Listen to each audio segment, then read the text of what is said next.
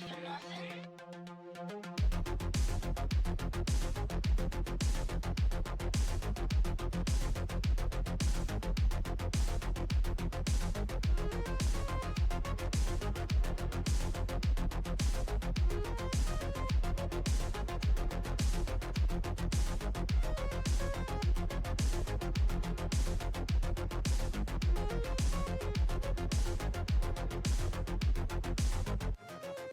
I am a failure, and I love it.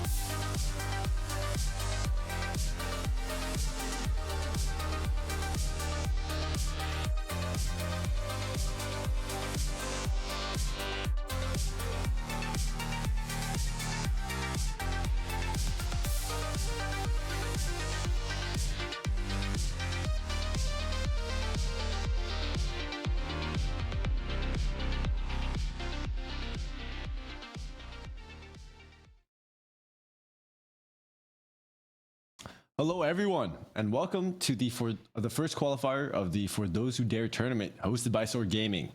Joining me today is the none other than the very talented Van Silly and Lemon Kiwi as my on-air talent. Hey guys, Hi. That was sick. thank you. First off, Ethos, I didn't know you're gonna say like I'll be right back for like 15 minutes. I got to prep, and yeah, I had to change into like a dress shirt and be all clean and stuff. You know, if I'm Now you got me with hosting- the backwards underdressed. hat, and I'm going camo like I'm hunting for ducks during the fall season. If only you told me, I would have read the memo. I would have dressed up. No, I like the camo. I think it suits you a lot, actually. And I mean, the dragon outfit that Lemon's got going on, I think that just beats all of us. So I had to Yeah. bridge the gap there a little bit, Vans. I'm not gonna lie. Yeah, true.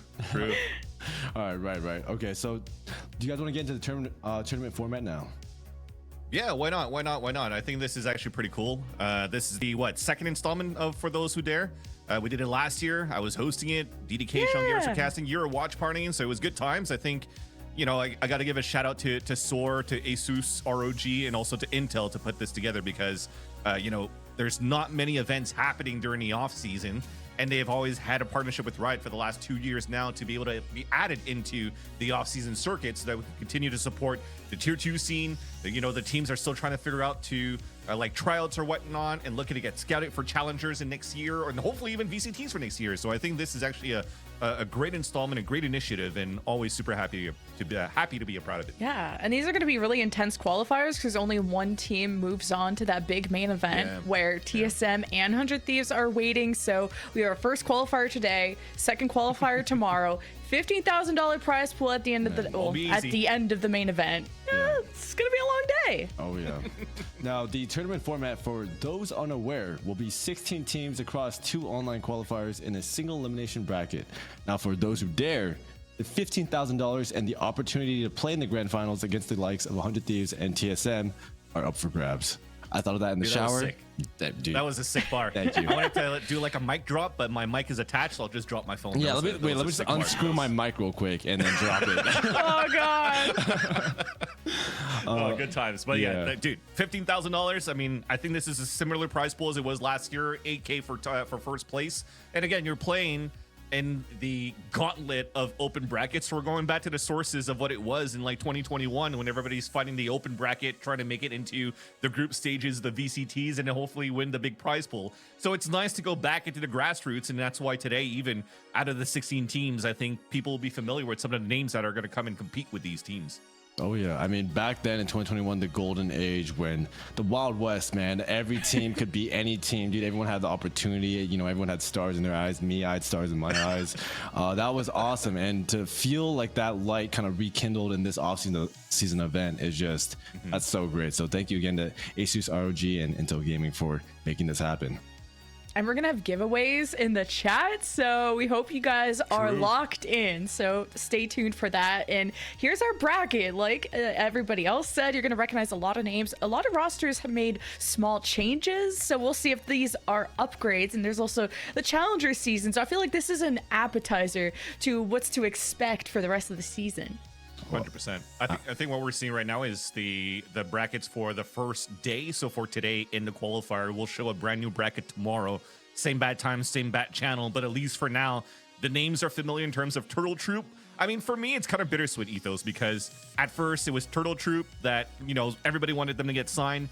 They joined Dark Zero, almost qualified into Ascension, unfortunately did not. Now it's back to TTR. So again, going back into what it was for Grassroots. But it's also a roster that slightly changes now as they're going to have to play against Maryville University. Yeah, I mean, dude, like we did like that. He's one of my longest standing teammates I've had in my entire career. And like, I love that man, and I love Turtle Troop. And, it really stinks that the way things turned out with Dark Zero, but seem to come back. Like these guys, they never get kind of disencouraged, and they're always just ready to fight and win. And same thing for every player in all these teams. Actually, these are all like long-standing veterans of the scene, to be honest. Yep. Yeah, we have another bracket tomorrow, and then the main event next week. So whatever happens, we're only sending 2 teams to the main event, and then they'll have a little bit of time to prepare against the likes of TSM and 100 Thieves, which just an honor probably to play with them. But maybe, some teams may recognize TSM from like the Challengers days, but that's some tough competition waiting at the main event. Oh yeah. 100%. Even looking then, TSM comes in with a different roster for, or should be at least coming with a different roster for next week, because they've recently announced the addition of T-Dog. It slips my mind, I apologize, but there was a 5th player that was announced most recently as well. Ziff? Yeah, I was gonna say, was it? There's probably Ziff. Yeah. Because one of the players playing today is like Retro. Is like Retro and Ziff are usually like hand in hand when it comes down to like competing in a tier 2 scene. So yeah, so the 2 latest edition for TSM still playing here with Sim 7 and GMD. So that's probably going to be a great practice going and leading into Challengers 3. So I'm quite excited for the one next week, but at the same time, I'm still excited for the one today, because as everybody has mentioned at the top of show, there is a lot of high tier competition going into this one, even though for some teams it might be bugging it even more than others. Yeah, absolutely. I'm super excited to see what they bring today. I think we got our maps almost ready for game 1 too, so we can start talking about that. Turtle Troop versus Maryville. We had to pick the best match, so I'm really excited for this one, because both teams have made some pretty important changes. We'll see what Maryville selects. We go with Sunset, and TTR will go with Bind. Dang, and that's the new Sunset, right? With, you don't get the unbreakable trip anymore. So I'm kind of, interested to see who they play, if not Cypher. I haven't really seen a whole lot of, the new Sunset. So I'm excited to see how these teams kind of innovated around these changes, because it's definitely a huge change. Just removing that box from that B site is that's actually massive. I'm not gonna lie. That was like the identity of that map, was that unbreakable trip. 100%. I think if anything now, as you're starting to see players and teams starting to play Sunset already, and already with the changes of Sunset has been played a lot during, for example, the game changers that just happened in the past 2-3 weeks. So Cypher is still sort of part of some compositions, but mainly just taking over the A site instead of the B site. Well, it's like your Omen or any other type of stalls you could actually use to play over on the B site. So I think it's just one of those moments where people are still trying to figure out the map with those changes around that B site. But overall, as it's still quite fresh, you might just see like different modifications of the current meta until we get into potentially a full different composition in the next couple of weeks, or leading into VCTs next year. And a big identity change for also both these teams who have made roster changes. Turtle Troop not the same as before. You have Chaotic and Joa coming in, where Chaotic's that duelist, plays a lot of Yoru and Raze, coming in for Corey. Waiting to see what new team maybe Corey is going to. And then Joa, same thing. Not sure what team or what team Stellar is going to, but Joa comes in as that initiator, playing a lot of Sky and Sova. So 2 big additions on 2 very important roles for Turtle Troop. Oh yeah. And Ethos, sorry, I was to cut you, but I wanted to even throw a question to you as well, because we were trying to figure out who the hell was IGLing for Turtle Troop at this point, now that Stellar is gone. When you think about Turtle Troop, you think about what Stellar brought into the double Sentinel meta of the Deadlock and Cypher on so many maps, and then, other tier 1 teams started copying it as well. But now it's actually Adder IGLing. So what are your thoughts on just Adder IGLing most recently for Turtle Troop?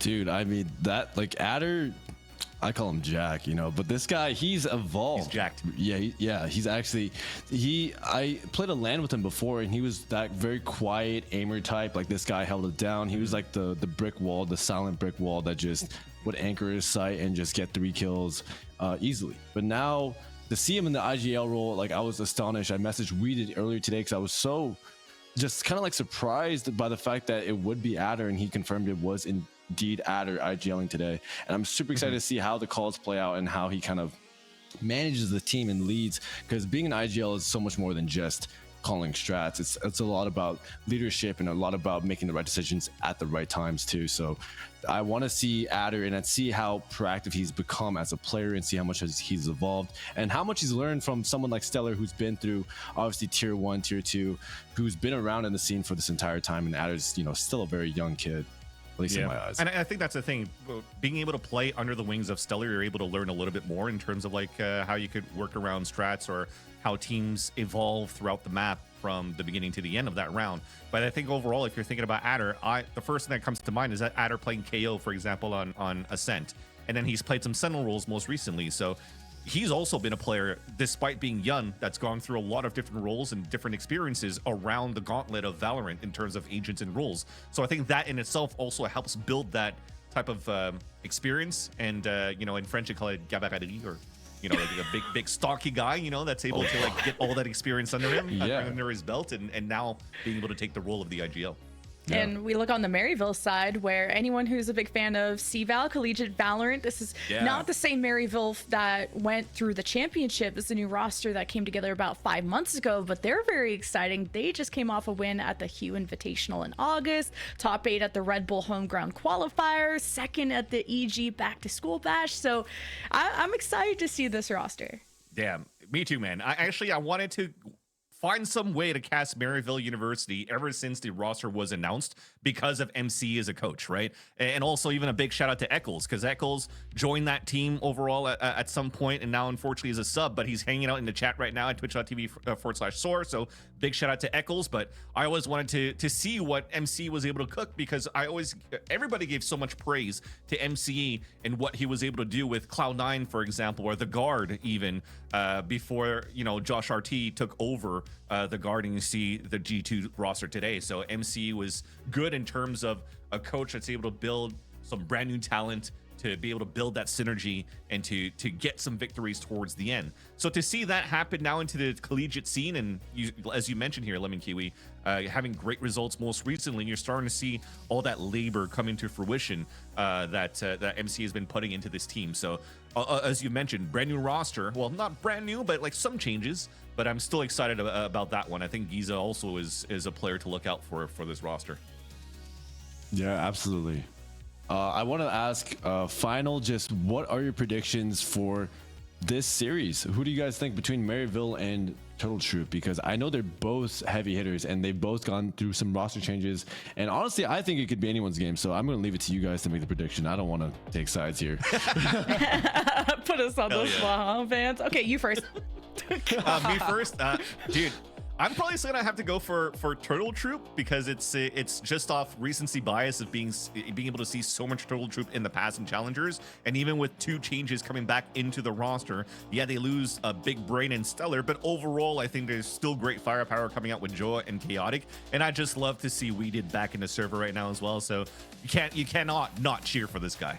Yeah, big shout out to Ethos joining us on the hosting role. We're gonna go and take you through game 1, best of 3, and this is an exciting. I gotta go with Turtle Troop, just the more known quantity. You know, the first team that brought us through different compositions and challengers. Was it the double, triple Sentinel at some point on Ascent? But what's interesting about both these teams is they both have a similar, I guess, compositional gap, right? With their duelists, it was very raise heavy. Both these teams really like to avoid jet maps. They ban them out, and maybe B-Dog comes in on the jet every now and then if they have to for Turtle Troop, but it's really a heavy avoid. So both these teams happy to go to a map like Sunset. Yeah, and I think that's something that we also praise Turtle Troop, aka Dark Zero, in the past for challengers, as the role switches from map to map for all of these players, just to make sure that they get the best out of the best when it comes down to these matches. Although the overlay that we currently have so far has MXS and OXG, as we're talking about challengers so far, but nonetheless, it's still the same players inside the server right now, and B-Dog playing this breach instead of that duelist role, as you mentioned before here, Lemon Kiwi. But back in the action, going straight into the pistol round, there's already a contact going towards the A main.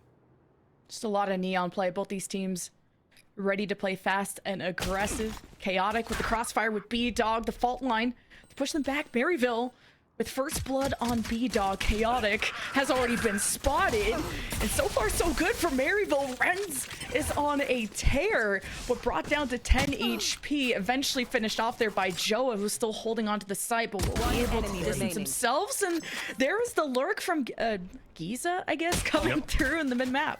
Scanning ahead.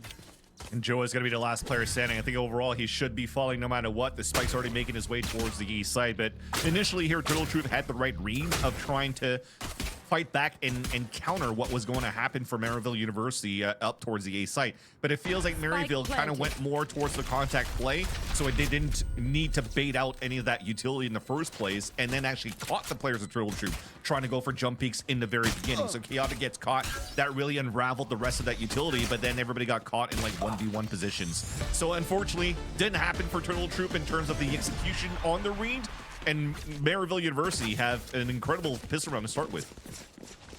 It's going to be a big battle of those duelists. Renz versus Chaotic. Chaotic, that new addition to the Turtle Troop roster, who's been very exciting, has a lot of time with Joa. So it's nice to pick up that duo who just already know each other and come in, just being able to integrate themselves into the Turtle Troop system, which still have to acclimate themselves. It felt like Maryville was able to just take things inch by inch, step by step, clear one, clear the other, very staggered engagements.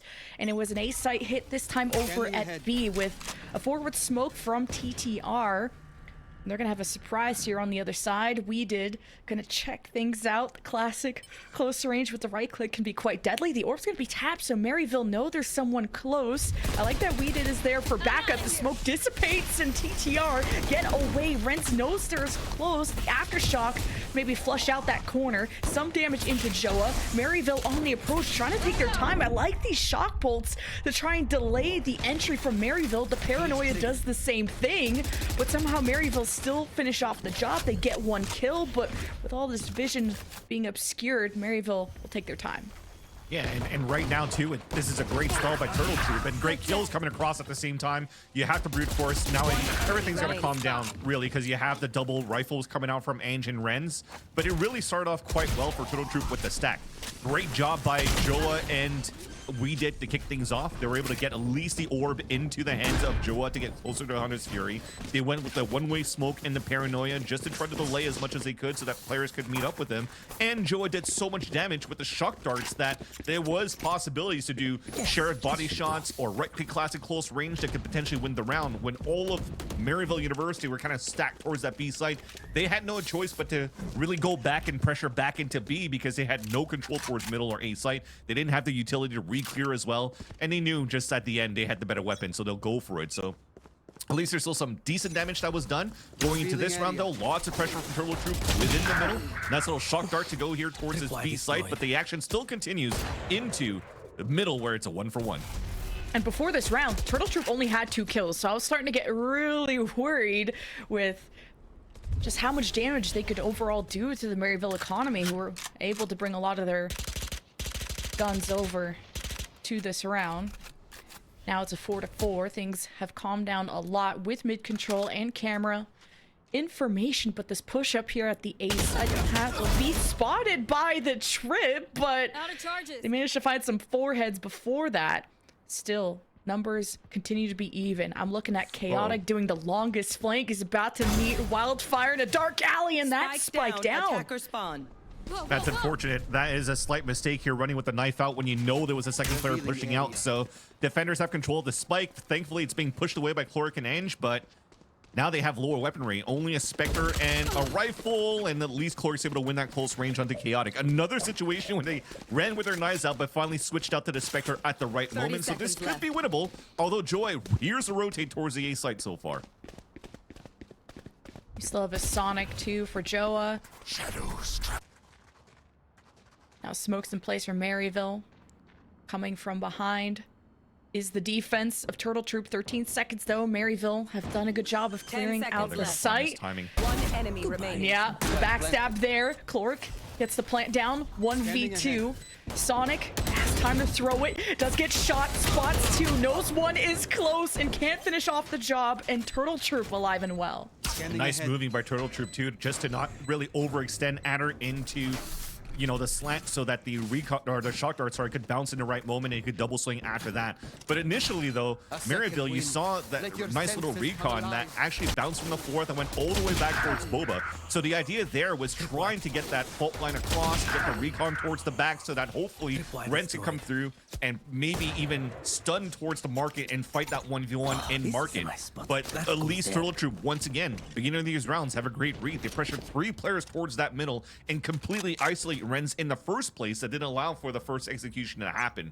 But it came down to a 2v2, a great bonus round that hurts the econ over at Turtle Troop. They only have 1 player with a Spectre and a couple of them with half shields. And one more time, back into middle aggression, and they lose from Maryville the smoker to start. This is going to be tough for the exec.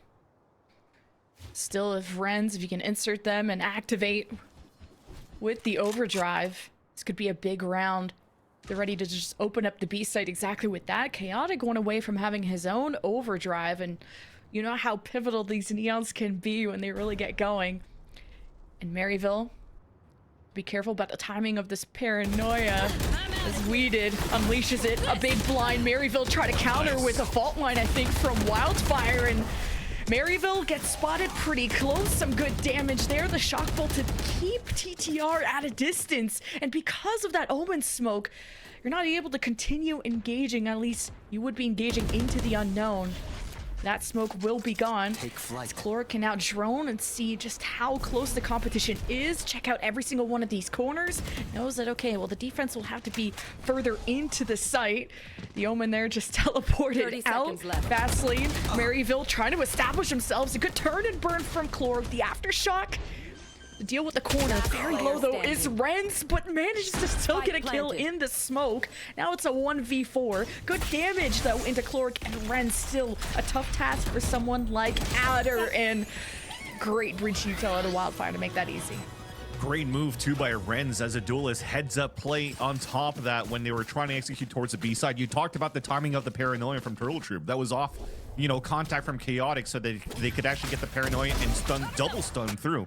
But Renz, all he does is back up, and at the same time he throws his own relay bolt at the entrance of that B site, the B entrance, which did allow here Chaotic to get the best value of the Neon sliding through. Instantly stunned, instantly taken down. So Turtle Troop had no choice but to throw a smoke on the ground to slow them down. But there was still an owl drone available for Chloric for the retake or the re-hit towards the B site. So when it comes to the trade of utilities, Maryville looks really good so far in the last few rounds. Although they lost that bonus round against Turtle Troop, but overall at even strength, they're looking way coordinated so far in this game. Turtle Troop are going to leave A open and just stack surrounding mid with just a couple of sheriffs and a Bucky, Neural Theft, and Overdrive. Yeah, so they want to activate round. Chaotic for sure. You see here, B-Dog's just going for the fault line in tiles. You see Weeded's already set up for another paranoia or a smoke down towards middle. And then you have just a full crunch on middle if anybody's going to try to just walk through. So a great read by Maryville University. The last two rounds, they were getting pressured so far by the middle of Turtle Troops. They decide to work for extremities, and they know that Turtle Troops on an eco. So they're just going to try to figure out here if the hit's going to be towards that B site. Now Recon Guard gives them an indication that it's an open site for them to take. Yeah, they got rid of Maryville, got rid of one trip, but not the other. So Renz has found the Overdrive unleashed from Chaotic, and he's on the chase, and he only sees prey, and Wildfire couldn't get away in time. And the other two on the opposite side of the world, but Chaotic sprinting towards the only site they can be hitting, and Maryville are about to get crunched, but against the sheriffs, against the Vandal, Giza comes out on top now, hoping to protect his planter. That is successful. Chaotic with the turn. It should be TTR finishing things up. Maybe if Chlor could get an exit frag just to maybe get closer to that Hunter's Fury. Did just hear the spike get tapped and dodges the fault line. Nice lineup on Chaotic, but the rest makes it tough. He got an Intel Thrifty coming out of TTR. Dude, I thought I was just mentioning how the coordination was so much better here from Maryville University, but again, it's the trade of utility. But when it came down to hitting that B site and realizing that it was open, I just looked away. I was like, this is going to be easy right now for Maryville to be able to take this round. And somehow they were able to turn it back here on the side with the full aggression from Turtle Troop. So all of that utility that was being utilized and getting prepped up to just try to go for a trap play on middle just allowed for them to flood back into the B site because they didn't have to use any of it at the beginning of the round. So to really threw Maryville for a loop. At least they got the plant down, they keep the economy up, and they have a chance to reset things as they have the ult already pushing in towards this B site. Or A site, sorry. Gotta check your corners. Yeah, Chaotic was able to swing the round for TTR last time, and Renz was hoping to do the same thing, but the mantle's picked up by people like Chloric, Hunter's Fury. No other pings there. Plant goes down at A, but TTR on the horizon around the corner. Weeded and V-Dog with the peek. A good flash comes out of Wildfire. He's able to make his job quite easy because of great util from the attacker's side. V-Dog on top of the box at half health. Adder takes up to finish up the job. It's a 2v1. Giza dancing around the box, trying to play his life, trying to play time back, but Adder's just too good.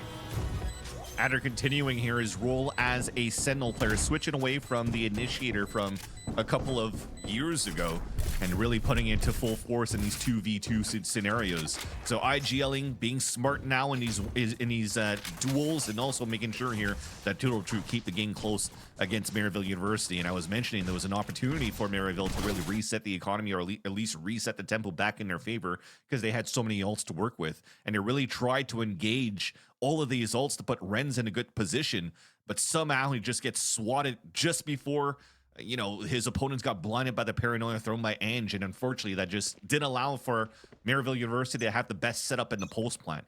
So as you can see now, the tides have turned. It's actually Maryville University that have a broken econ. They're forced to play it around 2 Guardians, make that even 1 Guardian now, as Giza just lost to Chaotic on that battle on middle, which seems to be happening quite often so far in these early engagements in the last few rounds. I mean, out of 7 rounds, at least 3 of them came down to a 1v1 early peak, just a duel, a showdown on middle. And this time won by Turtle Troop, and for the rest of Maryville, they have only 1 Guardian and a Vandal left to try to work with on this A site.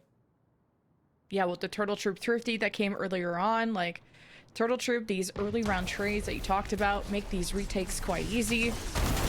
3 of them in a row, and who gets pinged by the Cypher Trip yet again? Renz gets tripped up. It's been such a good job from Adder with the reads to find this Neon. The Kryptonite, now the Hunter's Fury from the defense, and just in the corner holding it down and stops Chaotic from infiltrating in. Trades though, still a 2-man advantage for the defense. The retake ensues. Turtle Troop have done this before, and well, it's all at the Chloric at 85. The Shockwell knowing someone is close. The Sheriff does an okay job against Adder and just hoping to stop the defuse, but there's just so many on the other side. Wait, Chloric was kind of nasty with it, but the defuse still comes through. The good old simple drop the pistol and try to swing across, and 2 of them get punished for trolling there on that fight against Chloric. But overall, I gotta say that the shock darts from Joa is doing a lot of damage throughout this half. So I'm thinking of that piston round. I'm thinking of that previous round. They even got a shock dart kill on top of that when they did the 2 versus 1 in that round number 3 against Maryville University's bonus. The E seems to be a pretty decent addition right now for Turtle Troop going into this quote-unquote pug style for this team in this For Those Who Dare tournament for the first qualifier. So you're already forcing a timeout coming out from MCE, and I think it makes a lot of sense because Maryville University are definitely looking for a lot of flood hits towards the A site as just like a fast tempo type execution. But the question came through here from Ethos before: what changes now do you see with the new sunset? And then, like I said, the Cypher usually now sets up here towards this A site, and there's not enough utility that it's being utilized to try to break those early trips so that the Neon Renz could try to slide or get the best out of the space that he could make with this Neon. So this is like 2 or 3 times that he's getting caught on or off positions or off trips, and there's not enough util that 1 gets rid of trips, or 2 just flushes players out of these tight angles and these tight corners within the A site. So if Maryville University want to try to go with the re-hits towards this A site, they got to figure out a little bit more of that util. I think that's up to Maryville to talk about where those trips usually are, because most of the time it's the second one that really gets Renz, because they go for the obvious one, let's say at B main, like it is right now, but not knowing where that second deeper one is tough, and now you lose Renz altogether. Still got a 4v4 with Adder. You can maybe get to that course to be able to use that neural theft. Same thing with Giza, and Giza got access to it.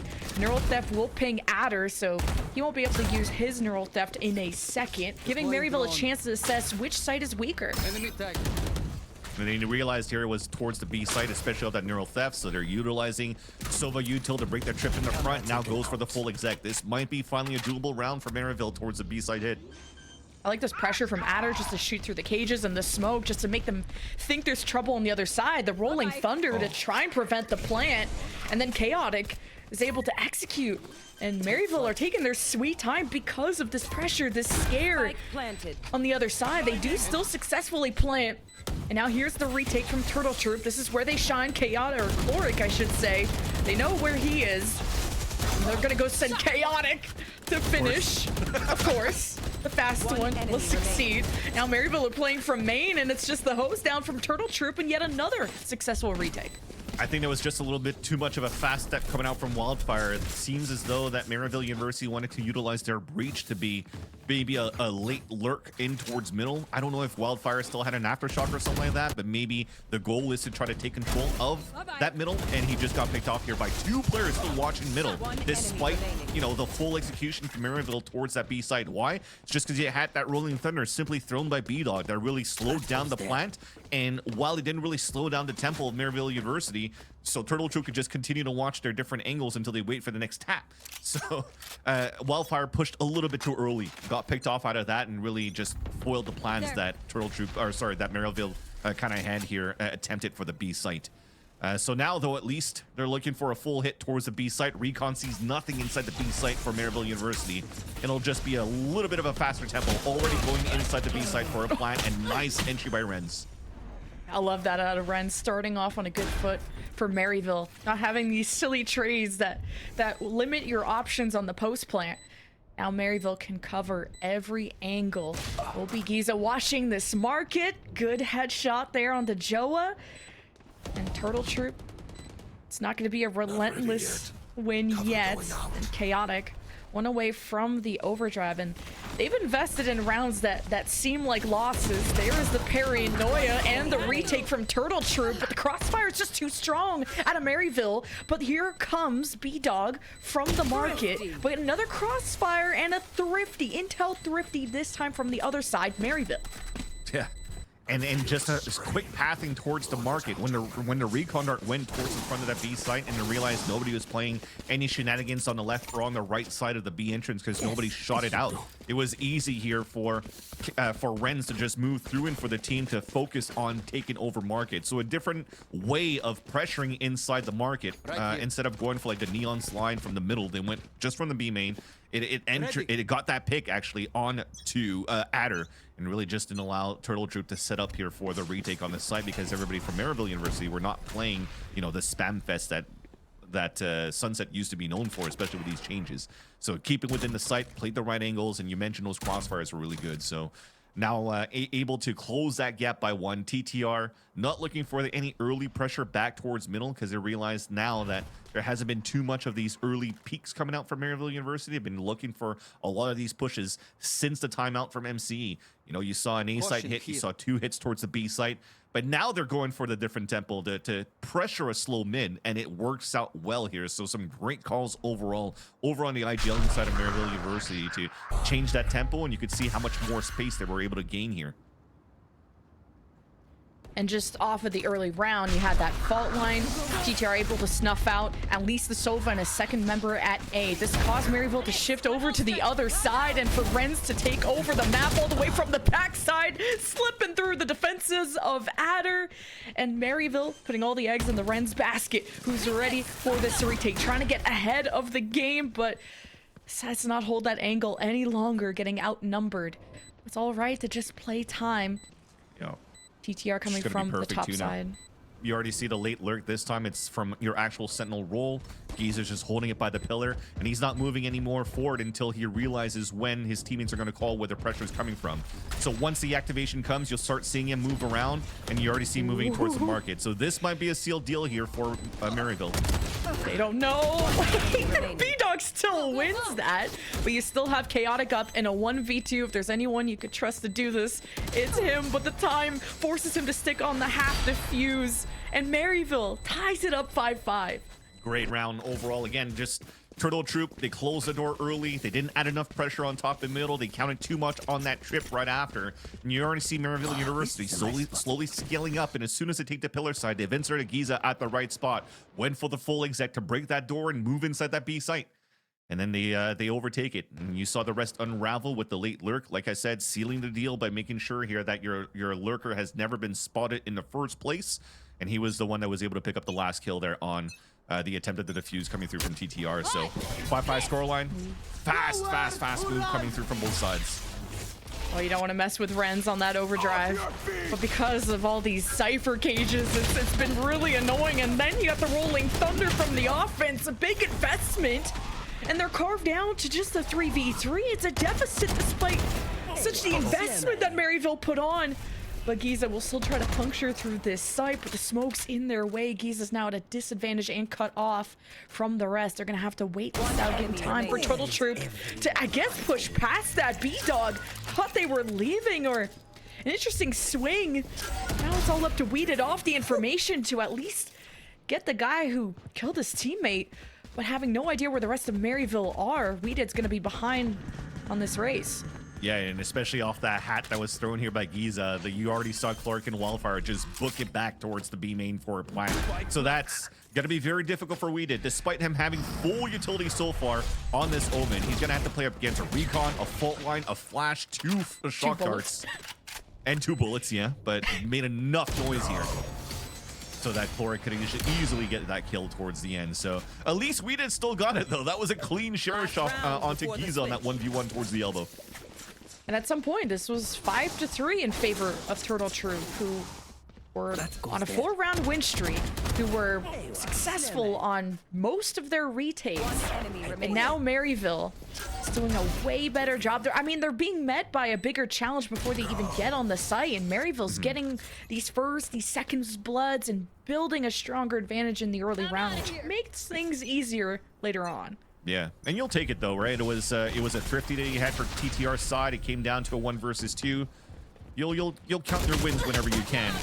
And another attempt to try to go for an entry. Both of them stunning each other. Both Neons, but Chaotic is trying to just limp away. B-Dog there to assist. Just the aftershock though, and well, Chaotic is no longer bait. Aftershock to maybe catch someone in that corner as B-Dog will try to escape into the shadows, barely gets to that corner, but not a lot of assists. Joa's mid, just watching the other lane. Kind of individual battles that Turtle Troop have to win, salvage this defense. But it's Maryville to have to push through smokes, and it's not ideal. It's a really well-timed shock bolt out of Joa. And now they know the rest of Maryville are still around that corner, all thanks to the hat thrown by Adder. Now Anj and Wildfire just have to work together, but it's the solo peek that punishes Anj. At least Weeded was there for the trade. 3v2 in favor of the defense. But this offense is split up in half. Somehow Wildfire goes 1 for 1 with the spike down. This is tough for Clark, and the Rolling Thunder invested by B-Dog at 5 HP. They know where Clark is. B-Dog can act as bait, and from behind, it's Adder to give Turtle Troop the tie.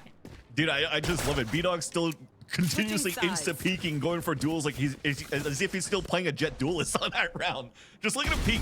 The first one, all right, I'll try to fall back, goes behind the wall, peeks again, goes on a 1v1 against Wildfire, still wins this fight, and then goes for this peek so they could actually delay enough so that Adder could come across and get the pick. And all that, all thanks to the initial pick from Weeded onto, I think that was Giza that was lurking towards that B main that allowed here for Adder to get the hat out and the information on the last few players. So wouldn't want to ask for a better way to start for those who dare, with the first match going into a clean slate, 0-0 pretty much on the second half, into the single elim BO3 in the first qualifier between Turtle Troop and Maryville University. And now TTR has an opportunity to work on the attack side. A double look down from Maryville University towards that right side middle. So they are giving up a little bit of the control or the vision that they could potentially get towards tiles. So a great opportunity now for Turtle Troop to move out as a group. Just making some noise there at Market. Anj still has the paranoia and reestablishes the smokes while TTR are able to cross through mid, but still sitting in spawn is Maryville. They've lost Wildfire. Renz doesn't even get a chance to get a trade as TDR start to converge towards the B site and waiting for them. A well-timed paranoia from Anj, and it gets the whole team. That's good damage. These pistols can only do so much. And what a paranoia from Anj to make that beautiful for Maryville. Yeah.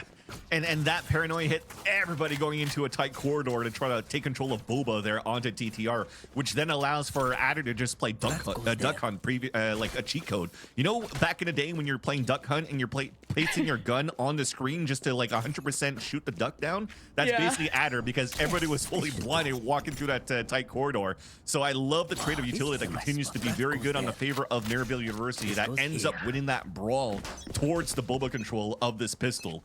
So an opportunity here to really move forward in the second half by converting this anti-eco. Although they don't have the best number of players towards this B site hit attempt from TTR, but at least they have these one-ways that allows now for Giza to look down and see if anybody's going to try to peek through. I like that camera spot from Giza, who already spotted that neon, and he got a lurk in mid, so TTR have already been found out with pistols. They want to get as close as possible. Chaotic's gonna start first, the fault line to catch, and a Paranoia to slow things down, but Ange snuffed out as TTR. Paranoia now back into the site as Maryville holds on to the site, and Giza just can't get a trade. Now gives up his gun, his SMG to TTR, who get a plant down, and with smokes, it delays any kind of immediate retake from Maryville. Go, go, go. Yeah, such a late lurker coming through, but he's so far behind. This is not going to give a chance here for Maryville to really convert and come back on the retake. TTR about to tie things up. Cloric is always the last one left, I swear, for Maryville. Poor guy. Yeah, you just gotta try to run that util out, you know, for your team, but unfortunately you can't do anything this time around as your teammates are falling through. If anything, though, yes, I do like the shout out to the camera that was being utilized that gets to watch like towards the market and B main at the same time here for Giza. But I think from Ange's position just behind a news box, I wish the camera was actually placed just strictly into news, looking down so you could spot feet for players walking up on middle. That would allow for Wildfire to be a little bit more ready with the fault line to be more proactive instead of reactive. Because as you pull the Paranoia out and the fault line off the contact, then your player's already caught off guard and Ange already fell down, and then you're leaving basically Giza alone on the site when you're being converged on two different angles. So that said, you don't need the camera looking into B main because Ange is already running one-way smokes. So unfortunate there on that second round that they now get intel thriftied, and then now TTR has the match in hand with so many weapons that they upgraded for free, and now even a Vandal to work with, even two. And TTR, they went for mid control, but when the door closed, they usually been able to walk up for free, usually having Chaotic lead that charge, but leaving B unwashed. There's a forward push from Maryville. There's a Cypher trip, though, that'll catch them, and TTR will be able to start getting a site hit. But with the trade, it has kind of scared them a bit. They're hesitating. They'll be able to grab an ult orb if they care, but not really knowing is there a trap with Wildfire going on, there's still a fault line available. They're taking their time. Oh, the timing on that, unfortunate. Ange had the perfect timing to go. I mean, he TP'd across the trip. He knows that the pressure's going towards the A side, but he didn't expect, not knowing where Adder was going to be lurking around, and then unfortunately just got spotted. So that full ninja going from behind and getting backstabs is going to be fully nullified, and now TTR knows that they could fight against this. They know they're going to fight against a stack here towards this A site, so util's good to flush him out. Clor got mega hit by that and was just not able to escape, and this is Maryville not even knowing if TTR were actually going to still hit this site, and they had Ange still inserted closer to spawn. Now Turtle Trooper just paving the way to victory with the spike planted, now clearing the back. They know the only person to worry about is the flank, and they're getting as far away from Ange as possible. Funny enough, look at Adder's trips. He's got one on top mid as if he was playing the defensive side, so that's the power of the lurk of the Cypher moving through as well, where Ange is not going to be able to get any. Oh, well, I was a caster curse. He actually gets weeded before he falls by Adder. But overall, I got to say, yes, even though I was mentioning that it was a stack that was from Maryville University towards the A site, it was only Cloric inside there. But just knowing that Ange was so far inside that spawn already, and as the attacker, of course, you don't know where the stack's coming from, where the players could be, but it already gives you an indication that so much space has been gained and taken away from B and middle that most of the players most likely will have been rotated towards the A side, which is why you see the full exec coming out and the plethora of utility that went towards the A side, and where you just talked about Chlor getting mega bomb towards land at the A side. Yeah. But an eco round that resulted in a couple of kills, which is not so bad, but this is going to be technically supposed to be the bonus round, and Renz gets a nice little start. You blink. saw the timing of the util, and Down A. the later ones being used by Wildfire is what really dismantled TTR at the end. You trade Neons for sure, but Wildfire has been so good on this breach. And he knows to just distance himself from, well, the fire that usually likes to come at A. I much prefer playing for retake here for A than... or having a good crossfire going on if you're going to sit someone box, but sometimes the backside gets smoked off, and if you're Chloric, for example, you just get left on an island. Now, Neural Theft going to be invested from Adder in the 2 versus 3, knowing just how close this defense is. Are they on the side? Are they not? This is big. Fault line across. Yeah, exactly. This is huge. Fault line and teleport, but Adder struck early and struck quicker. Rolling Thunder's gonna catch one, and B-Dog's got 3 this round. Wildfire in the 1v2, but Adder, slim to no health, will play this corner as his teammate plays bait. Wildfire checking everything. Initial flash, he dodges. Easy kill on Adder. Dodges the flash, and Wildfire's built different. Oh my god, I was just about to say that probably was going to be the cleanest 2 versus 4 by B-Dog and Adder based off the hat that was thrown after they picked up the orb, because having B-Dog just booking it towards the elbow to fault line for Adder to surprise and catch one, use the Rolling Thunder to save Adder, and then get that kill to make a 1 versus 2. And then they realized a thunder footing coming across, but the first contact, that was not the immediate swing right after. Right here, everything was isolated so well because you counted too much on that counter flash to try to just swing through the fight. But although, I mean, Wildfire was fully blinded, that should have been a kill by B-Dog no matter what. And if you're going to miss that shot, well, Wildfire isn't going to miss on a return once he's getting clear vision once again. So a nice little trade-off, nice little clutch, and here's a fight down, and Rens get clotheslined by Chaotic. Just the Spider-Man point of 2 Neons trying to do the same thing, but one's just better. Each other. Like synchronized swimming, but great trade. 4v4. Take out the smokes from the offense too. I was just gonna say Neon versus Neon, Omen versus Omen. Now Cloric's Sova versus Sova. We're just doing a mirror match gauntlet so far. Everybody's at the gulag. And a breach is about to fight against a breach on B. What is going on this round? But now you just have to write Omen diff, Breach diff, Neon diff. Like you have to at exactly. that point. Now who's the team diff for this round, right? It's still 8-8, so it's going back and forth here. Yeah, B-Dog would love to have some friends in this one. Here's the double swing, and B-Dog has a chance to go 1 for 2, but the turn is just better from the defense. Ange is left now in a 1 versus 3. Teleports onto B, and he thought he got to the party on time, but wrong spot. Yeah. Thought they were gonna full exec after those instant trades, but you still had Joa that was lurking all over, and unfortunate misclick there. I think he was trying to do a quick 180 and probably hit his keyboard and forced the mouse 1, but thankfully Ange wasn't in anywhere close to Joa to hear that shot, so this is still gonna be a easy clean plant, a 1 versus 3, but again, one of those rounds in the beginning where you're just playing aggressive on every front on that middle, and it just came down to duels. So Ange has no choice rather than to save this weapon on to the next, and it's an important save, right? This is going to give a lot of money here for Ange. That's going to be able to drop for a teammate. Giza could potentially buy into a half shield as well.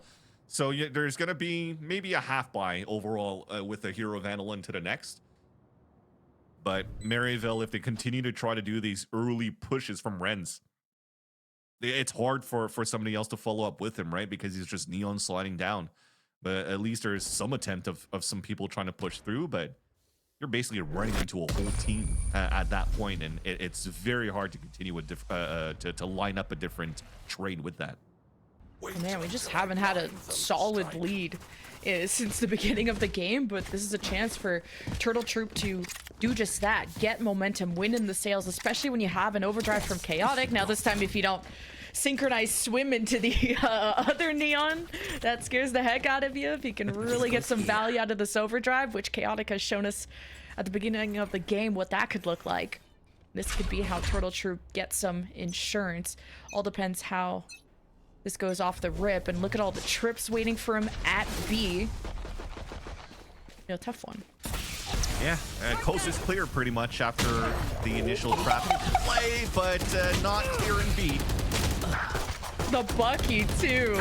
Just when Chaotic bought a judge, thought it was gonna be the big overdrive play, and Turtle Troop, there's just so many obstacles you gotta tackle. And first time we've seen Giza even insert himself into that corner. Usually he plays fairly at the back of sight. The 1-for-2. Okay, Joa, going for the ace. Wildfire just has a classic. Oh, you just know Turtle Troop, the type of friends that'll set him up for that. Hello. Wildfire. He's running. He doesn't care about his friends. He's like, I'm just gonna run him down. Yeah, the ace! The Soar ace for Joa. Welcome to Turtle Troop. That was a nice little shot towards the end while he's fully stunned too, and you saw the quick drive-by coming across from that breach from Wildfire, just trying to hopefully land that right-click classic, but yeah, they came into a little surprise there from Giza with that Bucky close range. The only thing that really was the bane of his existence there for Giza to stay alive was a recon dart that landed at his feet, unfortunately, where he went into the whole mindset of if A then B. So if I don't break the recon, then they're gonna spam me. But if I let myself get pinged, maybe I can get somebody. We'll hold that thought. Another battle here. Dude, Red just continues to push every single round. Look at that TP in the back lines. Red by Ange. Yeah, was just trying to react to the fault line that Wildfire likes to put on in that moment, but Turtle Troop just sent Chaotic immediately, and that's been a play that Turtle Troop have done before. And as the dust settles, you have a neural theft from Giza that's gonna read where Joa is. He says, "Bring it on." I have the spike. Got the spike. Still got hope, and Giza's not at full health anyway, so now that the neural theft is gone, Joa has the element of surprise. And still a minute left to go somewhere else. That's the thing, a full minute. So he could definitely take his time, but the thing is, Giza is probably watching this camera. Well, maybe not. He'll just focus on middle. He'll just wait for the tap. He'll use the camera potentially for the retake on top of that. But they've already realized at that minute when the spike was gone that it's A or B at this point, and they'll just stick as a buddy system so they could just play as a team for the retake, because Cloric still has the Aldrone. By the time they make it towards the B side, they're going to get very close to the recon dart, so they have a great opportunity to figure out where Joa could be hiding here on the pulse plan. Yeah, the defense didn't even immediately rotate, so camera can see this coming, but at least they know he's playing around the pillar side. Joa still has full util drone and mainly the sonic and the shock bolts watching the flank because they're coming from the A side. In a lot of time though. Oh, shock bolt. Not gonna stop the defuse. It's gonna be held. Recon doesn't reveal anything. The defuse gonna be dropped, and eventually the 2v1 rings true for Maryville to get one round closer to Turtle Troop. And that's where you see the changes towards that B side. It's so difficult to play outside of the B side. Just if Sean Garris is watch partying this, he'll call this bun set. Just because if you go for that plant on the staircase or close into the pillar, and everybody just plays into the B main, and you're just spamming the spike as if you're also playing Pearl on B main again. So to have those changes, it makes it so hard. It forces now Adder to try to swing out on a 1 versus 2, or should I say Joa? Sorry, because he was a Sova, and then you just can't play the sprays that you were able to use to in the past. You used to be able to in the past. There you go, English hard. Overdrive. Chaotic's not gonna just come out swinging as soon as the barriers drop. I'm trying to speak as fast as I can because I know as soon as the barriers come up, there's usually action with people just sliding down. Somehow we have a slower tempo this time. Yeah, Chaotic with a K, but no kills quite yet. It's mid control for Turtle Troop and a door open. And they know that Maryville like to have someone in market, usually.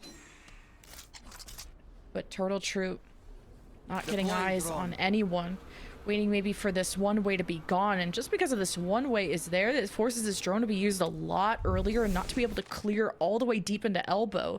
So they're not going to know that Renz and Wildfire are there, and there's a Rolling Thunder. So if this is a team commit for Turtle Troop, like, this Rolling Thunder is going to hurt bad. Yeah. Thing is, they had probably an attempt to with Cloric with the Hunter's Fury too that helped towards the elbow, but this lurk is going to be pretty good to separate everybody so far. And now you're just in an awkward angle for the Rolling Thunder, so Wildfire has to kind of adjust, but well, the offense has already arrived, so the Rolling Thunder plan is gone for Maryville. Just a good execute, just to start with the isolated duel for Chaotic to just run through elbow, and just timing favoring Turtle Troop. He's now a 1v3, but not gonna work. A 2-round advantage this time now for Turtle Troop. Yeah, and I'm okay with Maryville University changing the tempo of, you know, not always forcing Rens to rush down at the beginning of every single round to try to go for a trap play kill.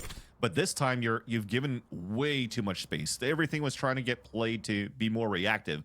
I didn't see anybody try to find information down towards middle, nobody fighting towards B main, nobody's playing aggressive angles towards the elbow. So you saw how much space was given away and that Turtle Troop took advantage of. One single smoke towards the top right mid and Adder moving up just placed everybody into different chaotic positions where you're looking back towards making sure nobody's pushing through the smoke, there's no execution towards the market, and then nobody's watching in the right moments, and then everybody gets caught off on individual 2v1s pretty much at that point. So unfortunate on Maryville University's setup on how they wanted to counteract or change that tempo against TTR. But they're going to have to think differently. If they do want to play a little bit more slowly rather, they still have to find ways to find that early information of where people could be, right? Go for that nerdy cam that probably still exists here on that belt to look towards the name and walk up, or just try to find ways to push a camera down towards mid or recon art, something like that. That's going to give you an opportunity to know where the lean could be or where the default could be from your opponents at the very beginning, which wasn't really there at the previous round there for Maryville. What's funny is Maryville's the only one using timeouts. And well, they have the coach, you know, MCE, you talked about that. Mm-hmm. And TTR doesn't have one anymore, right? Yeah, so that's I wasn't sure if they did. It's like one of them secret coaches. Okay, so they know Chaotic is there. Especially with that overdrive, you kind of want to be ready for where that neon is as early as possible. So it's still good early info. There's a one-way smoke from Maryville to cover A. And Turtle Troop, you talked about that change of pace, and that's happening yet again. They'll insert their lurk in mid. I wonder if that door is open or not. That could easily open up a pick for Adder, but looks like that door is closed. Yeah. And Turtle Troop spotting something with the Sonic. They've already expended a lot of useful at the very beginning. These guys are going to get caught. And there you go, open A site. So I like the idea, trying to find the early info. They went for a paranoia on recon, realizing, yes, that Rens was there. They pinged him out, and they got some util around that. But the reaction around it was, oh, well, maybe if they went for early information and they got it and there's no real pressure, maybe that the A site is not going to be attempted by Turtle Troop. They might try to work back towards middle/B, which they kind of did with the middle control for TTR. But then they just counted on like all their eggs in a basket that hopefully a 3-man stack is going to be good enough for the B side, and unfortunately it wasn't. And that's how the cookie crumbles pretty much, right? You can't really ask for anything more than potential good shots coming out from a Sheriff buy, but it becomes an Asus flawless instead for Turtle Troop and also map point. That's also post timeout for Maryville. This is also a Maryville map pick. So not too stoked about this, especially after the 6-6 half. You're able to keep close in this race up until the finish line. Turtle Troop 1 round away from doing just that. They got an overdrive and a Rolling Thunder against Wildfire's Rolling Thunder and Hunter's Fury from Chloric. So this is the most important round, and you're not even going in with full armor if you're Maryville. Okay, overdrive. Bring it on. Wait, Ange didn't even die. Chaotic. You gotta finish your food! Oh my god, he bit it! My ult is ready. But Turtle Troop, that's a big boon now lost. But a big entry player gone. Still got Rolling Thunder, but you need information to play off of. And the Sonic's already been used, the drone is being used mid, and that may not see much. It's a huge shutdown from Ange in the first place, but the idea from Turtle Troop is to sell this fate towards this B side. You saw this early rotate back from Chloric. Yes, using a drone might seem preemptive, but with the smoke on top right mid, it might give an opportunity to pull the rotates out, especially after B-Dog gets entries like this. TTR just salvaging this round, the Rolling Thunder. Expecting B to be held down as B-Dog, makes it look like he's coming through market and wraps around, and this back mid has been left open by Maryville, and that's how TTR were able to wrap around the A site last round. 30 seconds left. Now the 2-man advantage. Maryville I'll be facing series point, match point, B-Dog looking for the ace. It was Joa last time. Now it's up to B-Dog. But Giza already on the site. Adder will steal it away. But Turtle Troop steal away Sunset from Maryville's choice. He'll get the assist at least. That was a big round by B-Dog. And once again, despite that, despite the quick shot and a nice shot from Ange at the very beginning here, in towards Market, it's still a round that was capitalized by just Turtle Troop remaining calm throughout every single one of these situations, despite any surprise that might be coming from Maryville on the defensive side, and despite the numbers that they might have in their left in their favor, they're still utilizing everything around the map in their favor in terms of util, in terms of orb, to try to turn it back in their favor. So I love how it's been really heads up, just adaptation on the fly from Turtle Troop overall, and pretty decent calling from Adder as the IGL now. Yeah, without having to take a timeout for you to be able to adapt and overcome and stay composed when Maryville, a team that is on the come up in the collegiate scene with this new roster, is able to go toe-to-toe against a Turtle Troop. Yes, a different Turtle Troop that got second in the mid-season cup, but one with some serious additions. I've been very impressed by Joa and Chaotic, and we'll see if we'll be able to close out the series on Bind coming up next, so stay tuned, everyone.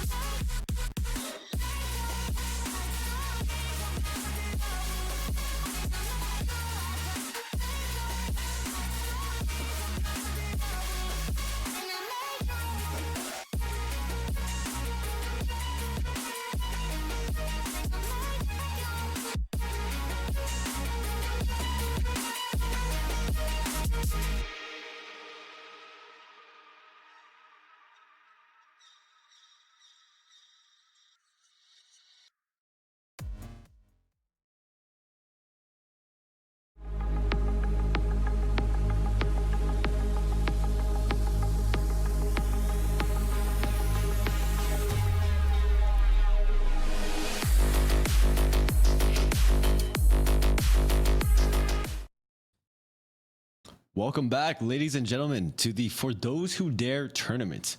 But before we get into the first map and talking about that, let's pay some bills. Because because this tournament is brought to you guys by Asus ROG. Asus ROG makes the best hardware for PC gaming, esports, and overclocking. Their innovations deliver top performance and premium experiences to everyone. Visit rog.asus.com/US. Exclamation point sponsors in the chat, or just click on the panels to learn more. Nice. Yeah, Do it. that was Do good. what he says. Yeah. Exclamation point sponsors. We All did right, it. We that's paid the bill. One bill paid. We still got a couple more to go, but that's one bill just off the to-do list. But man, that map was insane. Really, that was crazy. MU's pick, right? That was Yeah, Maryville's pick, and it was really close. They never even took a timeout. Like, they just believed from the start. Yeah, so what I really wanted to highlight here was just how much Sunset has changed overall. Like, with this big B-side change, you see just that one box removed, everyone has to play this map completely differently. It was this big spam fest, everyone could just play off on B-side. B-side was a huge weak point on defense, but now you see that teams actually have to adjust and play somewhat normal Valorant in terms of holding the site and post plant. Overall, I was really impressed by Maryville University. They seem to be winning most of the aggressions. The cornerstone of Breach Neon is these early round aggressions, and Maryville was winning almost all of the early round aggressions. The fights, the set plays were all going in favor of Maryville University. But you saw Turtle Troop, they have that experience, and in that mid round, that gray area of the round where you don't know what's going on, you could see that they would just buddy up and just two people would just walk around, contact everywhere, and they would be winning all these fights and winning all these rounds that really they shouldn't be. So MC definitely has set them up for great plans and great setups, great set plays, but Turtle Troop, again, I just think the individual experiences are really just coming out and just shining through. Turtle Troop was playing a lot more contacty, a lot less set plays, because their set plays were getting countered very hard by Maryville University, but that mid-rounding, man, I mean, I gotta hands off to Adder, dude. Like, IGLing and carrying is insane. I think you nailed it, right? Just talking about the mid-rounding in terms of when the action calms down. So full execs, if Maryville University, let's say on a defensive side, were able to read it correctly and you have chaos that starts, yes, they have the initial engagement that seems to turn towards their favor. But as soon as it comes down to, okay, the action stopped for a bit, we're not too sure where the last 2 or 3 players could be, we don't really know what the next step could be in terms of trying to flush out where the Turtle Troop players are grouped up towards to. And then the experience that comes out from these guys of playing at the Radiant level, playing challengers for the longest time, and also playing against the best of the best for the longest time in challengers too, and trying to almost make it into Ascension pretty much throughout the bracket. It shows that experience really shines in terms of double swinging, figuring out how they could isolate the battles on a 2 versus 4, for example, that we saw from B-Dog and Adder that almost converted in their favor, and it's just maybe a tad too much here for Maryville University to handle. It was a slugfest. Like, besides the obvious tied score for the longest time, both teams had a thrifties. You had Joa with the ace. Someone else had an almost ace there at the end from TTR. Yeah, B-Dog it was, our MVP, of course. And you guys pointed out, Adder was able to trip up the opposite Neon with good trips. You had Wildfire, who had times to really win good isolated duels with good breach util. So I was a big fan about how both these teams played. It's just TTR turned up at the end, kind of increasing their lead, having the economy in their favor, forcing Maryville into some saves and rounds that they were not able to salvage at that point. Yeah, and I will say that, set plays aside, Maryville overall, they adjusted much better than TTR in general. You would see one thing wouldn't work for Maryville, they immediately made an adjustment next round, and I think that it really shows that these players really have what it takes to make it to the next level. They just need a little bit more experience in that mid-rounding to kind of close out these rounds that they're just getting these advantages on. Yeah, for sure. It's taken a lot of timeouts as well, right? MC had to use both of them for Maryville University as well.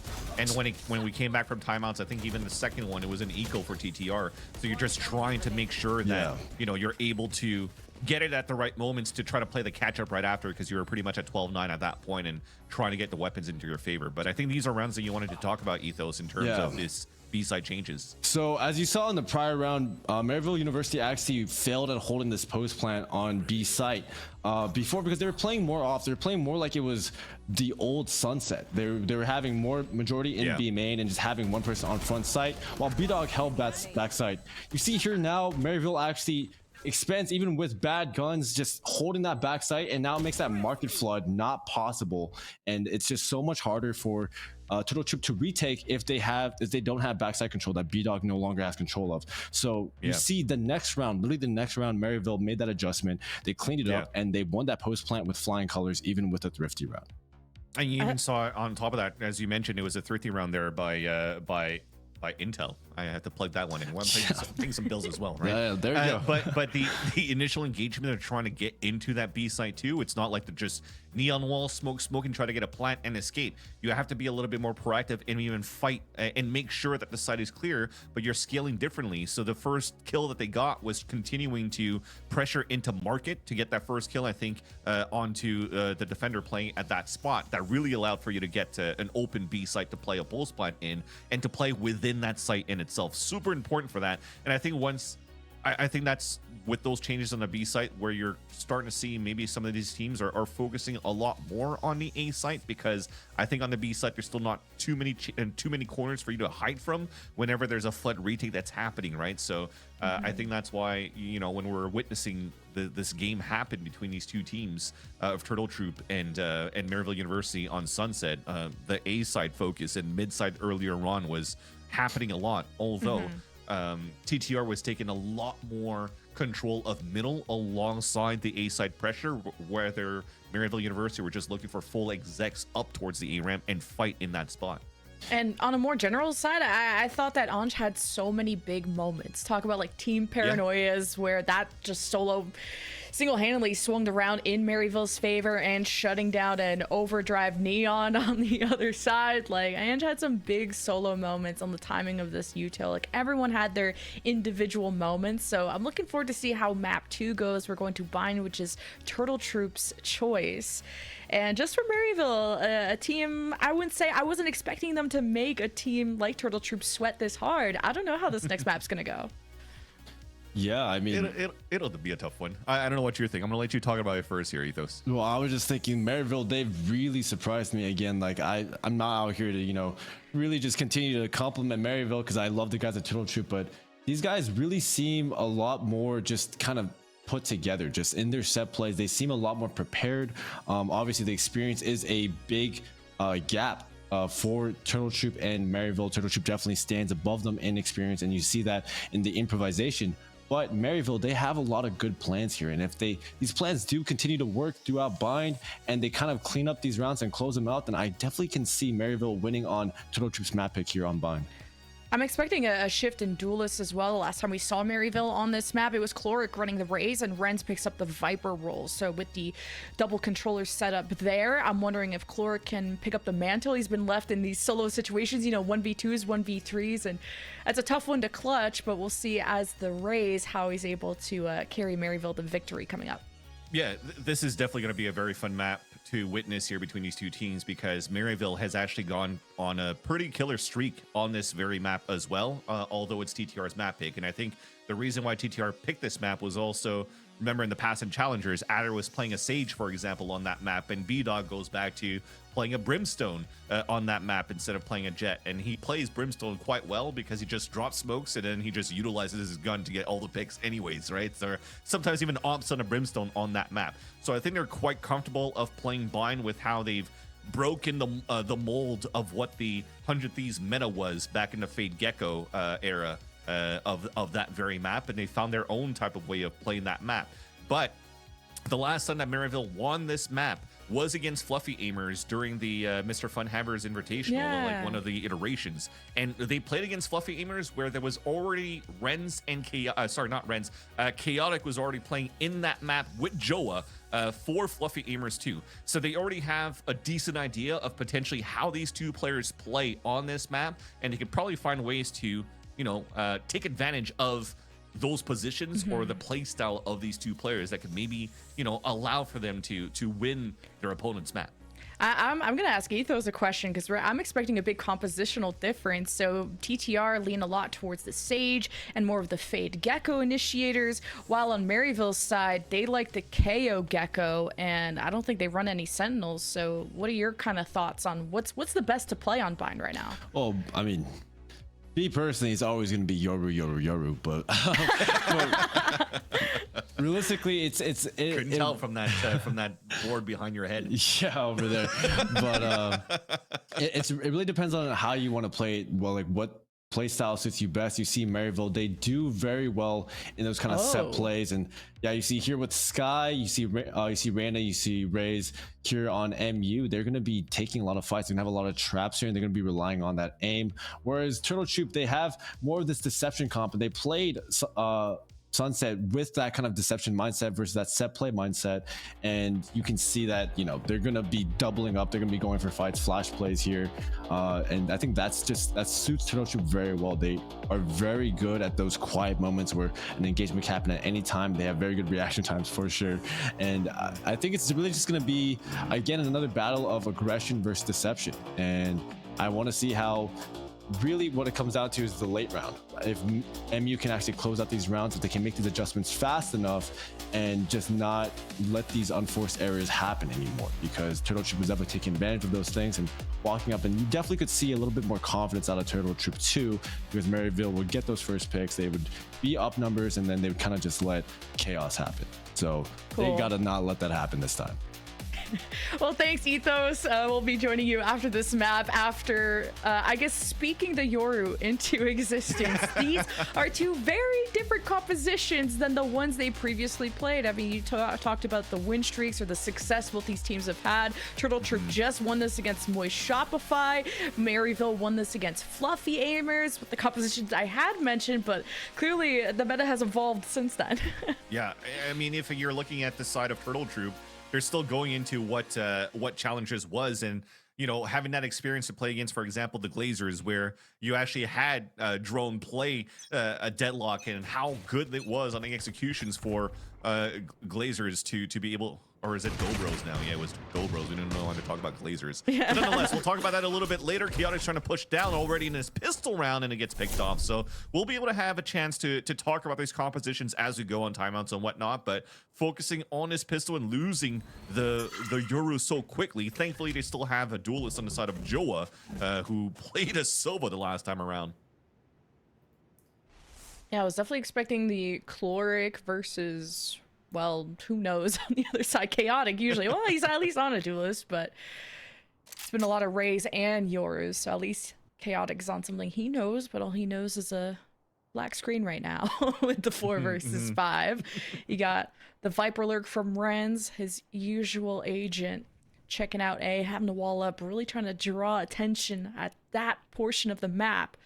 And you got Sonic Sensors from Adder in Hookah that could trip up Giza if he's not careful. He dodged it. And there's the entry.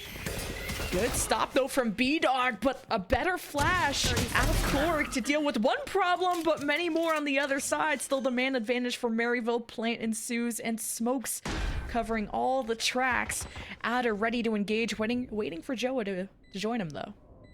Yeah, right now as they group up, they have an opportunity to still run a sit nade if they can, and that's probably off the boom bot to try to clear for some info. There's the net. There's the nade. One enemy remaining.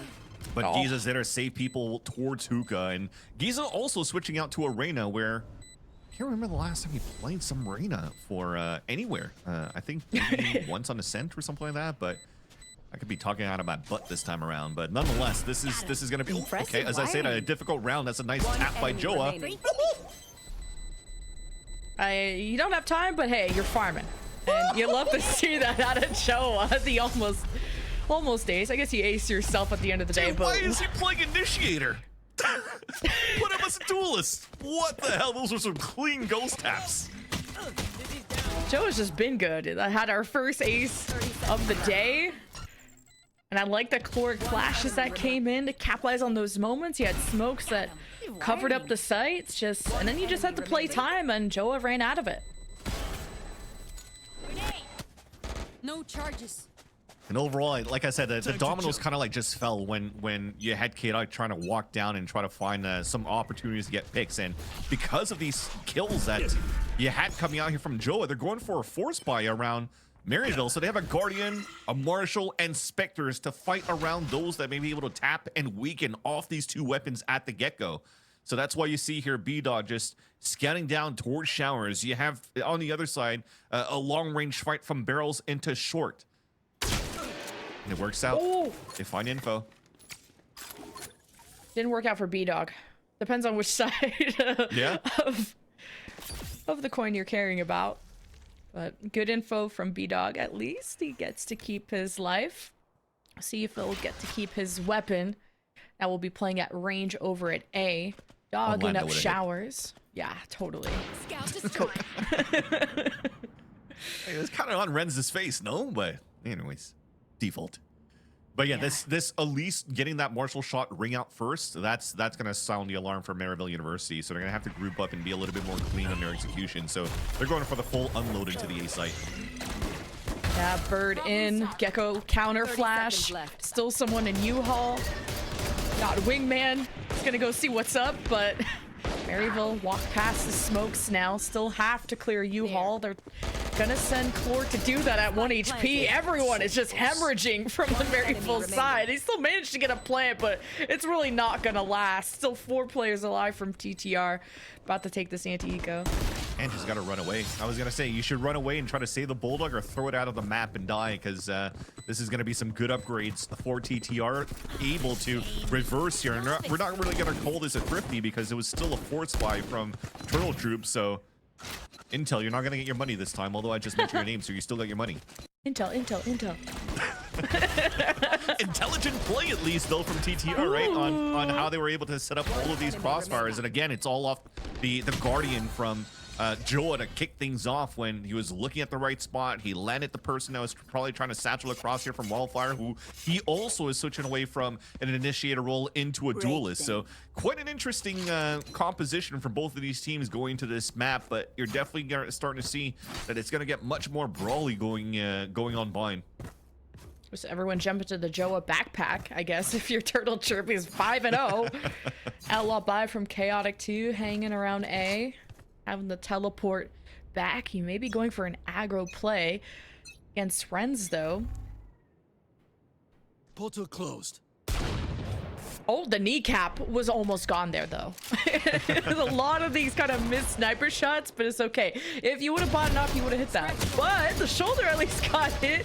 Giza down for the count, not wanting to leer on the other side. The net almost catching that race. He's just jumping away. Satchel still saves you. At least at that point, a kneecap would have been still good if it connected there, because you know it's an outlaw that you're playing. It's a 140 damage, and I don't know who was the one that was trying to lurk up there, but nonetheless. Speaking of lurks, Renz is already inserted towards U-Haul, so he's like, okay, maybe I have an opportunity to make this clear. Let me wall up, but this is definitely going to put We Did in a position where he's just going to wait to see if anybody's going to swing out here from the back end. Oh, he gets caught. Oh, the timing. Oh, We Did got his gun up, but oh wait, Cloric had him low. He did damage, and now Chaotic knows someone was in U-Haul, and TTR almost got surprised, but just better aim at the end of the day. Now that they're stable, Maryville only have Ange left with the Sheriff. This is GG. A half bind just with Sheriffs too, just trying to get a plant down, so that's successful. So that's 2 plants in a row. That's 600 credits in the last 2 rounds plus the bonus, so you have a chance, an opportunity now to really reset your recon.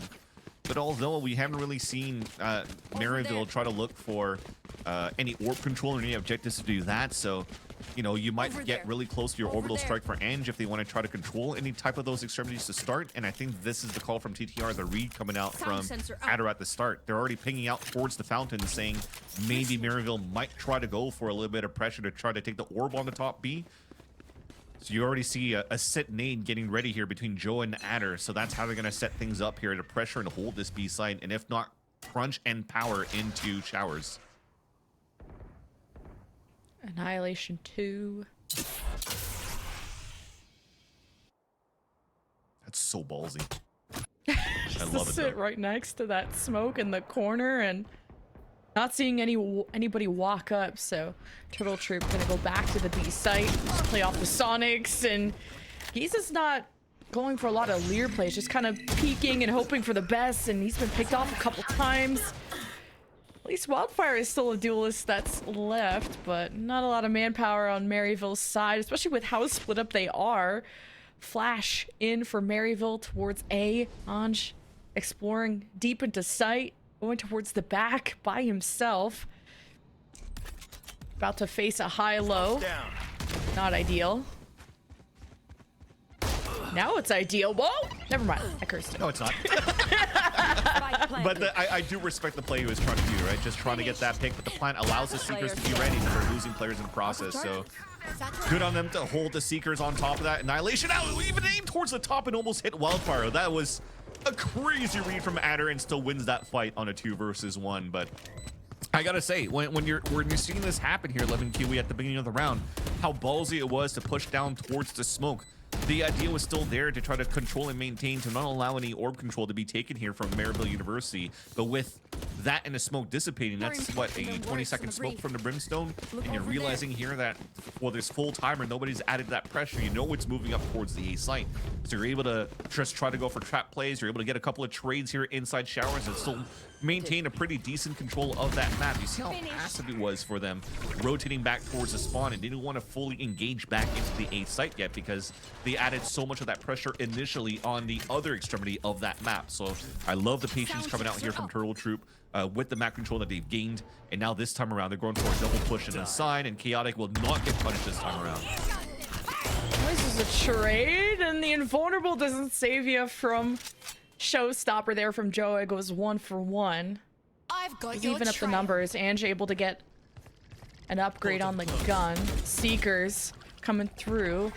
And with how deep Turtle Troop are playing at the site, it's not really going to help Maryville. Like, maybe it helps how many numbers we're going to be on the site, and the dog just bites Chaotic right in the face. So Maryville have an advantage to work with. It's all up to Weeded, who just heard a bunch of people take the teleport. So is he going to follow right behind? Left behind them is Wildfire too. Maybe it could have backstabbed if Weeded went for the teleport, but instead Wildfire's going to try and cut off his rotation. I'm down for it too, actually, to see Weeded go for it. He's got a lot of money to work with too. Ange is low on HP. This was, oh, he heard the rotate from Wildfire too, so he potentially has an opportunity to catch Wildfire off, but I love that Ange is moving forward to support as well. Doing some econ damage would be huge, but instead he's gonna decide to save his Vandal back towards the spawn, which is another nice little move. You're gonna be able to add 1,000 credits on top of that, which would guarantee you to have enough money so you could potentially even buy an op for Chaotic. Because if you're looking at the playstyle from TTR at the beginning of these rounds, Chaotic is trying to find opportunities to push down very quickly and trying to find ways to escape. And you've already seen him use an outlaw like 2 rounds ago, so I wouldn't be surprised here if they want to put an op into his hands so they could try to get these early picks. The Vandal, if you miss, you're forced to TP. You're kind of leaving your teammates on an island as well. And as I say that, he goes for a Vandal instead. Probably because he has this dimensional drift to work with on the Guru too. It was a good round for Maryville to win when they got first blooded by Turtle Troop, and it was kind of a mess against the Reyna versus the the Showstopper, and Maryville had been losing a lot of these isolated engagements, not using util. I mean, they only have the flash from Chloric. I'm not seeing any impactful Lears from Giza, although that's kind of why Reyna isn't a popular duelist, when you can just shoot the Lear when you don't have a Gecko or something else to fight him with usually. But now you got the Boombot checking out showers. Now you got bot battle in showers, but maybe this nade stops the orb from being picked up. Either way, Wildfire just gets crunched. And there's more members of Maryville around the corner, and Joa doesn't get the kill, but gets a lot of good information just knowing where Maryville is stacked in the map. That was very nice there from Chaotic too. That the crunch that they had towards that side, the decoy to actually push through and open the TP, and he TPs away and makes Ange force out his orbital strike. This is a big round for TTR now. I got Crossfire for Maryville, and Joa, I mean, with the smoke cutting off Chloric, or at least most of his vision. Joa can just take these solos 1 30 to seconds 1, left. although could help him out as well if they just want to play more passive. With the flash from remaining. Chloric, it's still the Spike down crossfire A. 2v1 that's just gonna be better despite the vision, unless Chloric would have been quicker, but Renz almost cleans it up, makes it close, but it's Turtle Troop on a tear. Yeah, everybody's isolated in that spot, tight corridor to fight with. You want to be clean on your trades, but it's very difficult to do there when the other one has free range on the defensive side to just swing back and forth while the other ones are just in a tight angle. So timeout coming out here from Maryville University. We're just going to have to figure out here how they could change the pace where, again, we haven't really seen Maryville outside of the pistol round really to take any of that long and sand control. And I respect it because every single time we've seen Adder just waiting there and playing with a set nade with Joa, but maybe that might have to be the game plan for Maryville University in the first place. Just trying to make sure they can add that pressure first, waste out the deadlock util quite early so that, you just don't have a player sitting inside the B spawn or the B site knowing that he can just play the clock in his favor because there's just zero pressure there. So you could actually have more, players crunching back towards a site, towards showers, as we just saw in the last few rounds here from TTR. I would just love if TTR just played a more passive defense. I think they're such a confident team. They know they can beat Maryville. I mean, they already took map 1 and proved it, but TTR are only losing rounds where they walk up on Maryville and get traded. If TTR just set up crossfires, like Maryville don't have a lot of flash options, or at least ones that have been really causing problems for TTR. So if TTR just play site, wait for Maryville to waste those initial flashes and play after that, I think that make things just more one-sided for TTR. On Maryville, though, really having to play off the contact of Chloric. Giza needs to be activated too. Have the Empress, which will help. See what the Boombot finds. Someone could be close in tree. And the Lear to see if they were going to be pushing up towards Orb. So you still got 1 Lear to go. B site being explored there by the attack, while TTR all eyes on that. Beautiful. Good lurk opening too from Anj. Yep. And that pressure comes through as Maryville calls it after the timeout here from MCE, but it doesn't force out any type of early util coming out from Adder yet. Yes, the wall is already used, but he's still got the net. But just waiting out this wall would still give him like a good 30 seconds here from Maryville University to see if they could activate a lurk towards short for Renz, and they could always go for a late TP back into the site. Oh boy, you're the showstopper. You don't want to be anywhere near that. Mad respect. Space being created though, as Adder, I mean, the showstopper's still active, and he says, let me get a piece of that. Still got it. And Anj and friends, no problems planting this. Smokes in place. I'm actually surprised even Adder peeked that without the assist of his team, who really wanted to wait for a proper synchronized retake, but we did on the flank is gonna get some attention from Maryville, and the flash from the sky is gonna reveal B-Dog, and it's taking these peaks one by one. It's usually a Maryville strat, and TTR are gonna fall because of that. And space given away from Turtle Troop for that round that allowed just Maryville University to just scale up. This time no raise to really help out at the beginning of the round. And just these late lurks coming out. This time for Man, just beginning at market, really catching Chaotic, where it's almost a similar thing from the first map when we were or at least I was continuously talking about Renz trying to get an early pick as a Neon and getting picked off every single time and getting punished for it. Chaotic seems to be punished quite often on this Euro push and trying to get action done here with a Vandal. And there you go. Finally, he gets this op out, and he's gonna try to hold out a different angle here while B-Dog is holding close range with the Bucky into Hookah. It was a good adjustment for Maryville, knowing that TTR like to sometimes like to aggro push up A short. Yeah. Now TTR really taking their time with this, and I like that because A is difficult to engage into unless you got good flashes. You explode in with your rays, but it's Maryville leaning towards the B site, and they haven't had a lot of hookah action too. These sonic sensors have really put a lot of fear into Maryville's eyes, so they've been just trying to use B long, and with all the deadlock util there too, I think the barrier's up, so Maryville are having issues even getting to that side of the map. Surprised he throws a net very early too. There's really nothing to follow up with that as well, so he's not gonna have too much utility on the top B side for Adder. Opportunity now for Maryville University to really flood inside this B site.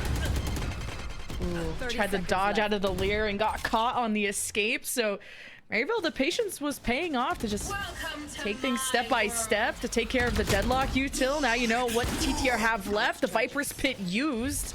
Ren's playing up close and personal to the door. The wingman catching Chloric. The execute from Joa, but better trades out of Ren's. This is his pit. It will not go down without a fight. B-Dog at 23 HP in a 1v2. Not knowing if both players are in the pit. You know at the very least Ren's is there, but where is Ange? And now you're just brought down to 1 HP. B-Dog in the isolated duel while Ren's with 3 that round. A big turn for Maryville. A great, very big turn for Maryville. Again, just disrespecting the deadlock utility for the last 2 rounds, which is really, really good. And for the last 2 rounds, it was also deadlock utility with no support from Arrays. So that is definitely going to make things a little bit more difficult here for Turtle Troop to try to anchor this B site, where Maryville doesn't really want any of that smoke inside hookah that many times.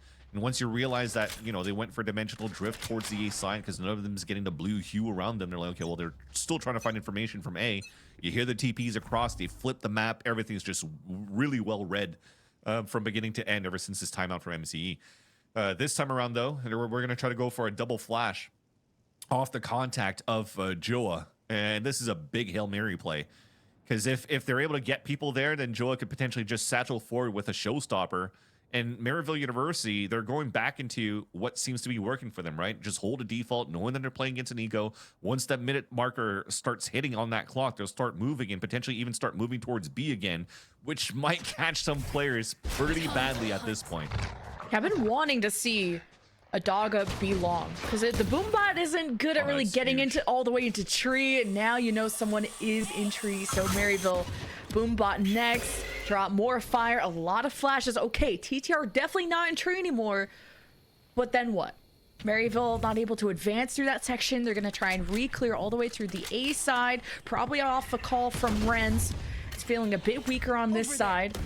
And they're taking it. It's Adder with the Sheriff along with Joa trying to explode onto the site. And the Showstopper does exactly that. Left. Trade 1 for 1. Great reaction out of Giza. Not turn this into a hemorrhage. As TTR gonna pinch from behind, coming through mid. Maryville playing through main. Is someone watching mid? It is Giza, but is this Vandal gonna be enough? It's a lot of damage and too many cooks in the kitchen. TTR just better coordinated, better focus. And even despite the better weaponry, Maryville fall. Dude, as a Valorant nerd, I was going to. I want to say that was actually a sick round for both of the teams. Because first, the movement from Chloric on that dog, just holding around the corner, jumping across, and then going for the dive into the right corner of Octagon. Had the information on 3 players, and that was a call from Chloric saying, this is a trap play here. We got to avoid this spot. And especially after they've inserted the Viper on the top of short A, they're like, okay, well, it's clear cut for us to hit towards this A site. But when they do, there was already the early rotate coming out from Joa. Adder goes for the sit nade with a showstopper on top of that, and then everything just starts falling down here from Maryville University. When you think that you're able to take control here of that site, you didn't flip the map too because you didn't know where the flank was coming from. They didn't know there was 3 players from Turtle Troop flanking at that spot, and it's Turtle Troop with chairs. It's so hard to mess against. And that's a great thrifty from Intel. 1 here by TTR in that last round. Seekers from Chloric helping them push A short, and a lot of angles being taken from Maryville. It's gonna be a fight for showers. TTR outnumbering them on that angle, so it's a good win for Weeded and Friend, but then Maryville just bulldoze their way through short and wrap around through the back side. They clear heaven. Well, what's the plan here? The spike's all the way at B. Maybe you leave Giza behind to get some shots into TTR, who could take the teleporter, but Giza's helping. Maybe good ears over at the A site. Yeah. Everything's fine so far here too. Getting him up there is huge. Now here's both TPs. He can move towards the spawn. The difficult portion is they flip the map on the side of B, and you're playing against an orbital strike and a thrash. So if you're gonna utilize that first on a defuse and then going for double ult, that might catch 2 players off guard. Oh, Okay, Wingman won't be able to defuse. Time running out. TTR have to act here and now, and it's a blind that catches B-Dog and Wildfire on the cross. And Maryville dismantle. And they'll be able to tie things up despite TTR looking like this was their map pick. They came in with a better plan. Maryville are making these small adjustments to really hurt TTR.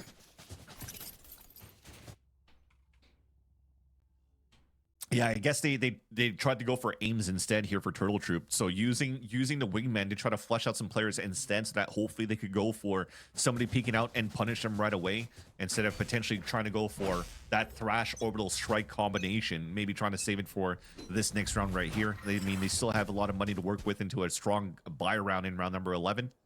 They're looking to flash out of this smoke. Anti-flash. He's has his back turned. Wait, Maryville still wins that. Oh man, what a scramble. I mean, 3 versus 2. I mean, you'd imagine it'd go Maryville's way, but with Giza's back turned, I was a little concerned on the timing of if TTR were going to actually push out of that smoke. Now this is a pretty assured Maryville round, especially with TTR not making any moves towards it. That was sick. So you saw just Giza was just playing anti-flash, looking away at the same time, just the fundamentals of keeping your barrels outside of the radius of the smoke so that whenever you swing inside, you don't point your barrel in first. They swing in together on the top. The third one that was going to get blinded is just going to blind spray. While everybody's focused on him, the other guys could just run in and get the picks. And he win 3 fights, 3 individual duels on top of that for Maryville. A huge play for Maryville on top of that, expecting this push coming down as soon as the smoke came down towards Long B. So I gotta say that's a great heads up play. And Turtle Troop, they've been known to do a couple of these plays, maybe not necessarily with the Yoru, but back when they were playing with the Sky, just trying to Sky Flash with a race through the Long B smoke. And it's still present though with a different composition. So look at that, it's beautiful. Look at that guy just spraying. it was that Brimstone, it's just Eng fully blinded. Oh my god, what am I doing? I'll just spray at the wall. Everybody's focused on trying to take him down. The other 2 duelists are going inside that smoke. That's really nice. Great job, observers, for catching that replay and playing it twice for us to fully catch it. Just TTR going for the early jump on these rounds has costed them more than not. And then when they play passive, they use too much util, and then Maryville run them over because they're able to save theirs. So it's about finding a balance between passive and aggro if you're Turtle Troop. And this orbital strike's gonna hurt. Goodbye, Clark. I was waiting at some point whenever a nade or net combination was gonna happen to take some players down, and it works here. Oh, and the detain. These ults are huge for Turtle Troop, and you got 2 more, including an annihilation, but oh, they're even gonna use that too. No fish in the barrel though. Now Maryville are gonna leer in, and Adder's fully blinded and still manages to get almost 3 in that round. It's tied 6-6, another 6-6 half. And that's a true definition of Turtle Troop. If you've watched this team play in challengers, whenever there's a team that has a sick round or whatever, they're just able to stop the momentum right away. They just picked apart that whole map from beginning to the end, from one edge to the other. Like we talked about the net orbital strike, but the 1v1 battle, knowing that there's always going to be a late lurk somewhere here from Renz, from that Viper, one here by B-Dog from from the Thrash that was thrown out, and then Chaotic to move through, gets the pick, TPs away back into a B stack where the players are running through and picks up the last kill. I mean, that was chef's kiss on how they played that defensive round. So both of these teams continuing to show here that they have a lot of grit, a lot of fight, and a lot of team synergy as they start with the pistol in the second half. Giza trying to walk down, and this is a high risk here. This is a dink dismiss if he could get one, and he gets a dink but no kill, unfortunately, as we see here. B-Dog, long range battle, so still survives here from that headshot. Yeah, Maryville not wanting to give up any space on A. So Turtle Troop will try to carve their way through showers, but having to use util to take it step by step because of that Viper wall, and Turtle Troop just heavy stacking into that, and Giza's gonna hold it down, just pushing aggro through that. And then meanwhile, you got Joa exploring through hookah and isn't getting in those opening picks to signal Turtle Troop any viable site to hit. Not quite yet, so kind of a devastating early round there for Turtle Troop.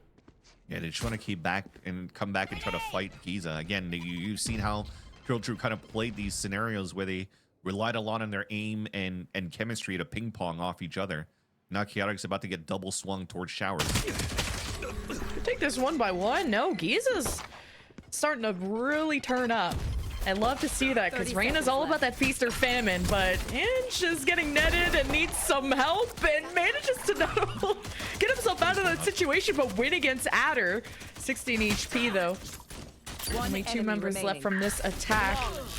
And this is a tough sight to get through with all of Maryville there. It's Asus flawless too for Maryville. Yeah, we went from a super clean round from Turtle Troop to what the hell just happened there? That Adder just walled themselves out with it. Can't even get out of Showers too. That was just unfortunate there in terms of that communication and try to salvage that round after, again, great position from Giza getting that first dink. And yeah, you talked about Giza activating. He got a couple of kills, but I didn't know he was like a silent killer going in on their attack side because he's already at 14-9. And you were talking about putting players into Joa's backpack. They're definitely doing it so far for Giza, who's, you know, been caught playing a lot of Sentinel roles ever since he, you know, played for, I think, Cloud9 for a very small stint and then going to Maryville. And now it's nice to see that he has an opportunity to shine a little bit more outside of the Sentinel role and press forward and really try to find his openings for the team. It's gonna be a lot of delay from Renz and Cloric. Is he gonna want to flash them? Well, it's the Gecko flash that came up from B-Dog, and Maryville, well, they were stuck on the site, forced to scrap through, and they go 1 for 1 each. The spike will be planted and the retake. No Leers for Giza. Just got Wildfire. It's tough to satchel through this one, and there is a lot obscuring Maryville on this path, including a deadlock barrier, and that's the beauty of running that agent on a post plant. Now the nades to clear close, and Adder won't be moved from the spot. Wildfire, hey, with the judge. You're able to clear one from the box. It's not bad, but Ange gets overwhelmed knowing exactly where they're going to come from, and we got another tie game. I think this is one of those moments where MCE is just not happy with the scenario. I think this is the second time that Maryville wins a pistol, and then the second round Turtle Troop goes for, it seems to be a signature for TTR right now, just a force buy on the second, and then just able to capitalize on a dub. And that's going to break the econ for Maryville. And then on top of that, Adder's going to play an outlaw in round number 3. Where this is just going to pick everybody apart. So if anybody's going to try to swing through here towards Showers or towards Short, he's just waiting there. And he's going to try to fight it because he knows that Giza, from the pistol round, was trying to find some battles here, right in this carpet area. High-low's not going to work too well. Adder make a connection. Spike left behind 2. Showers not going to be touched from Turtle Troop, and opening pick there from Adder, but do they expect the other one on the other side? Well, We Did has us back. Launching smoke. Wildfire gone too. Turtle Troop hoping to build a lead off of this. Teleport play from Maryville, hoping to come from behind. Chaotic makes his way through Showers. Won't be shot in the back yet. That's a plan. An easy one too. After those picks, and you're starting to see the, as I mentioned before, the Dobros type of style where you go for the full exec back into sight, you smoke the right spots, you get this nice deadlock wall towards the back, and you can really isolate the rotate. So now you're forcing players to TP across, and this should be an easy lineup for the last players. Cast a curse, cast a curse, cast a curse. Great flash, not bad. Barking on the other side, a better swing out of Renz. Standing and delivering into 1 versus 3, I respect it, but the Gecko flash, disrespecting that. Turtle Troop will get the lead after all. And not losing too many bodies in the process, so it's not too bad. So we go back into a similar scenario as if TTR won the pistol, so they're going to have a bonus round that's pretty decent. Outlaw is going to be given to B-Dog, as we mentioned before, like in the pregame, he likes to play op with a Brimstone on this map, even on the attack from time to time. So to delegate the outlaw to him, and for him to also just be the spike carrier that's going to throw the wingman and be able to just cover the wingman's back. This is a nice little switch off, so the bonus round is pretty strong. And even if you have a gun round from Maryville, it's not that great, right? You have 2 Guardians, 3 Vandals, not the best of utility. There's only 1 flash for Cloric. I mean, maybe he's used it already at the beginning of the round to spot towards long B. The Molly could only slow them down so much. Turtle Trooper still gonna walk past the boom bot, catching Ange close. Annihilation will pull Wildfire, and they will get him out, but drops right into the right into some crosshairs. So Turtle Troop definitely owning their half of the site. Ange, what point do you want to try and push through the smoke? You feel a lot of pressure with the gecko flash there, and smoke is maybe didn't expect the smoke to dissipate that fast. Ren's in heaven. You got Caloric blocked off by the barrier, and just Maryville got completely flooded out of A. Yeah, and I was gonna say at that point you're just gonna let Ange die and try to save your weapons. And Ren's, I think, overextended his stay. He even tried to peek out to get a pick towards heaven, and now he's low HP trying to save his Guardian, and you already have B-Dog behind the tails. Thankfully, with this timing, he's going to be able to make it out, especially after Cloric won that fight, so there's still an opportunity to salvage some weapons into the next round. There's going to be a Phantom and a Vandal upgrade, so that's actually not too bad, especially, again, after Chaotic lost this fight, so it's not a Guardian that holds on into the next. So we'll see if they could do something about that, and definitely they want to make the best out of it, right? You have an Empress available for Giza, so the call here is, do you want to actually give an opportunity to have Giza have a weapon here, drop one of those in for him, so he pulls up the Empress and goes for a high risk, high reward type of play? Because there's still a lot of Valorant to be left to be played here in the second half potentially, where Giza could probably have the next Empress possible if he's able to activate in the next few rounds, just like he did. As we talked about his 14 kills going into the second half, he's still unfortunately stuck at 14 now, right? So they figured out a way to really try to shut him down, but also, you know, it's still Giza. He could still turn it back in this round. And this is so deja vu, though. I don't know how much more Valorant we have left to play, because this is the 6-6 half, just like on Sunset, and they're tied up all the time. But as soon as we get near that 13 mark, Turtle Troop just start winning everything. And look at where the economy is at. They're rich, they're good. This could be Turtle Troop running away with it, and Maryville really feeling the pressure, because this is a single elimination bracket. We do have a qualifier tomorrow, but Turtle Troop. In it. That's a good point. I didn't actually check. Yeah, the other qualifier is already going to have another set of 8 teams, right? So this is really do or die for any of the teams currently playing for those who dare in this open qualifier number 1.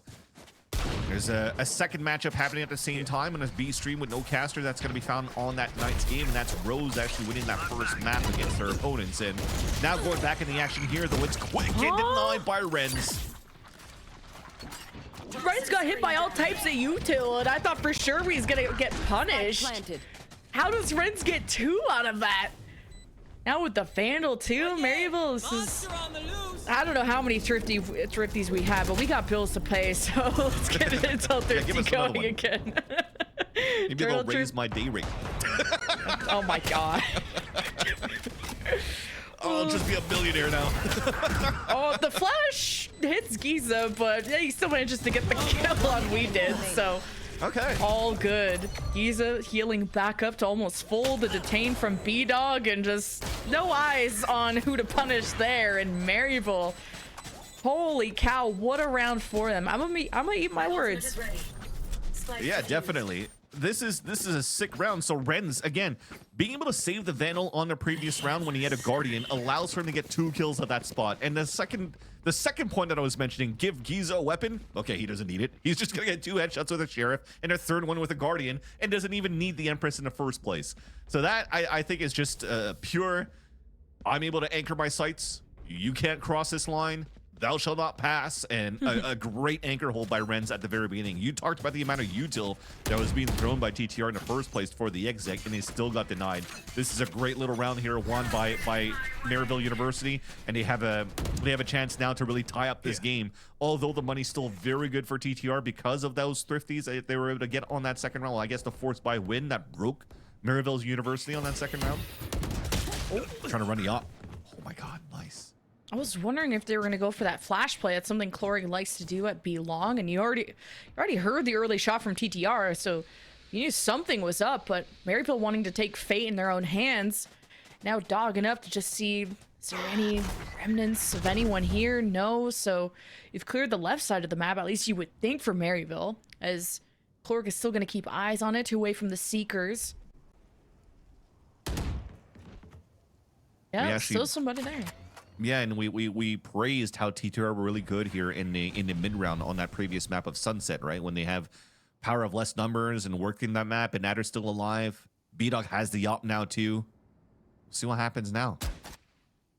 Oh yeah, you're still just getting information just off of peeking TTR and no damage being exchanged. 30 seconds left. And these brim smokes last forever, but you can see a hookah exchange. Crossfire from Maryville. We did gets the jump way. on both of them. still I got thought it. it was a crossfire, but it is B-Dog's got time it. to clutch. From a 3 versus 5, TTR making this winnable. 14 seconds, they'll get the play in time. We did getting flushed out of hookah from the nades from Renz. Heard the TP has orbital strike. Right there. And you know the boombot too, so you know both the Viper and the Rays are around hookah. So just wait for the drop down. No need to early peek if you're TTR. You heard a jump. Orbital strike is going to be off Adder's call too, especially if he drops. One enemy remaining. Don't need If you any even more. need it. Yeah. Who did? We did. Dude, that was so sick by We Did to be able to turn that round over. And literally, we just mentioned it. In the mid round, lower numbers, TTR with the experience, a 3 versus 5, converted by Turtle Troop. Just by single individual plays. We Did hiding inside that smoke. The 20 seconds trying to see if anybody's going to peek inside of that. He knows that when it's about to dissipate, he falls away just at the corner of Sands. Nobody's pushing him. He isolates 1v1s and just opens up the site for just B-Dog to focus on just a simple mosh at that corner with an op watching the swing out, and he catches another one. And that's Maryville University getting a great round 2 rounds ago from Renz's 2K and Giza's 3K. But once again, you're going to have to rely on those two players one more time to hopefully try to narrow that gap again, because they only have 3 rifles to work with, and 2 of them are on those 2 players I just mentioned. And you got an op watching Ace short, and Giza's pushing up, so that could be initial exchange. But now there's orbital strikes galore and showers. Everyone getting washed, but it's Wildfire gone first. TTR taking some damage, but not falling yet as this op just slowly peeks over. Who's going to get the last lap between him and Giza? Just holding the angle. Then you got TTR ready to maybe just clone out of showers. Or even do they have a boombot? No, so just a satchel if Joe feels like it, or a showstopper out. But TTR know they have an advantage, but they don't want to get too crazy either. Just trying to wait and see if Maryville is going to make some sort of mistake here and over-rotate as everything stays so quiet. Because this is definitely going to be a re-hit on a site no matter what, because they have 0 control on the B side. Oh, yeah, showstopper 360 hits Reds anyway. At least it goes 1 for 1. Just wall each other off again? No idea. Hard to tell with the smoke. But it's a spike planted is all that matters. An op versus the world. 1v3. Seekers catching them. And goodbye, TTR. Maryville stay in the shadow. Yep. They were able to salvage a round with the rifles that they carried into this round from Maryville, and also the upgrade to an op if they want to, and they will. Cloric's going to be able to pick that up, and I got to say that wall, I feel like it's intended to try to throw above and try to land it towards the back of truck or triple so that nobody could swing out from that spot. But that's the second time it just lands right in front of their faces, and they are forced to just break it right away so that they could get some sort of positioning after the wingman plant. So again, great job from Maryville University to capitalize on the mistakes coming out from TTR's execution. And yeah, they still make it to narrow that gap down by 1, but Adder buys an op in this round. And he's about to fight against Giza. It's already being pinged out. They know this push from Giza that consistently moves forward. The overextension could maybe happen here. He didn't overextend last round, but I think Maryville can always switch things up. And maybe you shouldn't have. Now I'm taking it back. Hindsight is 2020. But Yep, TTR, the op slowly creeps through, but not hard aiming. But Wildfire was. So now at least you know the op was on the right side of the map for the defense. TTR thanks to the Viper wall from, well, the opponent, able to get into hookah unnoticed. And Renz is inserted into that corner with flashes. At least one flash from Chloric available. Flashing out, but you just got the clone, so Chloric just has a dog and is not gonna really have the space to use it. And Renz got left out to dry as Chloric faded into the shadows. Is still gonna hang around elbow, not able to escape. And now TTR may be snuffing this out. It's a big engagement for Chloric, and winning that against Chaotic gives Maryville still a chance. Dogging up. Scout destroyed.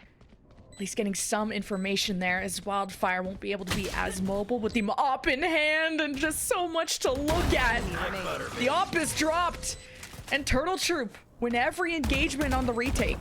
I was just going to mention, Ange was too far away here towards this A site. Yes, you're able to get one kill to even things up on a 3 versus 3. But you don't have anything left to really try to re-clear towards that side. You have one smoke maybe remaining. It wasn't there to really smoke towards hookah because Wildfire had the op and he felt like he wanted to take that fight into hookah, and it just got caught when he was trying to cross over because he wasn't even looking at that spot anymore. And that just, things just fell apart. They're just small things when you're just trying to adapt throughout the chaos here from Maryville University to try to go for the retake. At that point, I think it's safer to save your weapons. You don't really have that game plan under that pressure to retake, but they still have money. One Guardian for Chloric. Fast-paced play from TTR to take control here of Showers, and TTR have been a lot in these moments of not getting too many lurks happening in terms of like trying to get control in TP safe.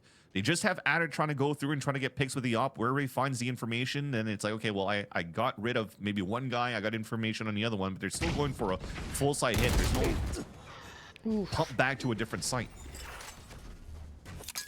Maryville is just keeping to always watching Showers. It's been difficult, and you still have the Leer in your back pocket. You didn't even need to use util to get that kill. So it's good on Maryville.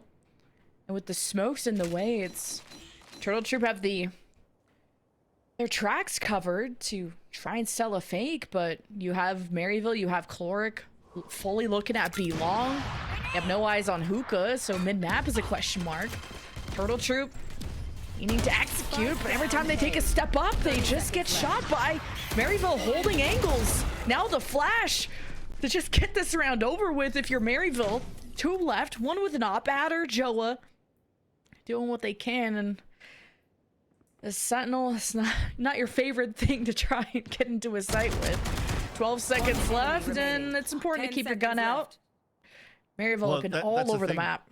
Adder already threw it away, right? Because he had a op at the beginning of the round, and then he was like, okay, well, I can't let these guys pick up another op, especially with the upgrade that they just had here from the Chloric, switching from a Guardian to a Vandal. So just trying to chase him down. That's experience that we were talking about here. So he throws the op away. He switches out to a Classic so he doesn't lose full bonus, or sorry, he gets full bonus rather, and not only save 1,000 credits. And then just let the last guy save his weapon. So they could still have some sort of a quasi-buy going to this round here. They could drop a Bulldog or an Outlaw for for B-Dog potentially.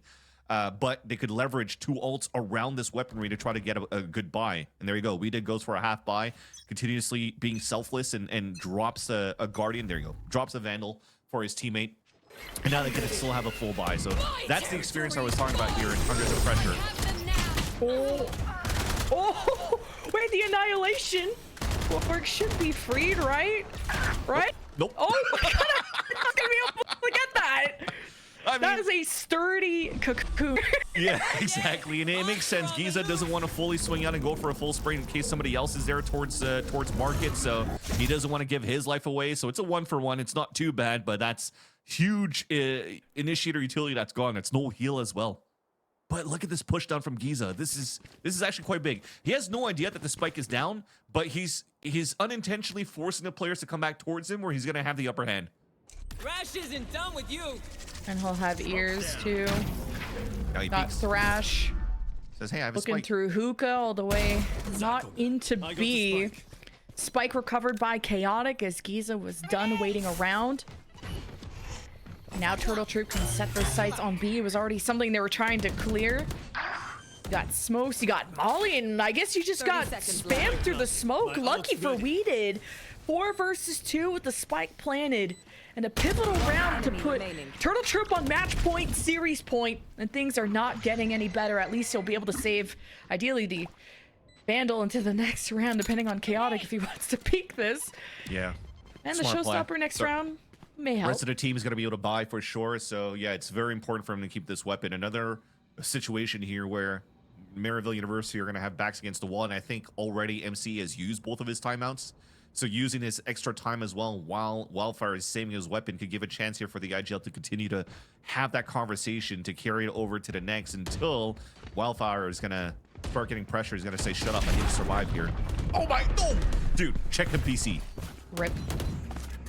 Chicken PC or Joa's using some Asus ROG peripherals that are so good right now that he's just able to just get a random wallbang spray right into triple to get that kill. And that's no weapon save. That's a Guardian at least purchase into the next round. But this right here, I like that Giza won that fight. I saw that he saw the spike, but the overextension going through here did not expect that Chaotic was going to be at the bottom of the staircase. And that unfortunately was a small mistake where, again, he had full control of forcing players to move in towards him, especially after he saw that spike.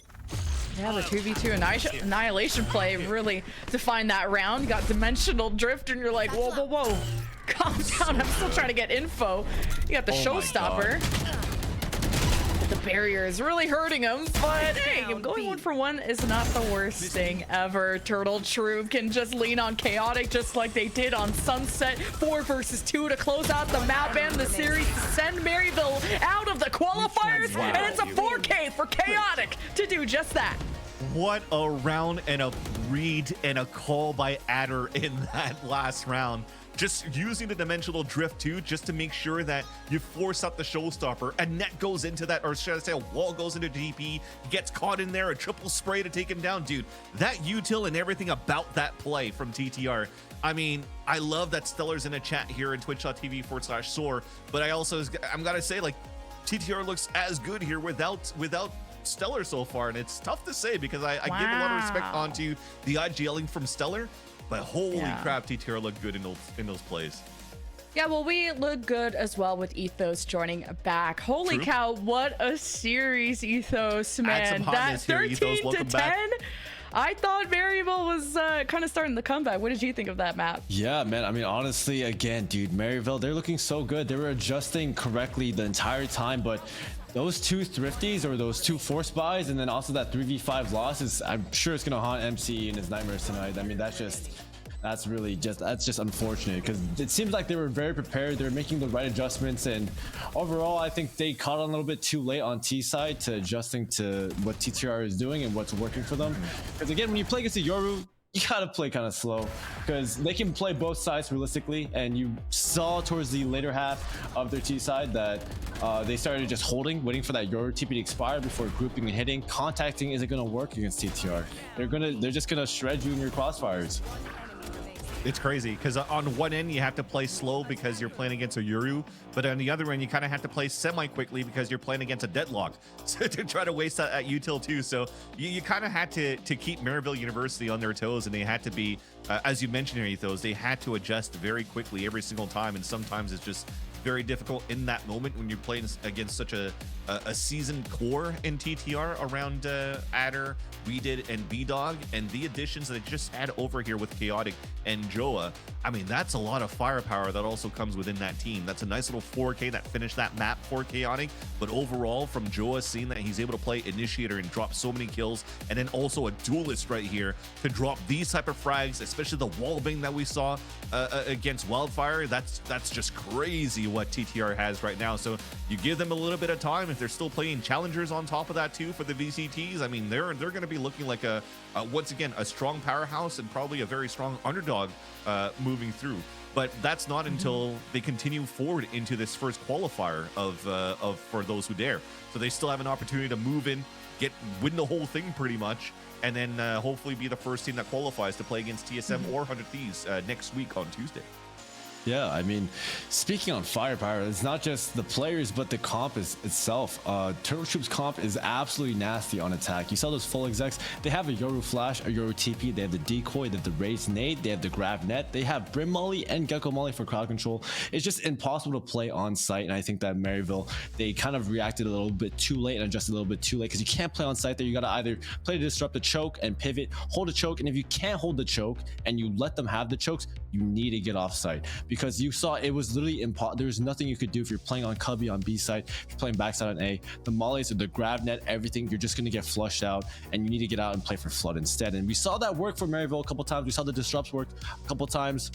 And you just need to see, you just need to be a little bit more disciplined about those reactions. And if one thing isn't working throughout the round, you have to adjust, and then you have to fall off, back out, make those decisions, because otherwise you're going to be caught in a very precarious situation where you're going to be in a lot of danger with these mollies and these flashes flying at you.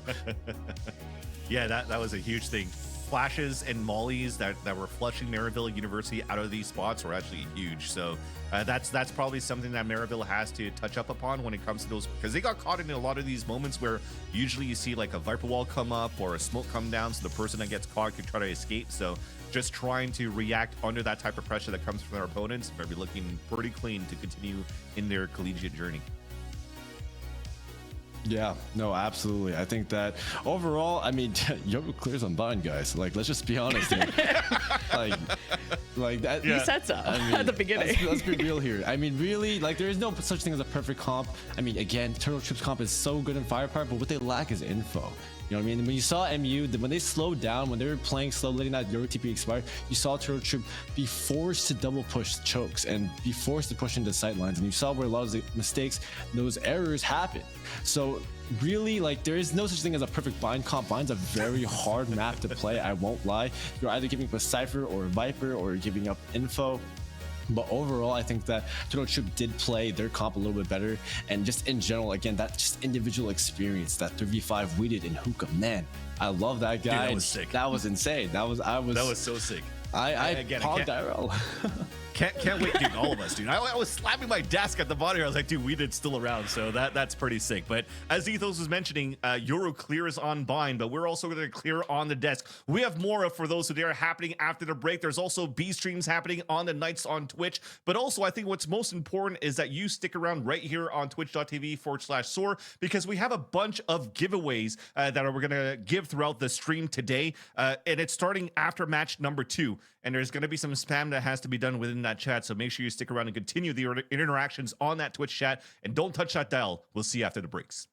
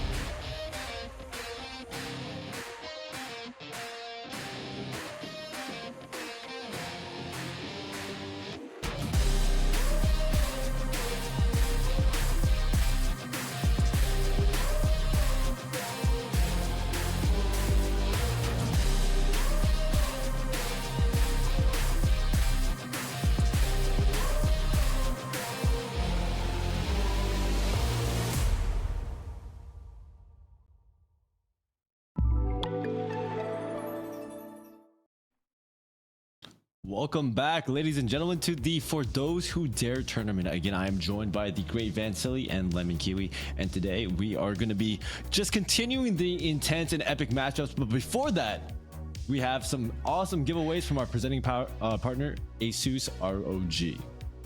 If you guys would like to answer, make sure to type the keyword RAZE, RAZE, throughout the match, and we will be announcing the winners at the end of the match. The first giveaway is, I mean, you can take it away if you'd like. No, continue, man. All right, then I'll continue. Job. All right, then go for it.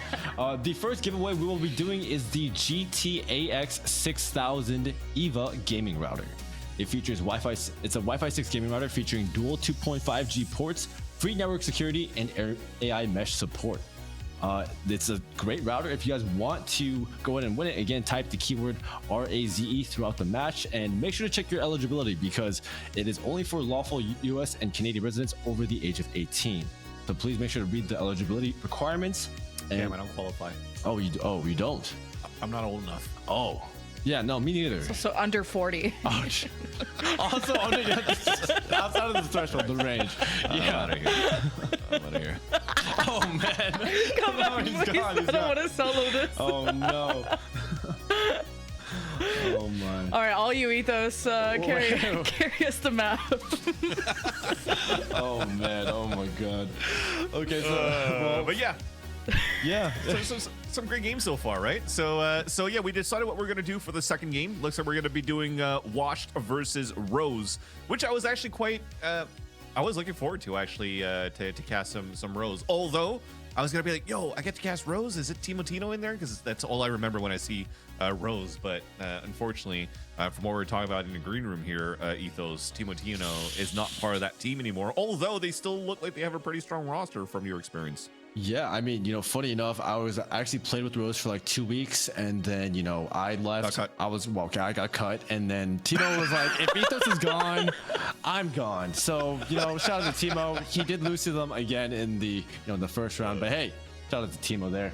But looking at the map picks here, we see Wash has banned the map Bind, Rose bans Haven, and Wash selects Sunset while Rose picks defense. Rose then picks Abyss with Wash picking attack.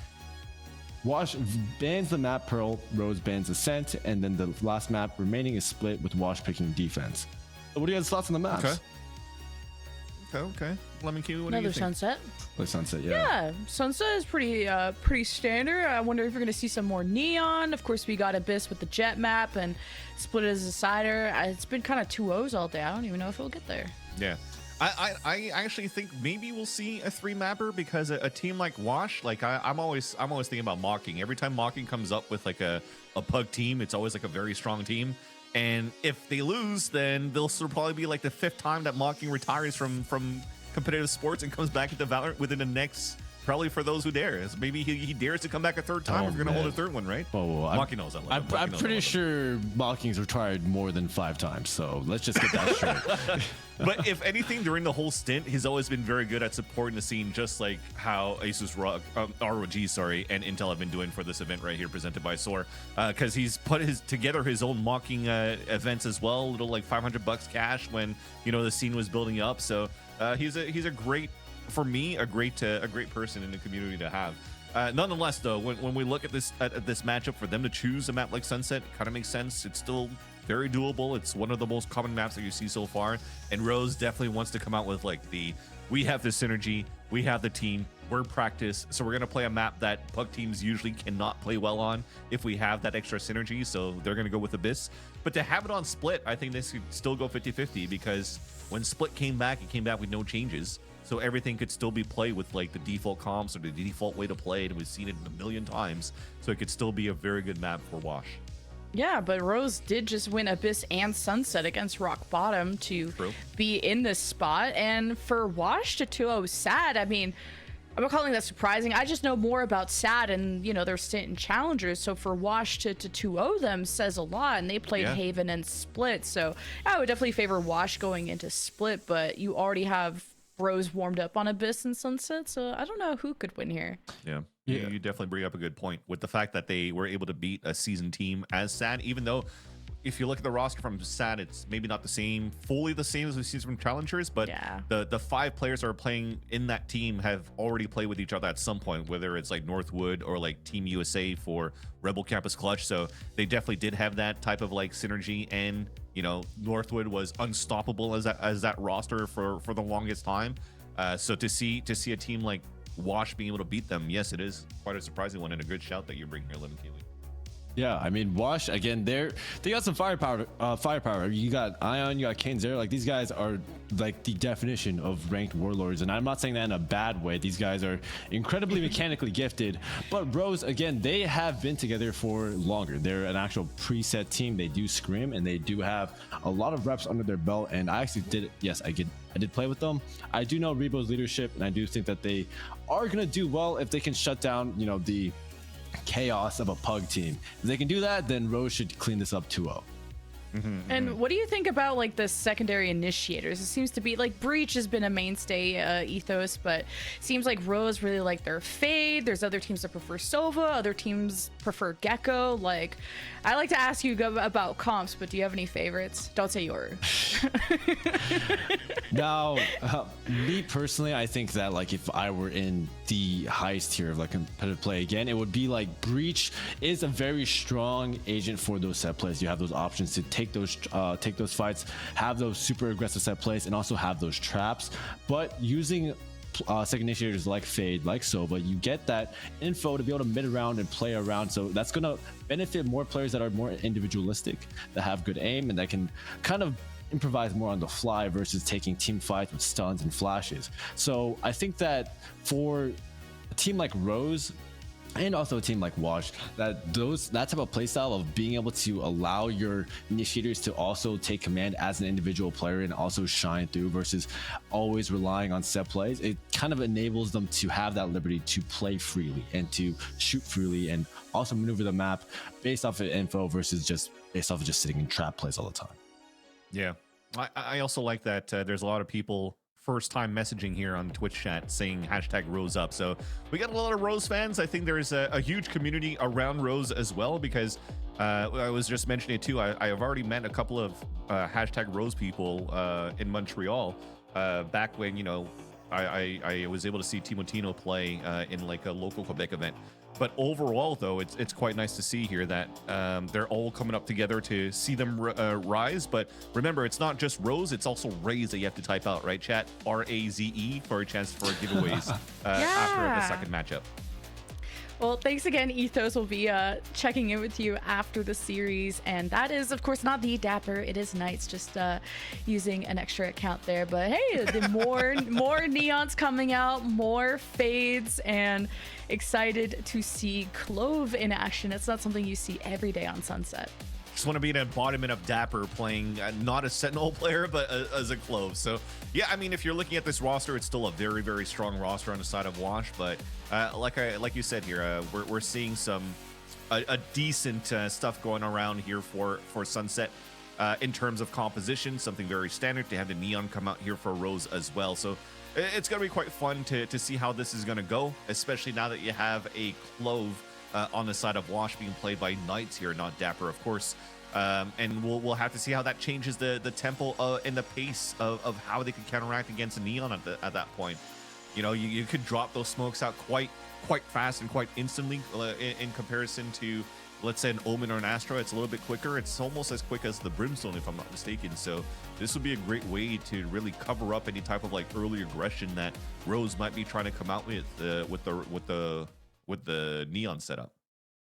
Yeah, and with the vulnerable grenade, you can maybe flush out these corners, but I feel like you missed something really important. At least you got to work with the Omen for those paranoia plays and not playing a proper second initiator like a Sova, a Gecko. I wonder how much information you're losing there. So it's going to be a lot up to Mocking in that case.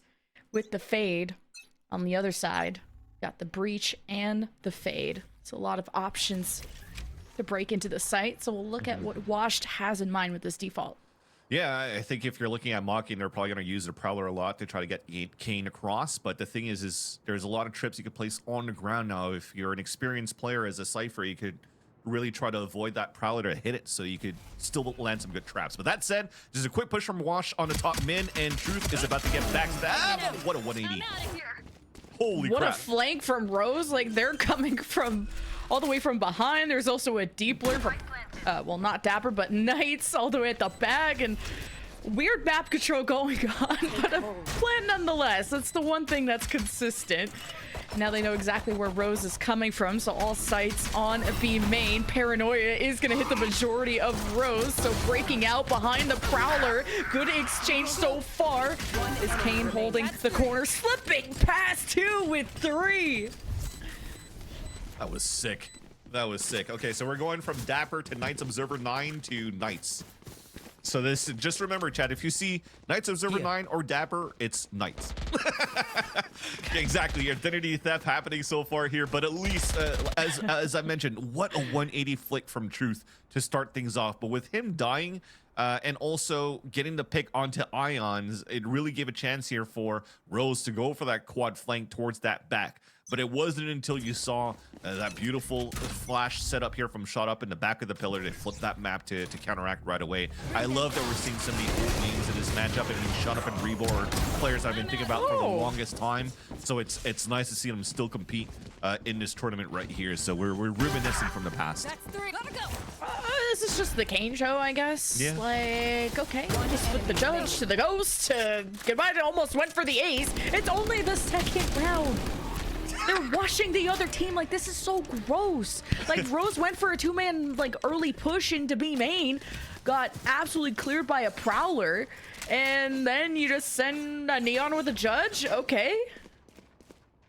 And I actually just love that you had this drop of an upgraded weapon from a Bucky into a Judge to realize, oh wait, I got more range with the Bucky, so let me try to drop that again, and then gets caught. So unfortunate there for Clamran on that second round, but this is a very strong bonus with the amount of kills that Kane just got. This is the finger blasters just ready to just go for the full execute flood into the B site, where again they haven't really gone into like trying to figure out ways to set up trips to really stop Kane in the entries. But here it comes.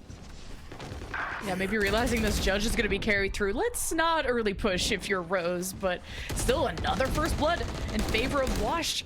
Now, rifle shots coming from on top of the box. Kane says, well, I could probably just hold this corner, but let's have some fun and slip through all their defenses. What defense? Not when Kane's in the lobby. Jesus, this is going to be a quick map if Rose don't do something about this Neon. Yeah, I was talking about reminiscing about the past when we're seeing Shut Up and Mocking and Rebo play, but you have to pay attention to the future as well.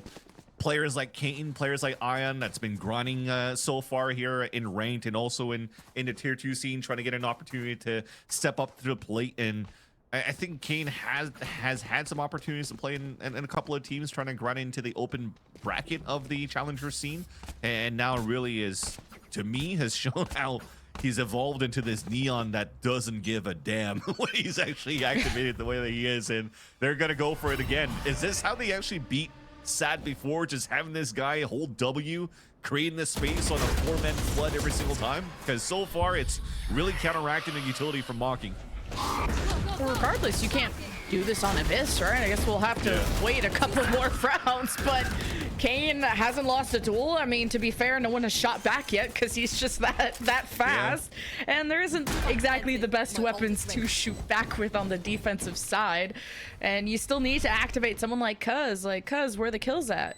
It's coming. You got the Bucky. With a Bucky? Okay, there we go. There we go. That's the start of something good. Rage. Oh, what the hell was that? What the hell was that? Yep. Okay, the overdrive was insane. Insane in like a interesting way. Okay. Eventually the sheriff rings true, but still ended up being a washed round. Good damage though from Rose. Again, that would have hit on land there for Rebo. But as I was trying to mention, counteracting the utility, I was mentioning Mocking before, but my apologies. I meant Ian because he's also playing the Fade on this match, in this map. But dude, these Neons are just insane so far in this game. But right there, this is still some good damage being pulled out by Rose, as you mentioned before. 4 kills going through with a Thrifty. Although, I mean, this is still Wash 4-0. They've leveraged just Kane 0 opening the sights every single time and trying to figure out ways where they could really stop it. And you're seeing with this gun round a slight change. The trip's a little bit higher, so he doesn't really care about the Prowler, but cares about Kane 0 with the slip off, but he still slips in. Kane didn't even have his finger blasters ready like when he was slipping around the corner, and he's still getting kills. Yeah. This is kind of a smurf, I'm not gonna lie, but I like that Cuz showed us some signs of life before, and with the help of Truth, Rose could have a successful retake. It is 3v3. Got the paranoia from Rose hitting from behind, and there's Cuz on the execute, now having to break through all these cages and smokes and walls and shot up that was unnoticed in the corner. And in the 1v1, can't close it out, and Rose are on the board. I was gonna say there was that some moment there where Shot Up is probably gonna be just like we did, where I was gonna mention that he still has it. It's been a while since he's played in a professional setting. I think everybody remembers him as the immortal Shot Up that was unstoppable as Arena, and this time playing as an Omen, almost wins a 1 versus 3 to be able to get a 5th round for Wash, and thankfully Rose somehow stops the bleeding here, but they're definitely bleeding out of their pockets. They don't have the best buy despite the round win, but I think we still have to just keep an eye onto Cuz and Kane 0 throughout all these rounds. This is going to be a little bit difficult, though, because Cuz is looking to slide accurately with a Guardian. The only other Neon that I've seen pop off with the Guardian slide has been Fluorescent over at Shopify Rebellion, and now we're going to see here Cuz getting tested the same way. Oh, the timing on that smoke, because I think the Prowler had just hit Cuz, and they don't care about this smoke. Kane is a one-man army, it seems. Now trying to flash up against the other man. Kane takes every duel with so much confidence, and at least Rose can put up a fight here in mid against the Lurk, but Washer, they don't even care about planning. This is TDM all over again. The Prowler, the full team swing. Rose will stay composed through it all, I guess. This is utter shenanigans, because everybody's gonna walk back through the smoke, and walking somehow lines up too, and it's just aiming at Truth. A straight bullet in with the spray and stopped by Shot Up. And again, just why did we leave the spike there? Don't need the ult orb, just vibes. You don't need to play it when you just shoot. Yeah, I guess so. And if it continues in the same type of tempo throughout this whole game, we're going to quickly go into another break and just have to wait until the other side of the bracket finishes, and we're going to have like an hour break instead or something, because these rounds are so fast on just the activation of Kane. And yes, thank you also the coaching staff over at Rose to slow things down even more here so that we can give a chance. So a little bit of a chat here from Rubies and Donut as the assistant coach to talk with Rose. Rubies having experience past with TSM as an assistant coach, even going to coach the TSMX, and this was a while ago. If I'm thinking about the TSMX Game Changers team, I'm thinking that's probably like the Athena roster back then, but could have been a little ago, right? This is like 2 years ago, I'd like to say. Still, like, Washed are a very strong offensive team. Just looking back at their score lines against SAD, I mean, they won 7-2 on their offensive half on Haven. Split it was a lot more back and forth. They only won that 13-11, but I'm very impressed by the aggression that has not been punished yet out of Washed. So is this just going to be a question of getting lucky with what site you use your trips on, and maybe you just meet aggression with aggression? You try to get the early jump on them if you're Rose. We'll see what solution they come up with. Yeah, it seems like they're somewhat trying at least a fault line relay trap towards B main, but I mean, Watch is going to have pretty much an open site here towards A, especially even pushing towards the spawn. Truth is going to get tested. Nice shot. Was that Kane had the judge too? I don't know, Yep. but the Sheriff just getting the headshot is nasty there. Big pick out of Truth, and keeping the flank in check too. Great job by Ion. So Washed have the play. Here's the Prowler coming through the top side. Didn't get deep enough to get much going. It's all up to Cuz with the judge. A lot of trouble. Now the wall is splitting up all these isolation fights, and Washed are coming out on top on almost every single one. And Clam just didn't have the HP to clutch that 1v2. So this may be a quick map, Vance. Yeah, but if anything, the lighter side of things and the positive aspect so far for Rose is that they're actually hitting some good shots on their thrifting. So they're able to get players down, keeping maybe 1 or 2 alive. So they're not really letting Wash really run away, not necessarily with the scoreline, but run away with their economy. So they are forcing a lot of buys where potentially like 1 round over here since the timeout, now you could start escalating a little bit more ults around this, and if you could cycle through these, you have an opportunity to really reset the economy of Wash in 2 rounds, and then maybe even 3 rounds if you might take. Really bring the game back in your favor. But the same thing, Wash has a lot of ults to work with. Open sight after the nightfall, a TP towards the spawn, and I don't know whether there's 3 smokes there. We'll take it. They're kind of trolling, I don't know. But I'm here for it. They Wash certainly have a round buffer to work with. They don't care about planting either.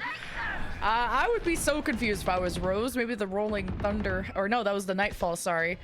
And Wash are not having a good experience against that ultimate. This was definitely a full round.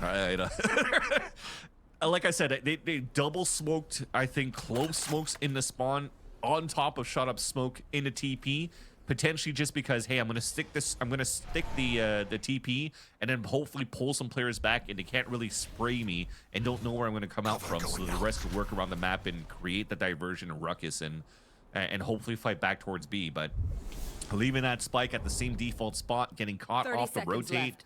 That's gonna have to hurt, and They're Rose, not even gonna watch it. but that's the thing, man. To get full map control, they know the Omen TP'd away, and he still left the spike. You're gonna give Shot Up another opportunity to play a 1 versus 3, and I think this is gonna be one of those moments where Shot Up will not care, where will not loses. He still has 10 seconds a full paranoia, 2 TPs. He could avoid even a Rolling Thunder on a 3 versus 1. Cover going out. But Shut Up has a great opportunity to win this. Oh god, what is he gonna do? Open the rotate, comes through top mid. He gambled wrong. Opposite side. Is he gonna hear this? He is gonna turn in their direction. It's good damage. I mean, Cuz 16 HP. Ian with 47, Clam with 89, and he gets the backstab on Clam, but position revealed, and the 1v3 possible. The Neon only at 16 HP. This is doable for Shot Up. Defuse halfway. Time running out. Trying to stick it. This guy's insane. I told you, fool me once, but fool me twice is not gonna happen. Shut Up this time around, just throw in the smokes. You saw that he throws it towards the slant to be like, hey, if there's 3 guys here, I'm trying to avoid the haunt. I'm trying to avoid the flashes from the breach. They're gonna focus in that spot, and he just isolates those 3 1v1s. No chance there for Rose to win that. Even the paranoia to jump away so that Cuz has no audio cue of where where Shut Up was going to be. And Wash, they are not washed at all, dude. That was clean by Shut Up towards the end. Okay, Cuz, oh my god, even with the guy Dude. getting hit by you too, he can't get that done. That's so unlucky. Oh, Kane unleashed. Oh, taking these duels 1 by 1. It's the better time swing out of Kane and friends of Wash. This is such a weird map. What is going on? I don't know. My rank games, I guess. Does he get to run around and do whatever? At least my rank games, I don't get smurfed around by a Neon just running across. I'm still able to somehow shoot back. That was sick. That was sick. Big And shout for out to Shot Up to Razor get here, the- who's running graphics for us. Gave me a little dad joke, and I'm gonna have to read it. Chat, did you hear about the 1 versus 3 and Rose versus Wash? They got No. Shot Up. Chat, can we ban this guy? Also, Shot Up got that 4K after, again, using his ult to TP into the enemy spawn with like 3 smokes there. And just did whatever he wanted. Like, but also Rose just didn't watch the spike, so that was also their bad. So 8-1, full site control. There's a Cypher camera there. Rose knows what's up. Spike They're gonna see this planted. plant coming. Here's the Rose flank with the Cypher trip in the way. Prowler will trip that, and well, Rose did a good dent. The flank, now it's tough to see what's happening with all the cages, and Washed coming out on top. 3-2. but Truth and Rebo really split up. Now Rebo's in a 1v2 with knives out. Enemy remaining. That's disrespectful. that's mean. I mean, because Shot Up's still alive, so they know they could count on Shot Up to just win the round right after, but it's Mocking that kills the last two kills. Kills the last two. But nonetheless, you see the slight difference as well, though, between, you know, how Wash deals with the Neon versus how Rose does. So far, it's just the Kane Zero show because it's just able to slide through and open things up quite easily, and every single time it's just close range fights. The thing is for Cuz is when he's trying to slide back and trying to get players down, he's able to get one, but there's instantly another player right there to trade it right after, where Ions was just supporting his teammate so that they guarantee that trade and no more space making being done here by the Neon. This time, yes, there's a buddy system, but they're on the lower buy. Well, Wash don't really care about smokes, even if they're one ways. They're just gonna step past it and get shot up by Rose this time. Rebo getting shot through the box too. Remaining. Yeah, take it Still back. clutchable. Down A. Ian with 3. The sheriffs are different. Thrifty. And, well, Rose get an intel thrifty out of it, so I don't really know how to react to these rounds. Nothing will be saved after this. Yeah, I mean, they got an Intel 30 there. They almost got 2 more previously. I think at this point, you just got to play with Sheriffs and Stingers, I think, that they had on that previous round. But overall, I think it's more on just Wash not really caring what happened in that round in terms of smokes one ways being thrown by Rebo. They just wanted to power through because why not? They had the whole confidence. And so much confidence that Kane's about to go up with a Odin with a slide. Just let's keep a camera, let's keep a POV on him because I think he's gonna try to do some shenanigans with this Odin slide. At least Wash are taking their time around these one-way Here it comes. smokes this time, but Kane has an Odin. Oh, it's such a cute skin. I approve. Very cute. Yeah. And I think they got spotted by a haunt too, so that's Dropping why spike. they're just gonna have to just I have the spike. stop and go. Yeah, they're definitely trolling. They're just gonna raid on the right moment here, but making so much noise, so Cuz and also Ian are just gonna be somewhat ready for it. Mocking, trying to give his position Spike away down A. so he can bait out so that Kane can do Kane things maybe. Yeah, a lot of util hitting Wash there, getting caught. Rose taking this remaining. fully seriously and leaving a shot up all on their own to end this half 9-3. And I think a very charitable Wash team, though, to Switching sides. allow this to happen, though. 100%. I honestly really wanted to at least see some neon slides with an Odin to see how accurate that is, but they decided to play hot Well, potato with the Mythbusters spike it. instead. Yeah. Well, Mythbusters it another time, I guess. But yeah, we're gonna switch side at this point and just spam your raises, I guess, right? In chat, we still have a bunch of giveaways to go out throughout the rest of this day, but we'll mention that after the end of this map. Now going into the pistol round for Wash on the defensive side. I want to see if there's going to be any shenanigans coming through from Kane, but I think the aggression's coming out from Rose instead. Breach to support Neon, Haunt to see if anybody's pushing down towards short A, but it is going to get very chaotic soon. Okay, Cuz causing a lot of noise, and in a 1v1 wins it against Knights, and then Kane comes in for the trade. 4v4, he got the lurk from Rose in mid. He took care of a defender over at B main. Smokes up for shot up, but Rose are gonna step past it, all thanks to Prowler Ian on the plant. They haven't cleared back sight, and this is definitely a corner you need to check. And maybe they thought the Prowler had taken care of that, but now Shot Up is giving a chance for Wash to get back into the site, and it's evened up the numbers 2-2. It's all up to Rebo. It's already been spotted. The dance around the pillar and to take care of Kane. That was massive. 17 HP though against a very healthy Mocking. Will end the way of Washed after all. Okay, I mean, I love the fights and the pressures that we had on both ends. The lurks moving forward from of a Cypher versus Cypher between Ions and Truth that was well held on the defensive side. But as you realize that they get that win towards that B-side site, they went for the full commit right after while selling all of that fake towards the A site at the very beginning. We talked about something that was supposed to be very chaotic from Rose at the start as soon as the barrier came up. But after throwing the one-way on the side of the attack, which was actually quite surprising, into the short side of A, they pulled back out of that one, thinking that they were adding pressure towards elbow to allow here Rose to full pivot back towards B for the plant. At least to get the plant, but we'll see the diffuse come through from Wash. And yes. Technical pause. At least it gives us a moment to everyone to relax. No, I think These at this point I would neons have to just simmer wanted this down. to finish.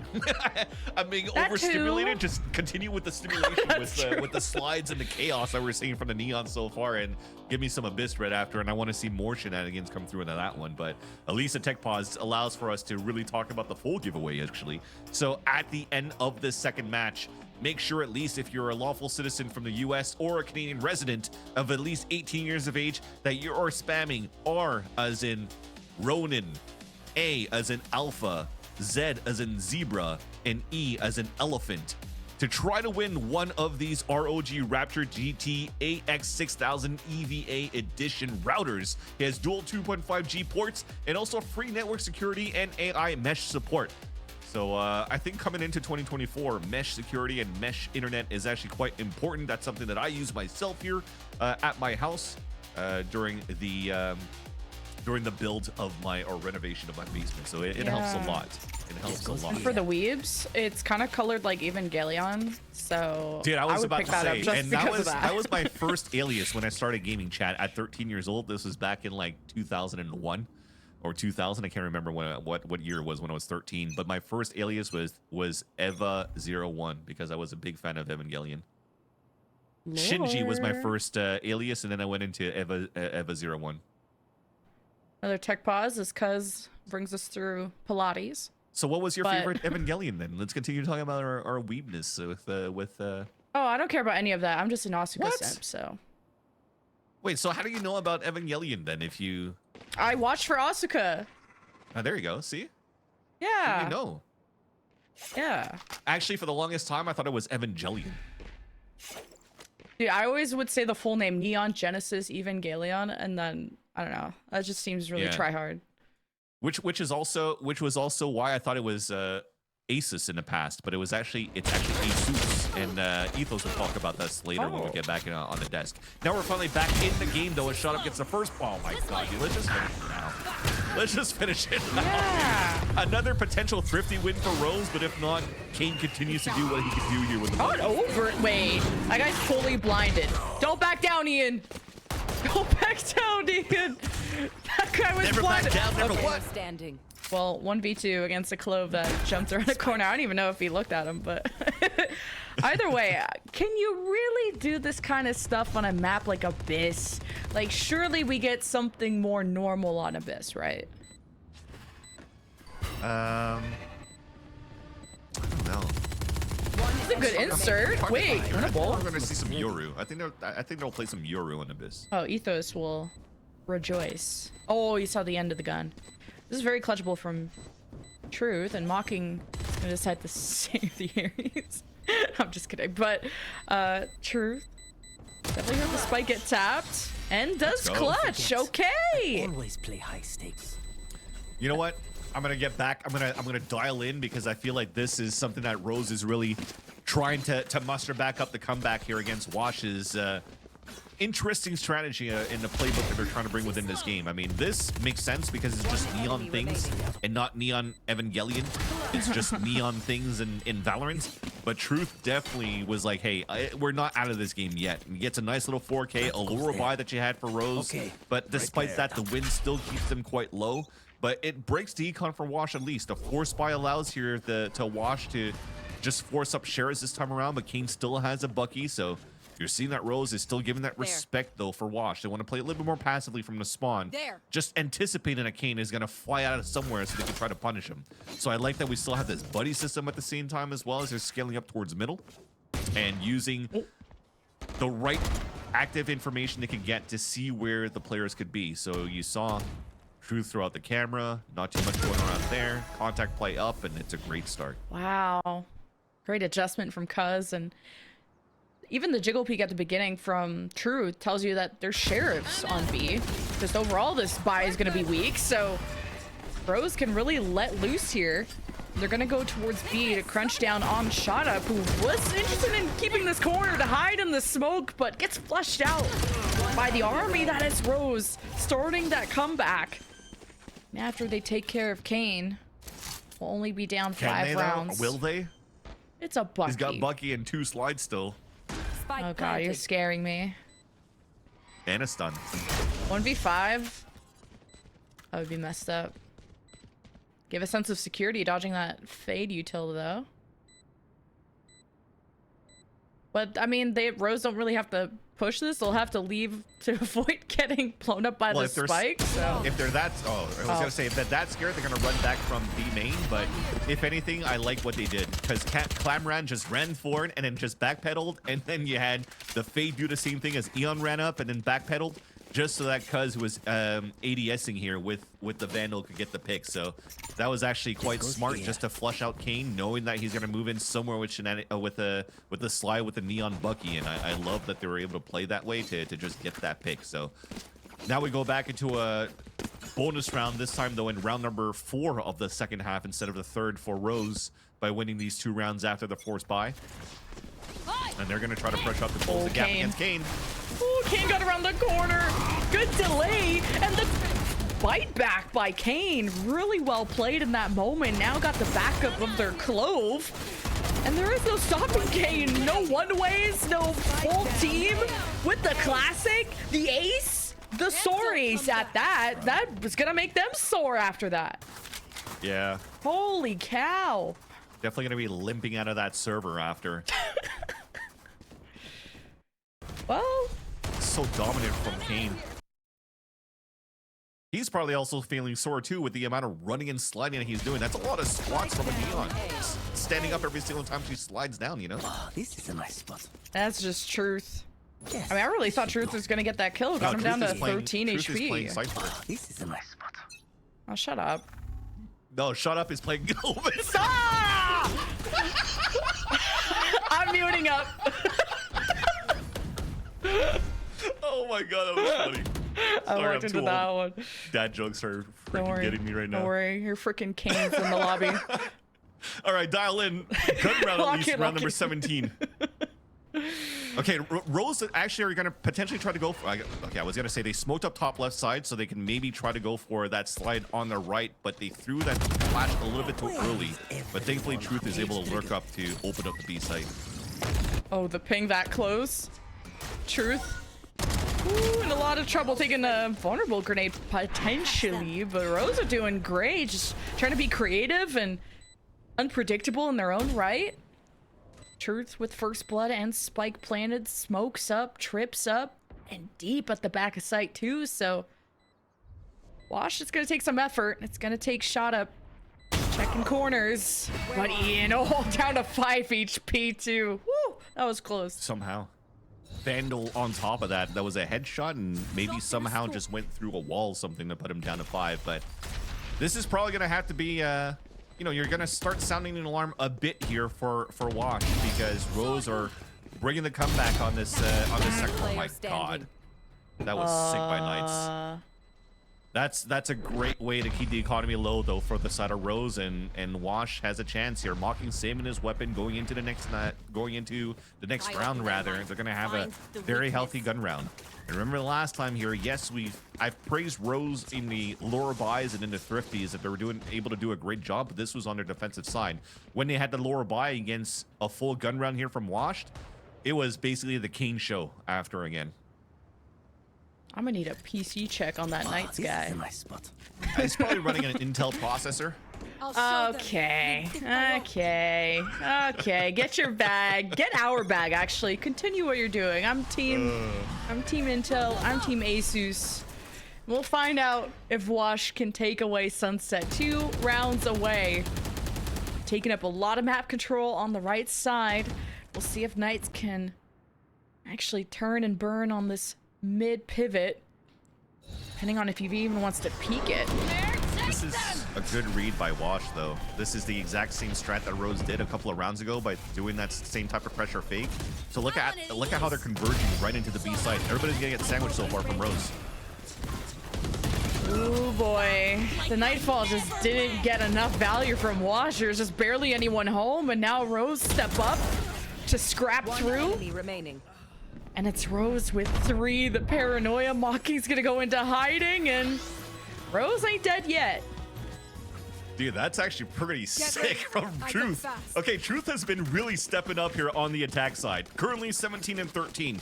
Well, the lurk that he had 3 rounds ago to capitalize on a 4K, the 4K that he had on the Stinger round 2, and this time being able to continue with the buddy system around the team. So as I talk about the strategy that was very similar for Rose, where they kind of threw that one way and faked that pressure on the A side, there was actually a double trip set up in the back of B. They're going to finish B no matter what, and they wanted to make sure that everybody's just going to move in as a pack. Even though they were getting crunch and sandwich from the other extremity, they flipped the map and make sure that they fought back towards the spawn and take down Wash. And now Wash, I mean, you're seeing that the economy's super low. Only Mocking has a Hero Vandal within this round, and Kane has, yes, the Overdrive. But overall, Wash has to stop trolling around at this point because Rose looks serious on their attack side. Oh, what a shot. And then, even off the util, Kane is shooting blind, and it didn't die immediately. Rose is biting back as best as they can, 1v2. And the Nightfall hitting Rebo. I'd be scared of him too. Yeah, we'll have to see if Rebo's going to be able to do the similar thing as Shut Up did. So he's going to TP to try to grab Spike. Although, okay, he's going to try to do it within the smoke, but Mocking, he's wasted so much time that Mocking's already there. He's just going to run through and right-click him. Uh-oh. Oh my god, he let him escape. Shadows traveling. He's gonna, they're gonna get There you him. go. Okay, cool. Yep. Okay, cool. Cool. Not choked, after all. It's washed, it's diffused, it's 12 rounds, it's a best of 3, Next time we'll use and it's an wooden Intel sticks. Thrifty. Make it fair. Hey, you're Match wondering what point. processor they're using. That's what they use to be able to win that Thrifty. How do you process these last couple of rounds, though? Like, I would be fully tilted if I was Rose. Yeah, especially when you're figuring out, like, or you're trying to figure out how Wash is currently moving. Or like, dude, Kane is just sliding and fighting against us, and we're trying to find ways to adapt to it, and yet we still can't stop him. It definitely does get frustrating when you're trying to hold your defensive side, but power to them to stay very calm in this second half, despite the 9-3 half, despite the couple of troll rounds that came through from Washington, the disrespect that they're giving into Rose.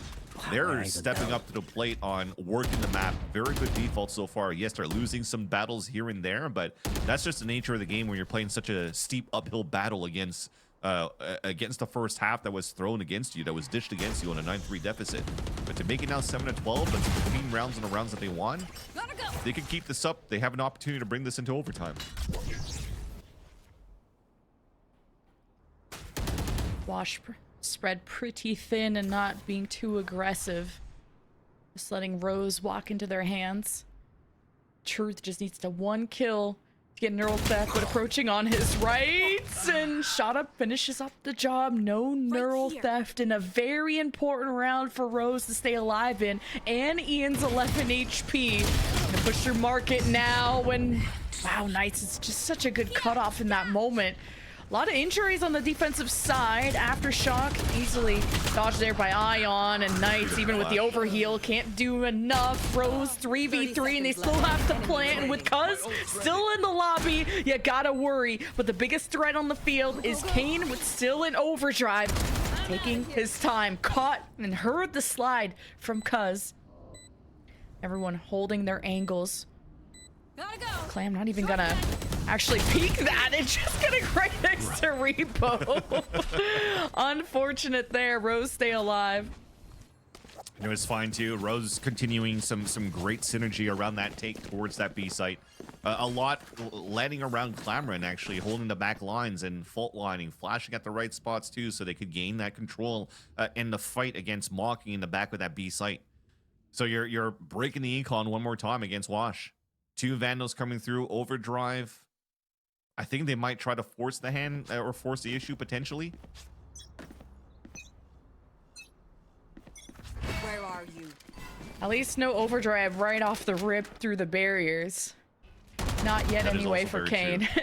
That would be a difficult way to end the first map for Rose if they were going to be just trapped by an overdrive by Kane, but with the initial utility that's being thrown out, I think they heard the camera on the defensive side for Wash. They convert back towards middle to fight, and that's just Marked one. an unfortunate pick.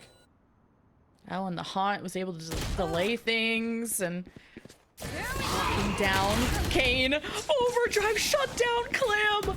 Saving this for Rose. 4 versus 2. To get ever so closer to tying things up. The cutoff from Ion. This goes 1 for 1. Clam is on a tear. Dude. Not the ace, but Rose just not faltering in these big moments. Yeah, 4K in that round, able to save his ultimate on top of that, punishing every type of aggression coming out from Wash. And I respected it as well, and as to why Wash just looked like they were throwing that round by pushing down towards the A ramp. The only weapon, like I said, the strongest weapons that they had were like 2 Vandals, I think. Mocking gets a super nice ADS, and if they're able to take down that second one, because they hurt the fault line coming through from spawn from Clamorin, so they could maybe converge in that spot, thinking that there was only one more guy and they were running that buddy system, they could maybe try to upgrade some weapons and then really overload under the overdrive instead. But Rose stayed calm, got that pick, and it's now time for Cuz, and Knight's to fight, and Knight wins it, though. I'm out of here. Overdrives have been pain. Back to back for Kane and Cuz. Yeah. Neon's no longer a factor. Well, there's still one alive and with a judge, and it's on its way right to the choke, and Rose get hit hard too after throwing a paranoia out from Rebo. They thought it was safe to entry, but the map ends in favor of Wash, 13-9. I gotta say, man, a lot of these kills were happening off stream though, for Truth, but he definitely did try to keep his team in the game. So he did a very good job, but overall, Rose really tried to stay as composed as he could, try to fight back here against Mocking's team being Wash. But when you've, like I said, when it's been 9-3 and Kane's been doing those Kane things, it's really hard to really try to cross that finish line, to really try to push the overtime, and hopefully they'll be able to do so. I think just having that small comeback though to make it very close gives them a chance here to bring that confidence into map 2, into their map pick of Abyss. Yeah, I feel like you made Rose angry, you poked the bear, and they started almost playing better the more that... The thorns are coming for Rose. Yeah, when washed. Oh, good one. Well, let's get this dad out of here, but we're going to send it to a break. When we get back, we'll have Abyss. We'll see you then.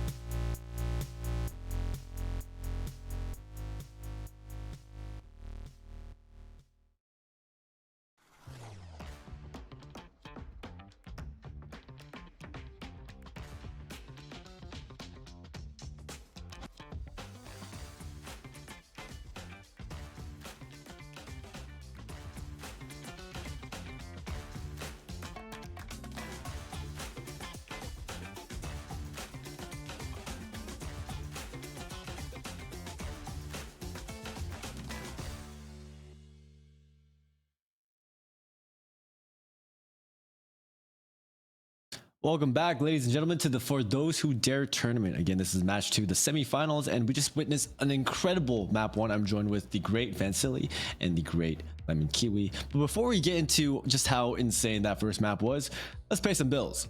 Because this tournament is brought to you guys by Intel Gaming. From cutting edge PC hardware to advanced gaming technologies and major esports partnerships, Intel is a leader in PC gaming. Visit newegg.com/Intel Gaming. Also type !point sponsors or click on the panels down below to learn more. Very cool, Ethos. Very cool. Incredible is one way I would describe Asus, Intel, and not sure about that last map because that was more comedy than Valorant, but I'm excited to see if Abyss will follow in suit. Yeah. I mean, I think overall that map was just like really strange because Rose, I know they're a very put together team, but it is definitely weird whenever you see a structured team play against a more puggy team. You have to understand that they're not going to be playing normally. So if you're going to try to play normal against a non-normal team, you are going to be dealing with some weird stuff going on, like KaneZero just rushing out by himself with just a fade, pushing into spawn, finding kills, and that's why Rose just didn't really make that adjustment to what they were doing fast enough or really at all. Because you have to understand that you need to stop, you need to be able to punish their mistakes, their overextensions. I mean, KaneZero was just always out of position, always pushing even further, but still he was being able to find these 1v1 opportunities that they were giving them, and I think they just needed to react a little bit faster, get to their teammates a little bit faster, or set up some more traps to stop this kind of weird play style and force the other team to play normally. Because once they do, the other team's comp isn't that good. So if you can force them to play normal, they have lacking utility, and then you should be in a winning position. And that's what they did so well on attack versus defense. I agree. I think that's brings me back to, and a flashback to even Game Changers champs of last year when Evil Geniuses, which is now the FlyQuest Red team, had to play Lotus against the SMG team, who are known as Zipto at GCC this year. When on Lotus, they were trying to do ping checks, and then ping checks ended up being the actual roster that they had to lock in. So they played 4 duelists, and your duelist was playing a Cypher, yet they still beat EG and almost won a 13-0 at that point because it was so dominant one half. And that was just one team being flustered and like deers in the headlights trying to figure out how the hell do we play against 4 duelists and why are they pulling this out, and they're just bugging it.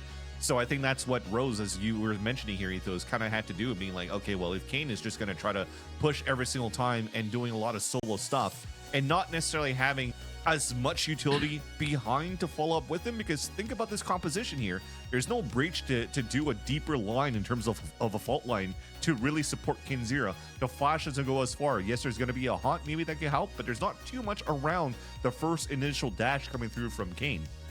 So I think to start to realize that a bit more and maybe bridge that gap, or maybe give more of a gap into the aggression that Kane's going to bring in, could maybe potentially would have helped you to fight those back. And I felt like there was some fight back from Rose, especially someone from Truth, like someone who has to play outside of the norm, that has to go for these lurks, these flanks, whatever, something unexpected. Because if Rose play just still, they don't move, they hold angles, you're going to have a Neon slip by. But we're going to an Abyss where it's going to be more about Euros, and who knows how many duelists. We actually haven't seen Wash play Abyss since they had almost 3/5 of a different lineup. So it's really tough to know what to expect out of them, but with sort of the radiance of confidence coming out from Sunset, they could lock whatever they want. No, absolutely. And I think, again, really moving into this next map, Rose really needs to focus on their reactions versus actions, because they weren't adjusting quick enough to what Wash was doing. And Wash, again, they were on a very fast tempo. They were setting the pace. They were moving very quickly. So where usually maybe that rotation would have been quick enough against a normal team, the scaling isn't going to be just a solo Neon running out. But in this case, it was. So you need to get to your teammate ASAP. You need to have your util out ASAP. If you're caught out, if you're rotating, if you have your utility out and this guy is just peeking you, then you are doing something wrong. You need to understand that not every team is going to play the same, and you need to adjust, catch on a little bit faster than that, because immediately you let them snowball and the game just got out of control. And this game absolutely should have went Rose's way. This is a defense-sided map, even with the Neon Breach, and I believe that they should have absolutely won more rounds on defense. And if they did, then again, it became a close game, even with the 3-9 scoreline on the unfavored half. So again, Rose just need to dial in, focus up, focus on the reactions, and then they got it. I think we'll definitely have to wait and see what agents come out here from Wash at this point, because if you're looking from Rose's side on Abyss, they're playing this double duelist composition with a Jet and a Yoru, and that already gives me a ping of like, by not watching like how they played on that previous map, because they just played it earlier today on that B stream, but we were casting on A stream, so we didn't know. But gives me like a ding that they're probably trying to go for aggressive angles on a defensive side. But if they're actually so focused in around their protocols, but depending what Wash are going to use, and they're just going to run through and just not be afraid to fight against an aggressive peak from a Yoru or aggressive peak from a Jet, they're probably going to have to change that playstyle on the fly once again, especially with how, you know, Kane has been opening these spots here for Wash. I'm just worried if Rose, do they stick to that composition that you're talking about? Do they stick to the standard? Because we seem to be alluding that they should be playing something unpredictable. Do you really want to lean on playing a bunch of Sentinels and controllers when Wash don't really care about smokes? They just push past it, but it was with a Neon. So I think you can get away with that with the sliding Neon versus a Yoru, or I don't know what duelists are going to come out of Rose, but I don't know what Rose should do to try and slow this down, if there's even a way to do it. But I like that Rose stayed composed no matter kind of what was thrown at them. Yeah, I mean, really, I don't think it has to do with the comp, because I think the biggest mistake they could do is to switch up their playstyle and then play down to their level. Fundamentally, this game does not change. Even if the other team is being weird, the fundamentals are still the same. The timings might be different if they're rushing out, but realistically, they were getting caught off guard way too often because the timings were just too quick. The rotations were happening too fast, and the pushes were happening too late. So, like, really, what their game plan is, it should work, but they're just timing it incorrectly because they're not used to this timing. They need to be focusing a little bit more about when Kane's era is coming out, who's there, and how they should react. Really, it's not like their comp is good. Their comp, it should be great.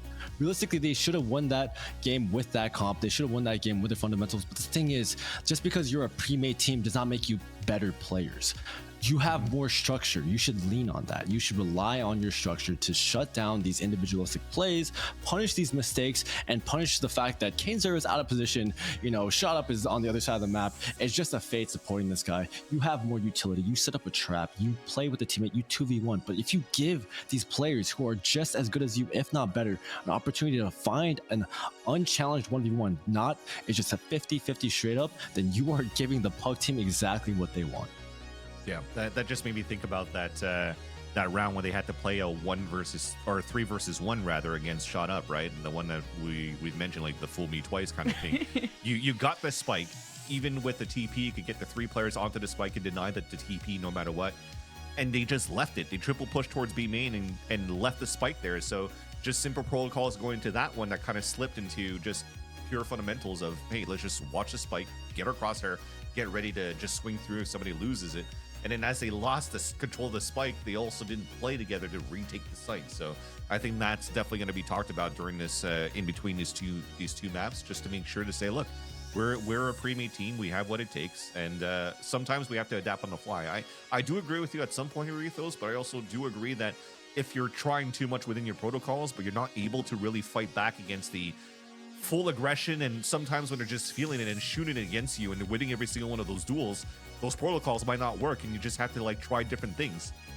And maybe sometimes trying those different things might be able to save that round for you, right? And we've seen that happen a bit towards Sunset, but hopefully this is going to be something that they could rely on their protocols and maintain their protocols on their map pick on Abyss.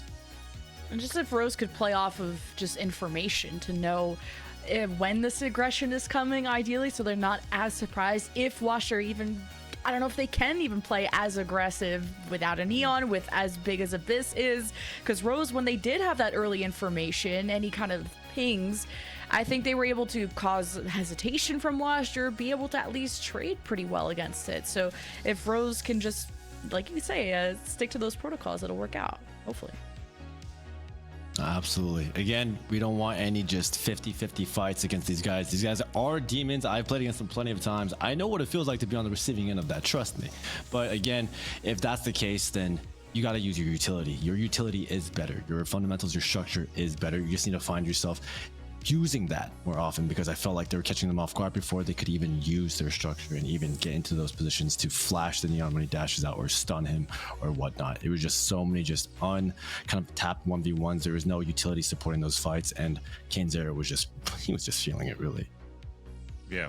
And as we finally get word here that we're actually loading players inside the server for the second map, make sure, chat, that you keep the interactions high here on twitch.tv/SOAR. For those who there are doing some giveaways courtesy here of Asus ROG and also of Intel. So make sure for the first giveaway, you are spamming RAZE for the Canadians, RAZE Oh for the Americans, Zed. if you're at least 18 years old. So you have a chance here after match number 2. We're going to choose a winner within the chat. You have a chance to win one of those ROG routers, Wi-Fi, mesh, awesome stuff. Looks like a robot from Neon Genesis Evangelion, and get that stuff done. And this is our semi-final, by the way, y'all. So I don't know if Wash will get the 2-0 Already. here, and then we'll have one more match to cover. Of course, who's going to qualify to that main event. And off stream, we have, or on another stream, I should say, observer only, we have Turtle Troop versus Core facing off. So we'll try to update y'all as best as we can on that one. All right, let's see if the Ethos Yoru is here, at least on one side. Okay, Ethos, initial quick reaction. There you go. I mean, I love Yoru. I mean, Yoru on this map is very good. The lack of a sentinel on Wash side on Abyss is really weird. It's really gonna be. If Rose lose this, I don't know what to say. I really don't know what to say, because you're running a Yoru. This is the ultimate deception comp, the ultimate deception map. If you can't abuse the holes left by not having a sentinel and the lack of their information of just having a Sova, then I'm not quite sure. I would be frankly pretty disappointed, because I know Rose have what it takes, and they're good players, they're smart players, and I just want them to be able to find just the advantages they have with their structure, and this team comp, it's superior. Well, thanks so much, Ethos. We'll see if Wash can get the 2-0 against a different team name, but maybe the rise of Rose on Abyss, their choice of map, and coming in with a lot of the agents they played in the past. But the ISO Vans, I'm a fan that it's in the hands of someone like Kane, a very feast or famine type of agent. Yeah, both of the teams actually playing double duelists in different secondary duelists, one being a Yoru, the other one being the ISO. But yeah, just to continue the point that Ethos was mentioning here, by not having a true sentinel here on the side of Wash, but also even for Rose, they don't really have a sentinel that's finding information for the team too, right? They're leveraging they're not leveraging a Cypher or KJ for the mid control. They're actually using a Deadlock and an Astra for extremity controls on the defensive side, which we're actually seeing right now. So it's a great way to play it still, and we've seen this happen. Actually, you were able to witness that with me as well, Lemon Kiwi, over the weekend, where you actually have a lot of these double duelists slash Sova playing a buddy system to take control of middles, extremities, while the other ones are trying to anchor through, right? So we'll have to see how that moves forward. Well, who needs a sentinel when you plan on going 12-0 on the first half, maybe? I don't know, but Wash, it's not going in that direction so far, being a man down. A lot of injuries, too. They've been met by fire from Rose, defending the site heavily. Not playing for retakes, playing for war, and Wash are left with just shot up and mocking. Couple classics, spike tap, so Rose are like, where is that getting planted? They're shot up with the swing and really taking the attention, so someone like mocking could get a better angle, but Rose are playing the dance, and it's the defense with pistols. Definitely tough to try to recross too when you don't have any stars left here for a shot up. So when Mark is trying to recross back from the pillar into the A main, he gets caught literally. And playing against 2 ghosts long range, very, very difficult there towards the end for Wash to get anything done. But great delays being thrown up here by the defensive side of Rebo, and that's the other thing, right? So you don't have the sentinels to work with on the side of Wash, but you do have still some great stall capabilities with this double controller between the Clove and the Astra when they're going to take the defensive side. But at least for now, we'll focus on the attack side for Wash, grouped up together, going for a force buy into the entrance. Oh my god, he actually did hit him. Ion just like an eagle in the sky with a Bucky, and okay, that didn't work out. One enemy It's just scrappy. I don't even know what more to say. Wash getting to play their style. They're happy with this round fitting that more. Now it's Truth in a 1v3. If there's anyone I believe to do it, it's him.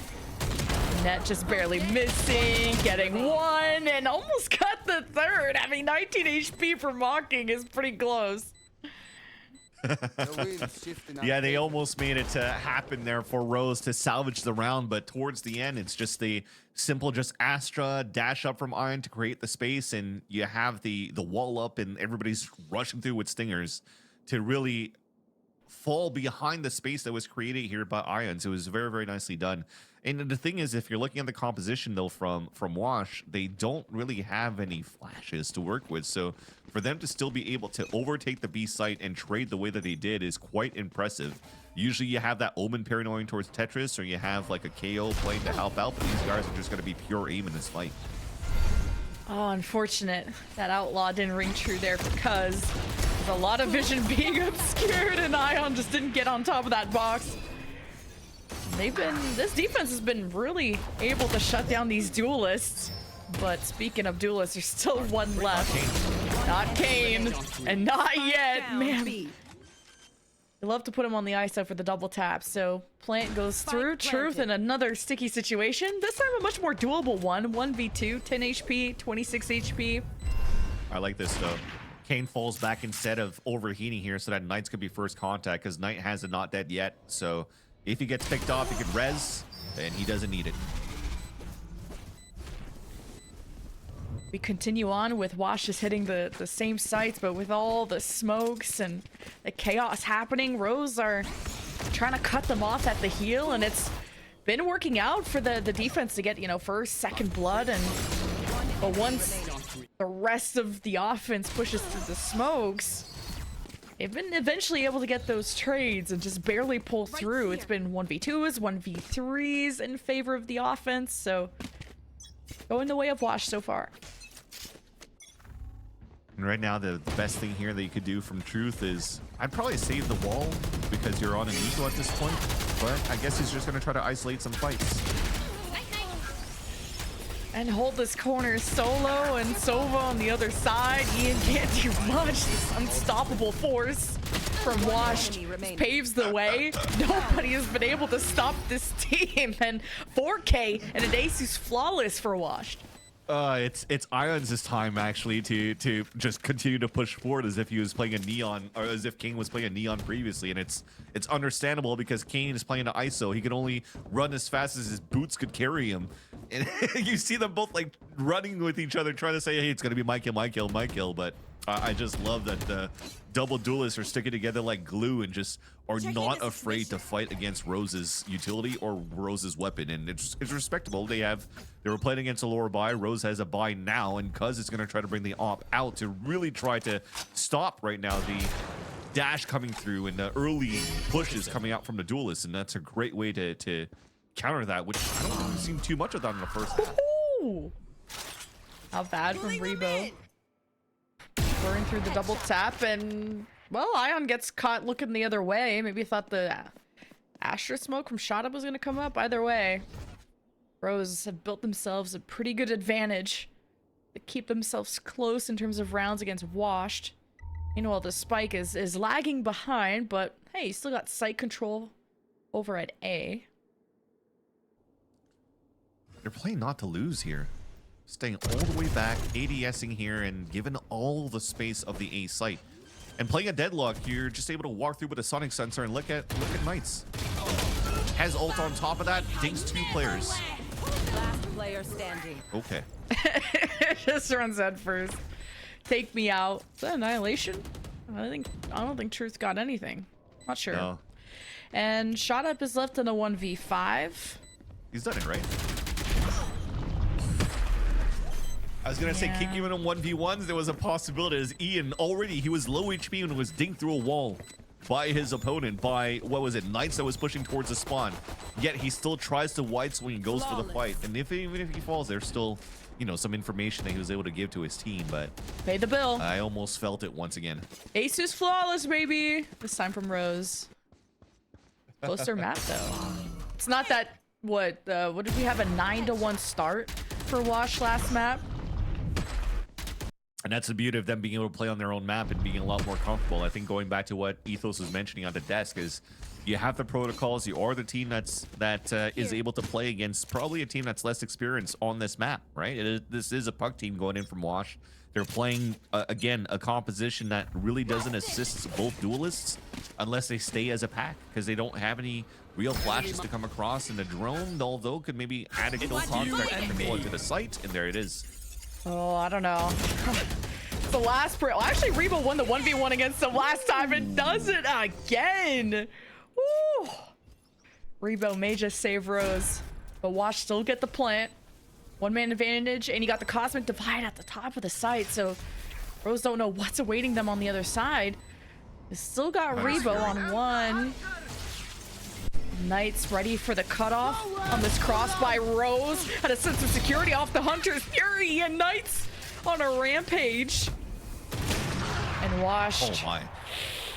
You got a 3v3, but it's an Odin versus Nob, and you got a class. Or I don't know if the knives are still out, but okay. Clam, lucky there. Took a bit. Backstab.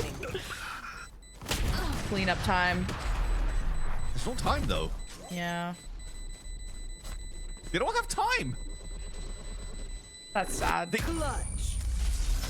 I think they were trying to make the bigger play here from Clamrun.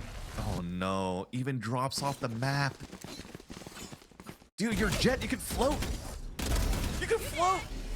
Yeah. That is just unfortunate there from Rose. I mean, everything was pretty good from beginning to the end until this moment right here. Clamrun, instead of just running up and getting the pick and supporting his team for the retake to make sure that people could turn around from the B site to fight back and trade back against over there. Against Ursova dying, against Mocking dying, but they were just too slow to engage towards the end and just lost on time. Double tap leads the way, but Kane has been unlucky against someone like Rebo. This time won't be in the middle of the map. Will have to face against the truth. Smokes may delay things. Orb being grabbed. Rose trying to meet this, trying to challenge this. They'll have the clone of Yoru step forward, and still not enough to give Clam the edge against someone like Knights. And Washed haven't dropped any bodies. And they've barely dropped any health too. At least Ian will have some information to work off of, but he's got to wait for everyone to get in place, and Cuz is taking a while to get on this flank and may get timing against Ion, who just turned away. Don't want to drop this off though, and Ion's just better with it. Now Rebo in a 1v3. 3 versus 5 before. They should have saved that one, especially with the op that they had previously. That unfortunately just got lost here by Cuz. And I gotta say, it's a great idea to have the op out. There's no real flashes that's gonna really get you off your position.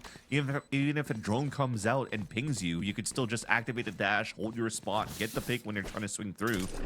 And the only thing that's really stopping you from getting a clean shot is if Kane Zero is gonna pull up a wall when everybody's scaling up. So I think it's one of those moments where, again, experience comes through from when we just witnessed that previous matchup from Turtle Troop against Maryville, where if you're in these unwinnable conditions of like a 3 versus 5, you've lost map control, you don't have utility to try to retake the site, you have an op on top of that, and the op is not with you as you're isolated at different spots around the map to try to retake in 3 individual angles. You just got to count that as a loss and try to save those weapons into the next. Yes, I understand that they could still buy within this round because they have blade storms and whatnot, but this could have been another situation where they could have saved those 3 weapons, have a blade storm, drop it for somebody else, and still have an op on top of that. So it was just unfortunate for that part, and I think it's all on the call here from the timeout to maybe more in terms of like slowing down the maybe the pressure that they're currently feeling within the last 2 maps, with the amount of consistent pressure that comes out from Washed. And again, winning these fights on how aggressive they're playing, how aggressive they're pushing towards the spawn, and really catching Rose off position, off these rotates. And Rose can now lean on their back room of Rubies and Jerry. See what they have to do next with an economy that could be dwindling. They got knives. They got dimensional drift. This half shields. Could have had an op. Could have had an up, yeah. Could have taken away the op out of Ion. Yeah. Got lucky enough. Look at this mid push out of Rose, and Ion's gonna be detected. That'll back him off and gets caught. And Rose's mid push is being discovered, so Wash feel like their decision has to be now. And they'll push off the ISO wall. The smoke at the top window. There's the drop from the Sova of Ian. And it's an all-around convergence from Rose to surround and conquer Washed out of this round. Okay. That's an interesting round towards the end. Ion starting things off with even just going for a peek down towards the library with the op and then gets pinged by a recon, but doesn't think that there could maybe be added pressure behind. Remember, you're playing against a composition that has a Yoru, a Jet, and a Sova, and a double stall, really, with a Deadlock and an Astra. So if you're going to see that recon dart, there's mainly chances that there's going to be one or two duelists behind that recon dart trying to push for control. And maybe not read here by Ions, and it gets picked easily by the ADS coming out here from the defensive side. Now we're going to stop the tempo here, or we're going to change the tempo, rather. Ions is already moving through and crouch spraying. That was... In that one, go 1 for 1, and Ian picks up for the advantage for the defense. And Wash just also have one Sheriff. Not ready yet.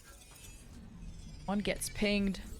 But Rose waiting for everyone to get into position. It'll need the numbers, and they're all coming through one angle, though, especially with Knights maybe trying to get the cutoff against Rebo.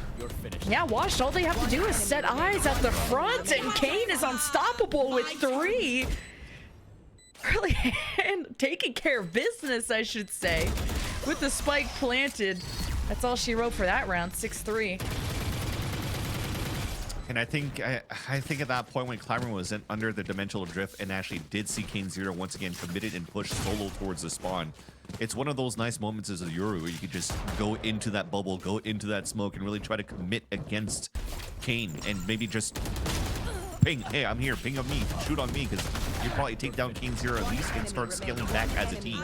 But instead he throws 2 flashes and hoping that those 2 flashes is actually just gonna blind Kane so that the other 2 could swing across and fight him. But I think at the same time he maybe even blinded one of his own teammates, which didn't allow for them to be as coordinated to swing back towards the spawn. So we're gonna continue with fast tempo from Washed. Ult war picked up. Owl drone to maybe go with an ult right after. Yeah. Nice shot to start things off for me, though. Good early info from Wash. I mean, Truth has liked to sit in that corner before. It's been something Wash have been able to handle in the past, and with the Hunter's Fury, it's causing a lot of pressure for Rose, who just get dismantled before Wash even stepped into the site. And haven't even done that. They've swapped over. Because look how deep Shot Up is into enemy territory. And Truth and Ian don't have full health. This could be a 2K. Oh, but the trade there in time for Truth. 1v2. Spike planted. Annihilation as well. The first contact is just Knights with not even needing his teammates from to help him out from mocking. But yeah, you talked about it with them pivoting back towards the A site when you already had Shut Up push towards the spawn of B. It's just because of the Hunter's Fury again from mocking. It really pushed some players out of their positions. They now found out that there was a huge stack from the over on the A side. They even got the flanker towards middle. It was easy for them to rotate back towards the B side to go for the plant down for Wash. So unfortunate there, but it is a round that was much lower in terms of the economy for Rose, and they're still able to drop 3 players in the process. You see that the buy is not. Show me a target. Well, actually, the buy's still pretty good no matter what in the next round here for Wash if they lose this one. Kane leading bad and gets the win against Rebo this time. So Revenge. aggressive. 2 rounds left in the half. And ults to spare. No distraction. Who are you gonna pull this time? Ian.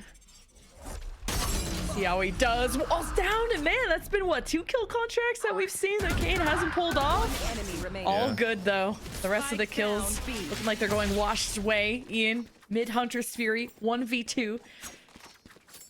But why is he going towards A though? Caution here. He killed the spike carrier with his Hunter's Fury. He's got a hunch. I don't know. Nope. It's the wrong one.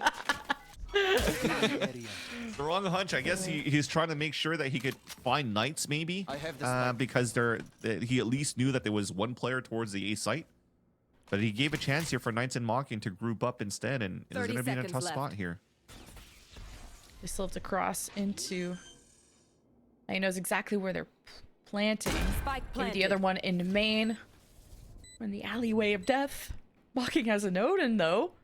So Enemy it's remaining. winnable. Yeah, for someone like Ian. Sonic towards the window. Taps the spike with his back turned. Yeah, so 8-3 going into the final round of the half. In the half. Yeah, he was still anticipating that Knights was somewhat lurking somewhere towards middle. It was going to meet up towards spawn or Ivy, which is why he's probably still looking towards the spawn, and that's the issue. Now that you're so focused on trying to find and isolate that 1v1 somewhere across the map where you have no idea what that person could be, then you're still playing under the unknown, especially after I think even Mocking did a mistake there, because he was already pressed up towards an area. They knew that their opponents was going to come in from the spawn because he used a Hunter's Fury there, and first contact potentially should have been Knights. But Knights is still able to clutch it, and yeah, this round change of pace, and Mocking is going to...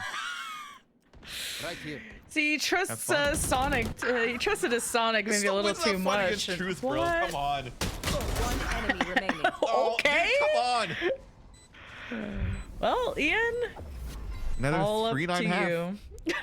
Flawless. Dude, why is it like that? Why is it that Wash in round number 12 is just gonna start trolling all over the place, get a 9-3 half, and then Switching suddenly sides. it's gonna be a 13-9 finish? Mocking was just showing us the lineups, both on, well, in another galaxy with the Sonics and on to foreheads. Yeah. I should probably play some Educational stars in balance. This is in Japan, right? I should do. Oh, So then Don't is quiz me. Recon darting towards... That'll work. Oh no, Split is Japan. Or is there 2 maps in Japan? Is there Split and also Abyss in Japan, chat? Abyss is in China, dude. That's what it is. So he's reconning from China to make sure that if it goes to a 3rd map, he'll hit the recon on Split. of course. Trying to That's see what where the W is coming from. Yeah. This is a full mid push. Just being able to kill the 2 duelists right off the bat is also pretty nice out of Wash, but it's pistols. Anything can happen. Knight's early spot, and you spotted a lot of people mid too, so that is great info for Wash. And then Kane takes advantage, got an early shot, body shot into Truth, and double tap helps him out a lot, but he got netted, and great reaction out of Truth. Numbers even. Nice. Oh, the sheriff shot is nasty. It's coming down to the wire, 2v2, but Ian's pretty hurt right now at 20. He's got the spike coming over to B. I like that Rebo's been able to explore deep into sight, make things safe. Standing ahead. Yeah, but him reconning there just gave himself the tell that he rotated back towards the spawn, and somebody should be lurking up, and Shut Up did not expect that Rebo made it all the way through towards the spawn. At least Mocking has information on the last 2, and a shot dart could take down Ian, but yes, Mocking has aim, but I haven't really seen Mocking clutch too much in his career.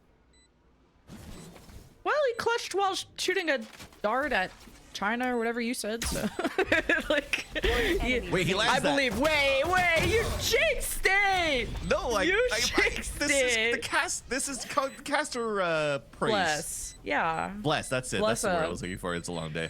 Mocking is not real. I feel like I'm in a fever dream. Good clutch though.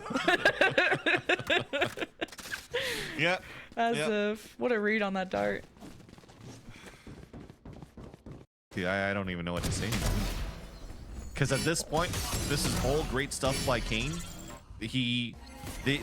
One, Rose has given him a lot of respect, and 2, because of that respect, Kane is able to just go left and right, activate the shields, play a sheriff on top of that against his opponents, and just yes, he's able to get taken down, but eventually at that point they've lost 2 players in the process. Wash has still so many players to trade off towards middle, and thankfully because of that lurk you're mentioning by Rebo, they're able to get that plant towards B, but unfortunately gets caught by Mocking's shot guard. Okay. A little Whoa. bit. No peeking. That That was sick. insane. Nice Bucky play. Now washed around the corner. Up to Kane to break through. Now he's barriered from escaping, but not like anyone's really challenging him right now. Flank goes planted. through. Washed around the corner. There's a deep flank for Mocking, so team can buy time. This could be good. It would be smoked off though. Meanwhile, I think Rebo went to get a snack. Either way.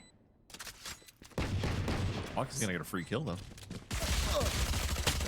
You jinxed That's it the again. Casa curse. That's the curse. Oh, Rebo's moving. Oh, it Now is he's like on the that. flank. 3v2. It's fine. It's fine. Everything's okay. Last player Everything's standing. okay. It's all good. I thought you cursed it again too. No. Everything's okay. It's all good. It's all good. It's all good. Oh, thanks, Hedgie. Hedgie was saying that Abyss is in Norway. How is Abyss in Norway? That was in China. I don't know. All good. We'll ask All good. Rito. I don't know my Valorant lore. I only know my Valorant strategies by watching a lot of demos, but it's hard to make something out of this game so far. At least you know how to read. I did not know Rose until 30 seconds ago was for Rise of Scarlet Empire, so. Dude, that's a sick name, by the way. area. I'm not gonna lie. is. That's a I would very have been fun- fine with just fun little Rose. org name. Yeah. Yeah, so I was told, according to our DMs. That said, though, Wash, I mean, at this point, it's another one of those moments where it was still a forced buy from Rose that came through on that previous one that was able to bring this economy quite low against Wash, so they have a chance to fight back in this game. And that's what I finally wasted enough time to wanted to talk about that nice little peek that I saw from Cuz in that previous round. He went from sort of a Mike Tyson peekaboo swing. He dashed down the ramp to updraft to actually catch his opponent off guard on Tetris. That's a tech that I haven't seen yet from a Jet on how they entry towards the site. So that was pretty cool. Well, Rose lasted more than 8 rounds, but they are still 6 rounds away from catching up to Washed. Defense holding site. Okay. Decoy down. Lot of info from the defense. Ion exposed too, and well, the scout can only do so much, but I Yeah. see Clam doing a whole lot. Here's Rose coming alive, but lurking really close as Knights and locking in for a trade. Can't do much more. It's Kane with a Bucky. Sure, man. I'm sad. I'm ready for this. Nah. No way people are gonna escape through Ivy on the blast radius. So this should be pretty good. I think at this point you saw what Wash was trying to do here, just hoping to do some armor damage with the one-on-ones off the Marshall if Ions wasn't able rather to get some headshots, which is why Knights was positioned in there with the Sheriff so that they could do and carry on with the body shots after to try to get some players down. But just too much utility coming out from Rose on the execution once again, something that Wash didn't really have in terms of site takes and retakes. So this is looking pretty good for Rose here. I think they're realizing if they're continuing to, move with as a death ball against Wash, there's not any real way to stop them with the exception of what Wash has in terms of aim. Still a lot of work ahead of Rose. Annihilation, Hunter's Fury. That's pretty close. Good options. And you're able to full buy, which is always nice. Now stacked on the A side. Not gonna be Standing ahead. any sentinels to stop this.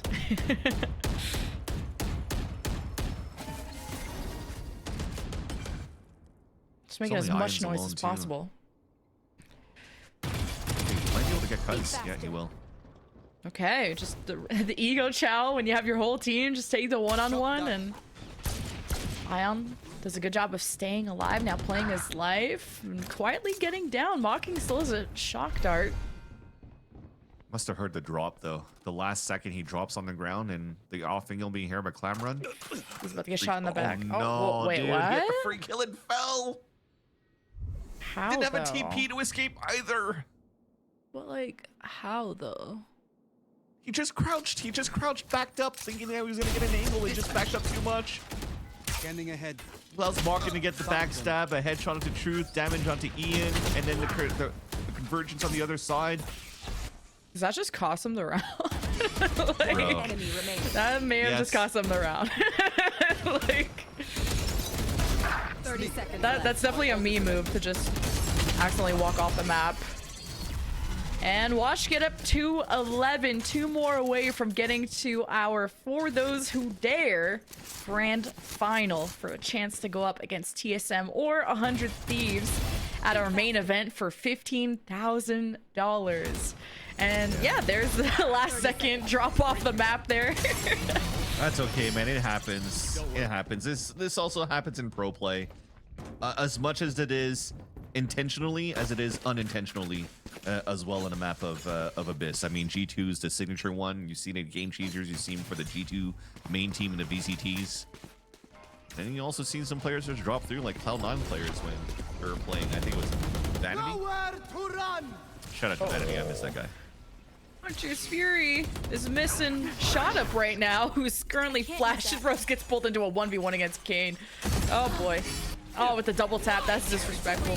But a one-man advantage, no traded annihilation. Now it's chaos with the defense. Nothing obscuring them, and Ion caught on the jump. Player standing. And Truth holds the angle, and it's Rebo nowhere near the action until now.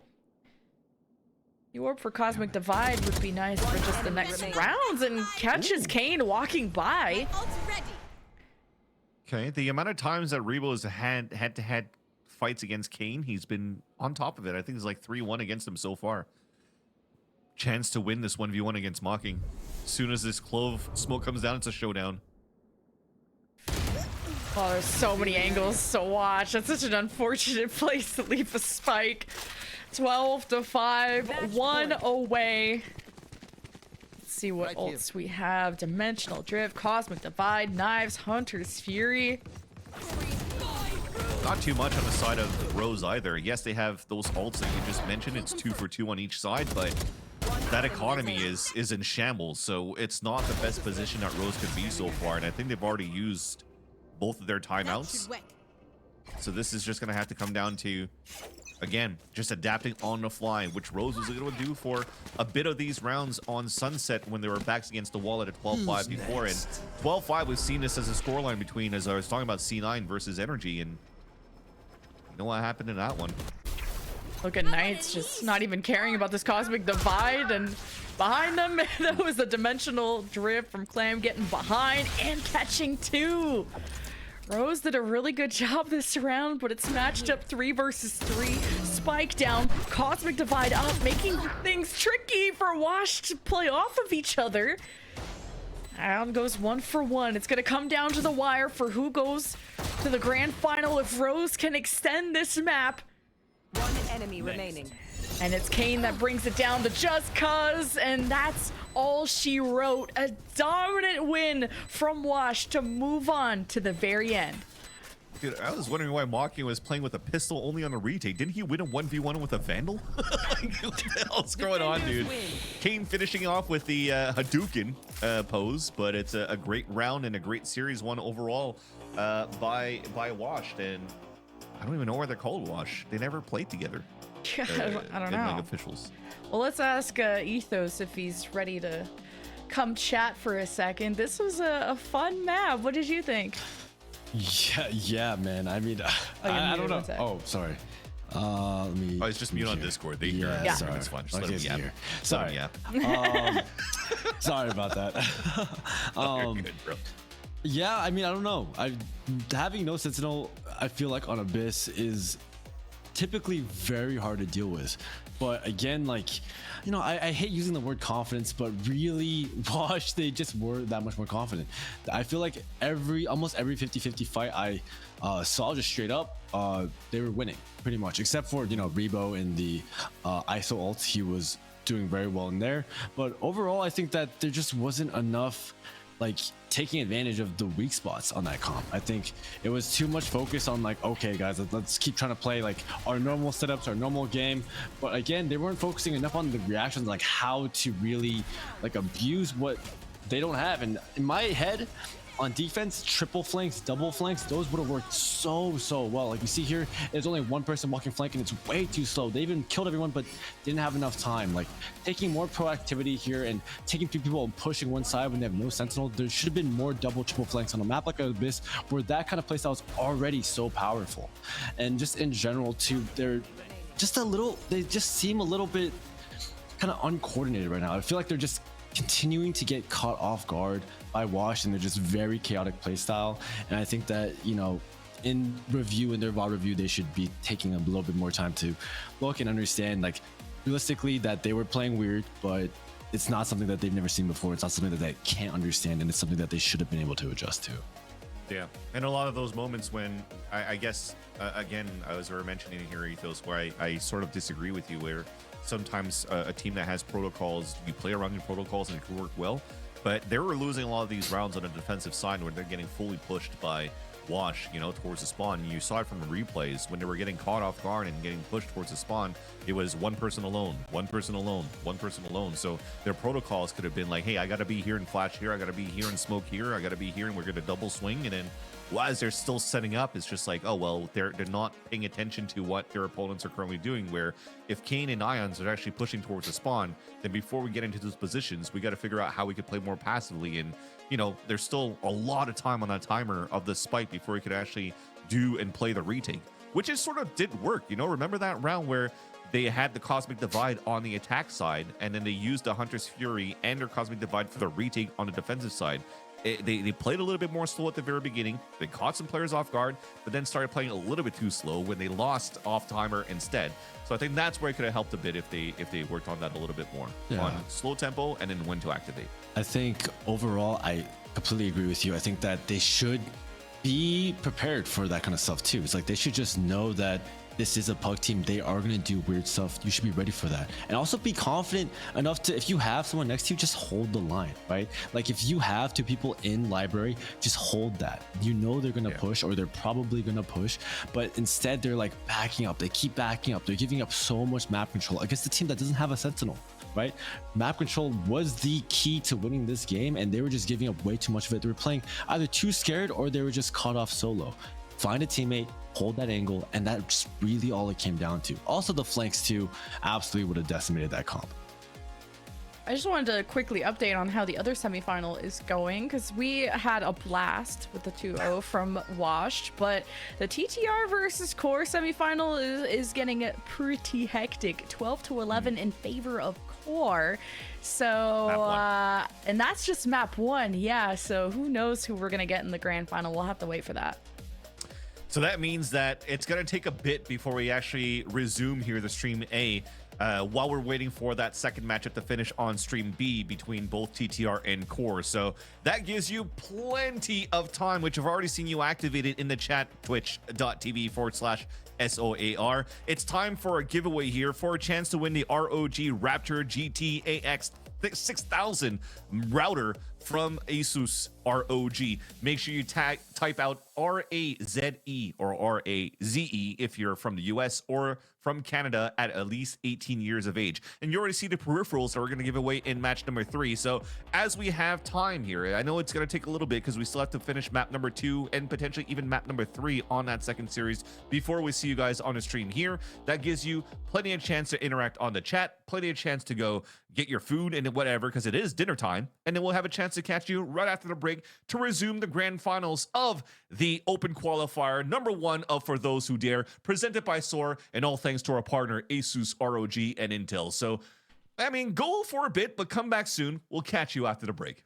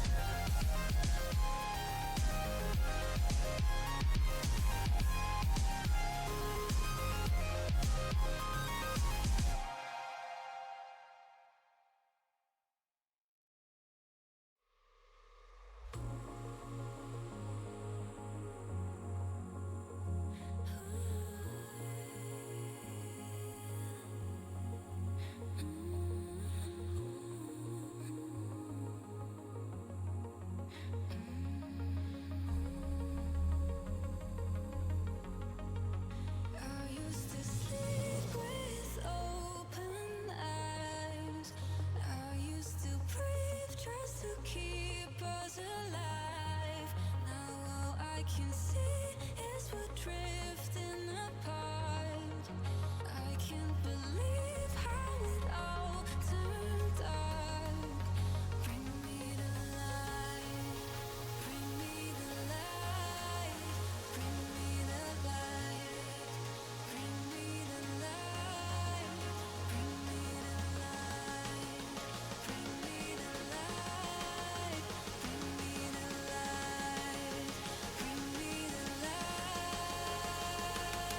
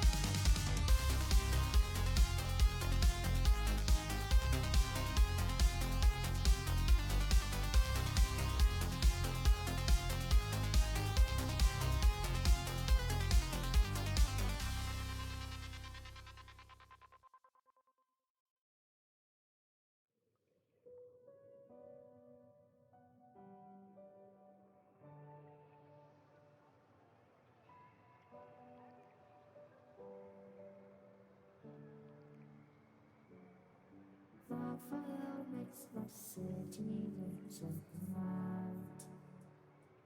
Close your eyes and just stay tight. We have to go. Stay with me while we leave. Don't worry, just believe me. This journey will relieve us. Stay with me while we leave. Stay with me while we leave. Don't worry, just believe me. This journey will relieve us. Stay with me while we leave.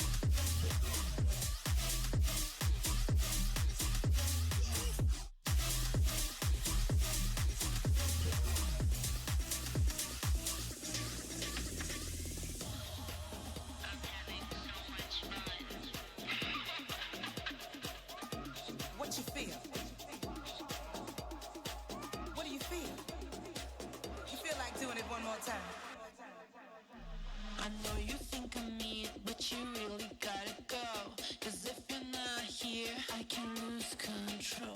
I lose control. I can lose control. If you're not here, I can lose control. I'm having so much fun. I know you think of me, but you really gotta go. I can lose control.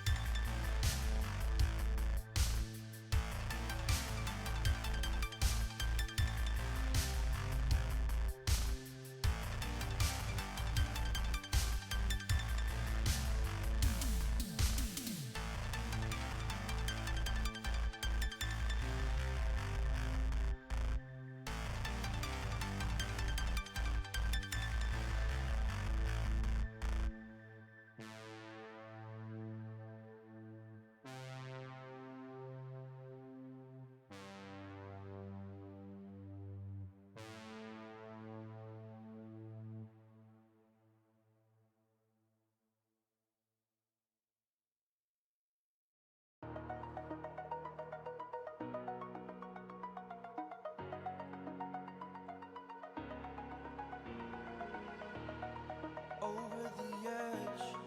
Feel like I'm floating through the air. The pain I felt is paid for, all is said and done.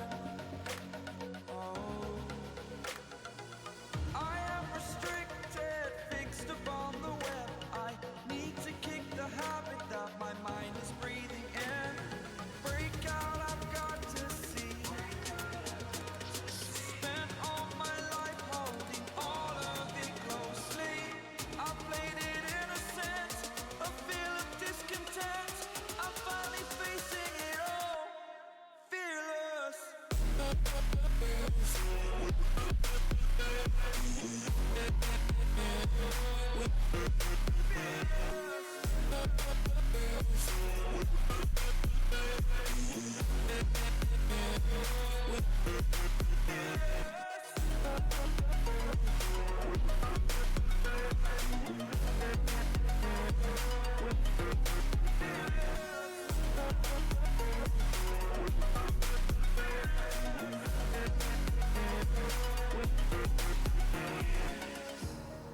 Burning the bridge that keeps us.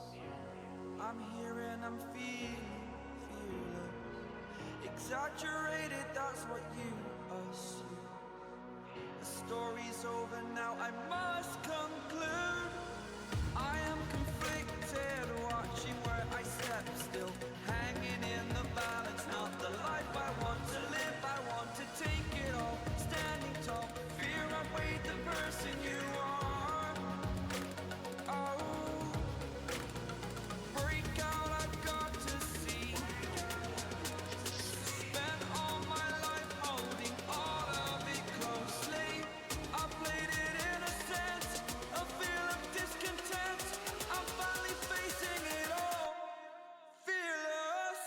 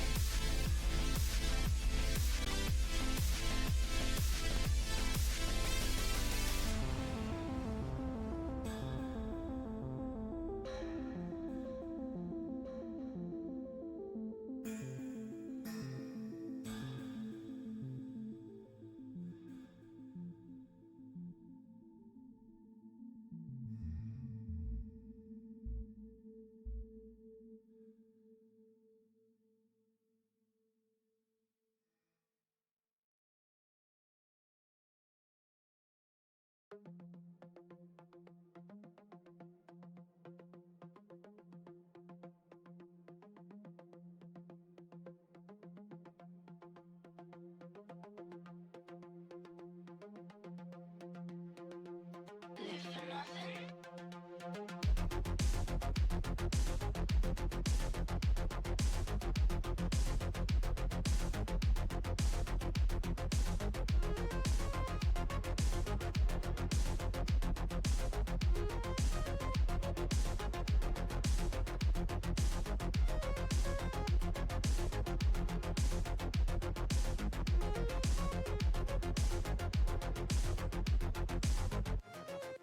I am a failure, and I love it. Deviant.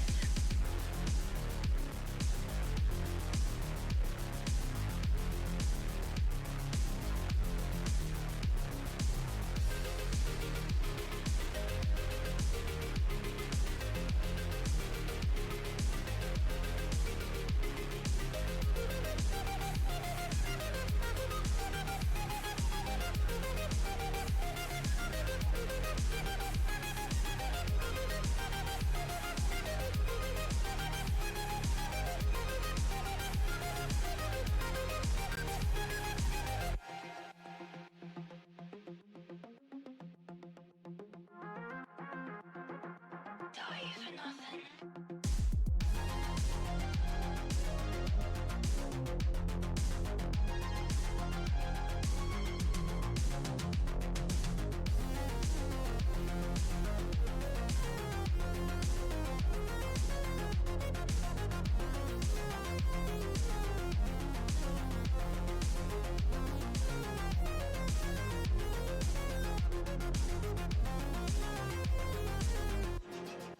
I am my own friend. I don't need anyone else. I'm just like you. Deviant.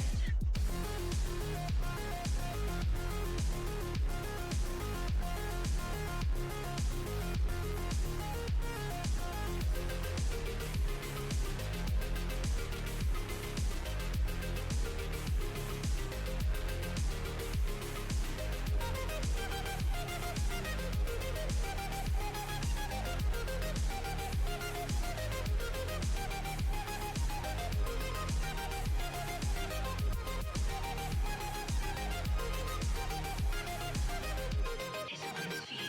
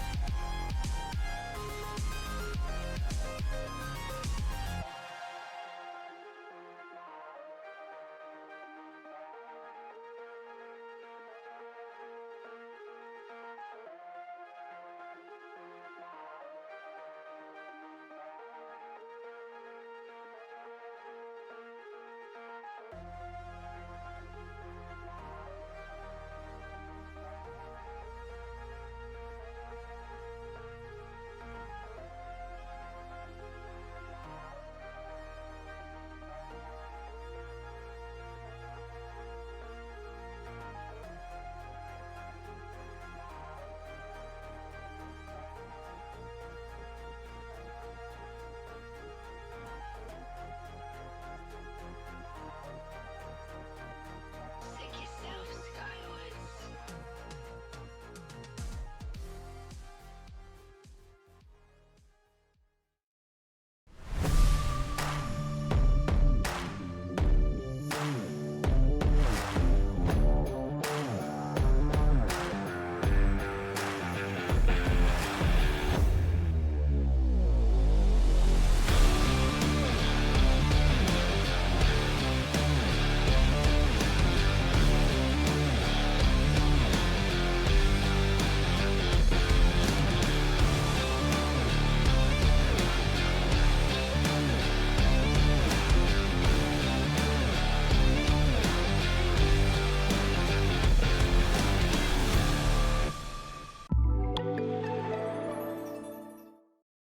OG in search of incredible. Hello, it's us. Hello, welcome back everyone to the For Those Who Dare tournament. Once again, this is the grand finals.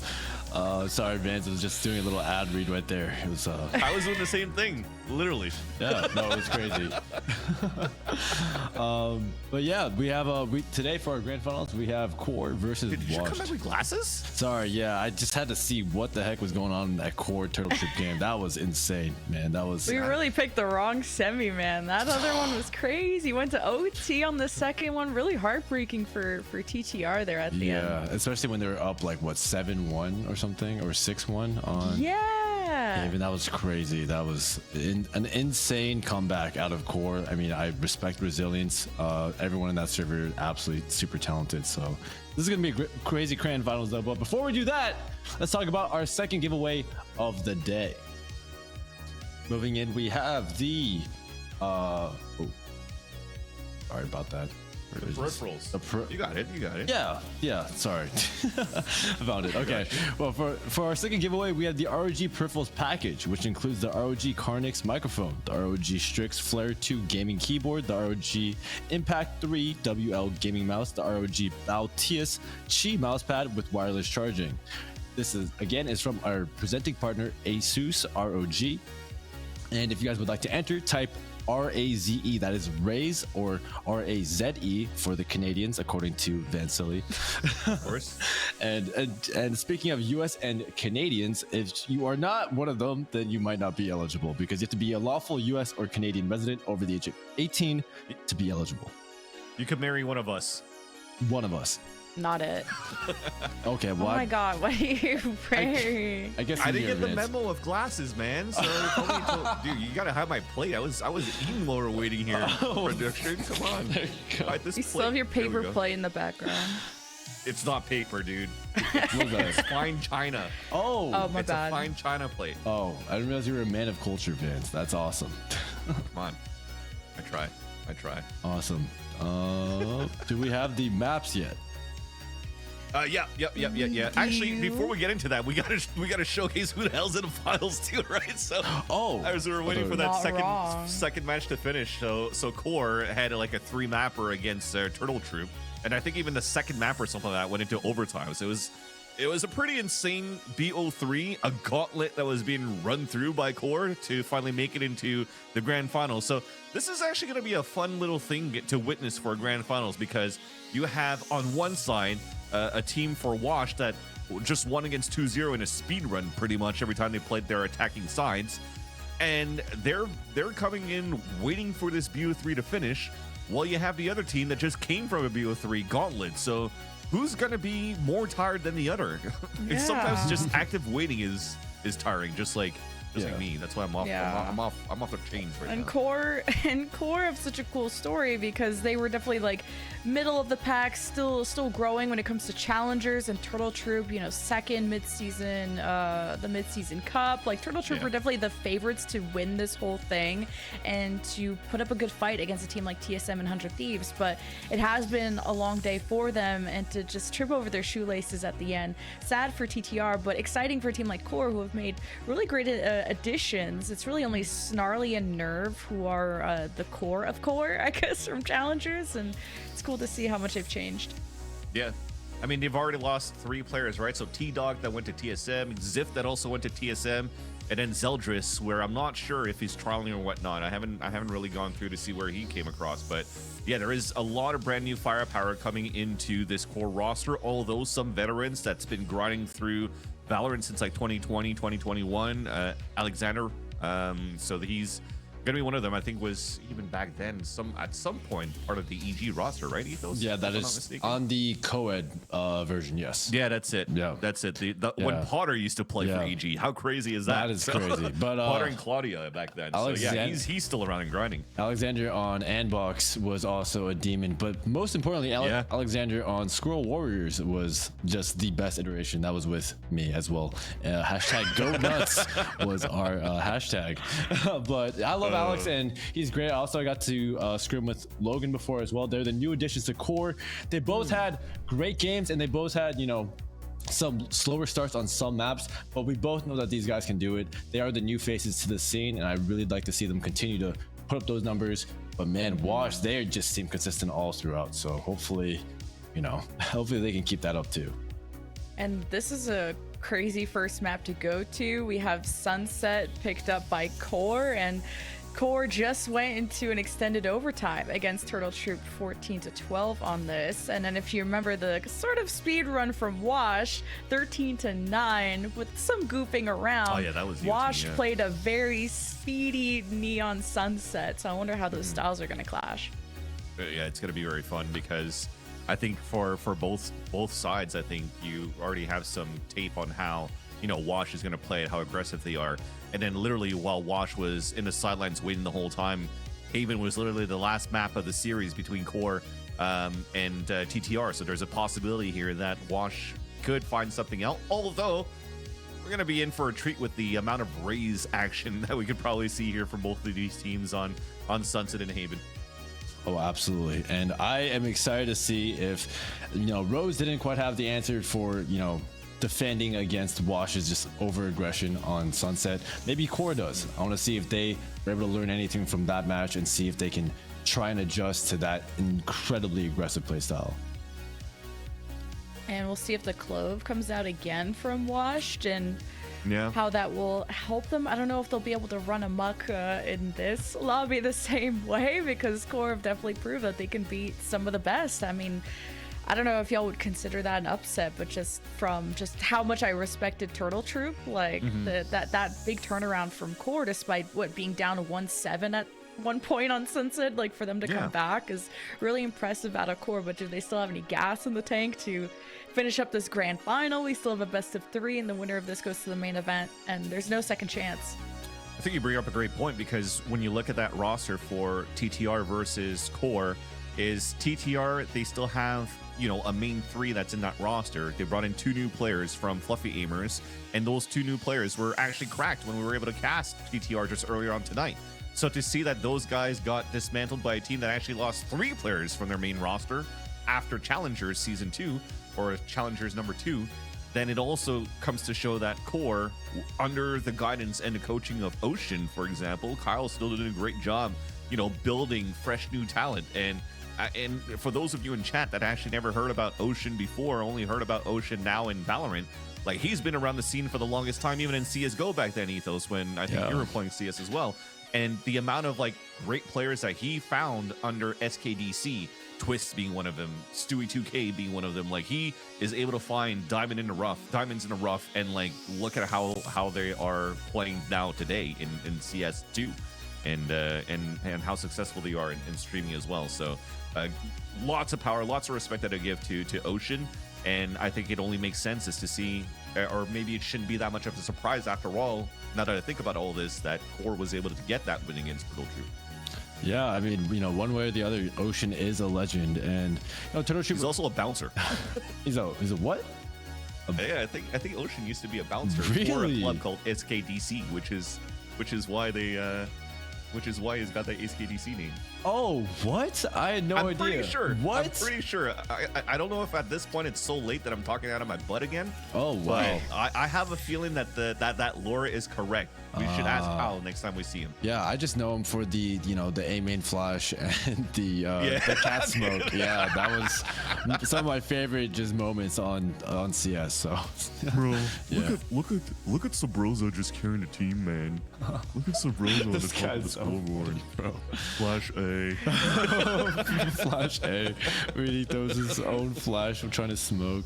That's a good moment for sure. But yeah. Oh, I love Ocean. Yeah. I mean, I guess in a sense though, this is a lot of like old faces on Core. Like Nerve's been around forever. Alex has been around forever. Ion, Kane, Zera, and Knights. These guys are more of like the unproven, but just like kind of they were like the ranked warlords. Like obviously people are just giving them more respect now, the respect that they're due. And I'm kind of excited to see it feels like new versus old in this. So I'm really excited to see what happens. Let's get your first reactions to the comps. I'm not expecting anything weird. Oh, the ISO is a different look, because we thought we were gonna expect some neon out of Washed. Yeah, that's actually really interesting considering how well Kane Zera did on Neon the last time they played, but I guess they realized that honestly this makes more sense in my head because Kane Zero just running out by himself as Neon is a little less viable when you have people who are actually going to punish that. But when you're playing ISO, you can take those 1v1s a little bit more consistently, and you can also do it with teammates without really creating space, because it's hard to keep up with the Neon on your team when they're trying to like capitalize on space or timings. So this makes a little bit more sense if they're going to go for more aggressive fights and just take fights together as a team. And again, that's what we want to avoid as a pug team, or avoid as a team playing a pug team. You want to avoid giving them those 2v1s, those 1v1s even, because that's all they're going to be looking for, and that is their win condition. So yeah, makes sense to me. We'll see if it gets them the map win. Thanks, Ethos. We'll check in with you in a little bit. And this is our grand final, everyone, of those who will dare go up against TSM and 100 Thieves next week. It all comes down to this. And Sunset, a map that washed rolled, but with a much speedier composition against the core, who fought tooth and nail just to get to this point. We'll see if they still have wind in their sails. Yeah, it wasn't that long of a break that they had between these two maps, right? Versus Wash, who again has been waiting a whole BO3. So the waiting game, I mean, if you're looking at it on the setup already on the defensive side, from the side of core, they're already expecting something where it's kind of like a good counter to a composition that would play a Neon, sorry, with the splits that you're trying to do towards the B site, which is something that Wash potentially wants to try to do. But they're playing with an ISO this time around, so it might be a little bit different.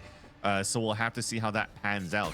But the composition in itself for Wash, very difficult to play around as well. There's not, again, too many flashes or any at all, and no support around Kane. So there's going to be a lot of individual plays, and that's how you get the punishment. Yeah, and Kane just ended up playing this on Abyss, and didn't look as relentless as, you know, his Neon play from Sunset. I think the double tap was good at times, but those kill contracts weren't always guaranteed. He didn't get that second signature, so it was not valid, and you end up in a 4v4 in this pistol with the spike leaning towards A. Smokes have been cleared. We could have Knights engage against Bonnie here. That's a great start, but going for the heal, then you didn't notice the second player, so Wash are a little bit cut off from the smoke. Paranoia goes through the lane. Wash will be pushing through elbow, or at least splitting things up with Logan playing around box. Yeah, and that's the thing. Playing split up is going to be very difficult too. I've mentioned there's not too much util for them to, even as a 5-man, to get into a site. One enemy remaining. Logan holding it down. He had such a good clutch at the end of that core series, so love to see that. They're warmed up, and a lot of bodies there, but it's core taking the pistol. Very interesting again, and I want to continue with the composition onto Wash, because so far we've seen now Wash over on 3 maps. So we've played Sunset, and then we've played some Abyss, and then now we're back on Sunset with Wash. But a big shout out to Hedgie in the chat once again, who mentioned a little bit of lore on Knights, who apparently only played Clove during the open qualifiers, trying to lead into Challengers 3. So maybe a one-trick pony, but still good enough. It still allows here for Wash to play a double controller, and potentially why they're okay of playing just an ISO, because they could utilize Knight as well as that aggression as like a weak arena, but with faster speeds when you actually get a kill. So there is good tradability opportunities they could do around this comp. Missing out on that second initiator, though. That information, like if you were to run a Sova or a Breach, it definitely limits the options offensively. But so far, you need warm bodies to get an offense going regardless, and your only initiator is now gone. So Wash will have to get this information using their eyes. So the door is open, though, so it should be easier. But Nerve against that whole army is going to be tough. Hey, but the power of that ISO shield will help take a brunt of that damage. Like a shot like that is Bonnie now playing mind games. But Washed converging on the site, and the spike's also at the other side of the map. So this is a great distraction here from Washed, but how long will it last? The spike still hasn't even been planted during this giant stall, so Ion's gonna do just that. What a huge round there. by Knights. It's going to leave it in a 1v1, although for sure Logan's going to hear that the spike's been planted towards the A side because he didn't hear the tap towards B. So if he books it across here and is able to win that 1v1 against Ions, he's going to force Knights to make the first move. And you're hard to see Knights rotating across, but now the ADS, he doesn't check back, so this is tough for Logan to win now.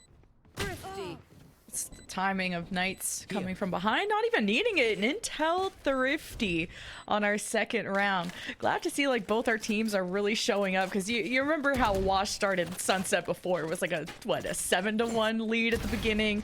Different comp, different opponent, but really respecting the competition, especially if you maybe expect a Turtle Troop or just whoever was going to come out of that series. These are two very talented teams, a very stacked side of the bracket, and for Core to emerge, Wash knew they can't be playing around. And if this continues in this way and Wash is able to win this best of 3, that means that they're going to be the first team qualifying into the playoffs, like you mentioned before, playing against TS700 Thieves. And I think officially, as you know, Ethos mentioned it in the green room where we were chatting, is like, man, maybe Maka will have to unretire himself for the 8th time. So I'd be down for that lore. I'd be down for that story, but I'm also down for Core's story right now. As I've mentioned, when Ocean's able to find diamonds in the rough, Bonnie's somebody that I didn't hear about too much. And if you look at his VLR history, he's playing a buttload ton of Neons or even just duelists overall that brings hyper aggression. So I can only think about a cracked duelist aimer. Oh, no one was watching Market for Wash. They pushed someone deep sight and thought they got something off the Prowler from Mocking and just tunneled on that kill. So sacrifice a body there when ultimately this could have been a much more successful push. But look at Alex go with 3 this round alone. And this is mostly Sheriffs coming out of Core versus, you know, SMGs out of Wash. This could be a big round. Mocking. The timing. Just the 1-2 punch, leaving Logan the lot ahead of him, knowing there's one at the top side, but where's the second? Time running out, and that's going to be all she wrote for that round. Still some great damage, man. I don't know how the hell Alexander Rosa was able to get 2 kills with a classic like that. And when there was already utility in the back, they isolate. He's all by himself. There's 2 players facing him, and he still lines up 2 of them like that. Even get to 3K in the round, like that's a great way to bring things up and even help out or maybe into these moments where you have an opportunity. Most likely a neural theft is available now for their side on the defensive side. Yeah, so they have it right now, which then could allow for you to work the map a little bit better within these early rounds, especially when I try to go for a chalk play. And that's the beauty of running a breach on defense, or just a breach overall. Rolling Thunder is so good for the retakes too, but not a lot of action over at A. The one-ways have been painful. Wash are just defaulting with mid control, no vision on B market because of the smokes. No lurk over at B. Prowler is gonna send someone over at A elbow. So Washer just really keeping them in check and not giving up too much map control. And now with mid, he got an opening pick. It's someone at the back of mid. So I think Snarly's gonna need some help. And even still has a fall line, flashes and everything, but just pressuring them back and respecting that and just waiting for Wash to cross. And that's the good thing about Wash. What, you know, we're praising them for is the buddy system, how good they are of plugging it, but making sure they're watching each other's back. Great fade, seize, and aftershock to push players out, but when they swing to try to take the person that got seized, you saw the second one there. A second player from Wash comes out and gets that pick onto Logan, which now allows for them to open up and split this A site on a weaker hold. And now when you have Fade Util, you're able to re-clear this site. Plant ensues, and man, Core is pretty split from each other. Neural Theft available. They need a corpse to use it on. And Alex is rejoining Nerve, but Ion is watching. Yeah, Ion is watching the flank, so Alex will have that duel, but Core are simply outnumbered. And at this point, you just save your gun. Yeah, it's the smarter play. You say he had to throw Neural Theft to try to find a body, but the whole time, if it was actually an actual game, he would just be like, give me, and he can't do it because everybody's still alive on the other side of Wash. So you're about to see the spike detonate, as it is going to be a Soar flawless, and a great way here now for Wash to continue answering back off the scare that they potentially had when Alexander was able to score a 3-kill classic on the previous round. Things dumbed down a little bit. The dust has settled for a little bit too, and they realized that, you know, you got to check your corners here and there. Both of the teams had some of these mistakes from that round number 2 and round number 3, but it definitely looks a little bit ironed out, cleaned up now from the squads on how they're scaling up on these maps. So maybe there's going to be a little bit of hint of you know, tiredness, I think, when you're playing a whole day like this of Valorant. There's going to be some of these mistakes that are going to slip, and that always creates like the best Valorant from time to time, because it'll get chaotic and you'll have the best shots ever. I did feel a sleepy defense there from Core, but Bonnie is waking up with the overdrive, taking full map control. That's something I wanted to see out of Core, and that's the spike down. Wash will be able to recover this, but that's still critical information. You see all the arrows from Core turning towards that right side of the map, but never really pushing the offensive half. Core will be up to Bonnie to catch them, and he gets spotted out first. Yeah, so shouldn't have inspected your weapon there. Fortunate. Tunnel vision into watching a sick animation, and you just get picked off by odds, which then resets everything, because that was a beautiful first kill by the defensive side of Nerve, right? He said, guys, I'm gonna activate. Start activating and get a couple of kills. But thankfully with Shot Up Dead, there's still another smoker available with Knights. I'm gonna try to sell a fake here towards his B side, and Kane could definitely be the person to do it. Knights had the spike over on the right side, and I thought was going to have this one-on-one against Nerve a bit earlier, and Neural Theft activated from Ion, knowing how close Nerve is. He's going to be able to escape. Nightfall activated from the defense, thinking the B side is still a hit, considering you heard the B main orb hit, you've got the camera from the Cypher from Alex destroyed on B, so Core very paranoid about this. But now 14 seconds, Washed have sold the fake. Now they got to sell the plant. And that goes down, but Ion extending out. He gets caught. 1v2 for Knights, and goes 1-for-1. Has the ult to have one last hurrah around the corner, shooting through the box. Can't get it done. That's 4 for Logan. A big 4K there for Logan as well, and you know, it almost looked like he wasted that that Nightfall, but just making sure that he throws out the Nightfall and it only catches Kane, then he could trust that his teammates just going to play the 1v1 on that side, and he could book it over on the other end with Alexander to making sure that they could just isolate. Actually, it wasn't even Alexander in the first place, it was him and Nerve, just to make sure that they could try to secure the round on that side. Great positioning, great heads-up play too, anticipating the lurk from Mocking on top middle. That was a very, very clean round here by Logan. He's got to get the defuse, so again, the Nightfall that was used with the defuse on top of that, he's already halfway into his next Nightfall. Couldn't ask for anything better here from an Initiator player as support, and also just top fragging for Core. So Washed back into a gun round. They've won so many rounds in a row and got a spike plan for quite a few of them, so a full rifle round. But they can explode as well. Ooh, Logan has just been such a star for this team, where Ethos talked about how he's gained a lot of confidence as his previous series went on, and a 4K into First Blood. Kill contract secured for Mr. Kane. And that'll even up the numbers. Plant, but it's been a bit hairy to protect this planter, and it works out as Core couldn't around the pillar, had iffy market control, and Snarly still does a good job of winning that. And again, a lot of tunneling on one entryway, with Bonnie coming in on the angle with 2 to swing the round back for Core. This is pretty much what's happening for Core right now. They're just knowing that there's some sort of lurk that's going to happen on top mid.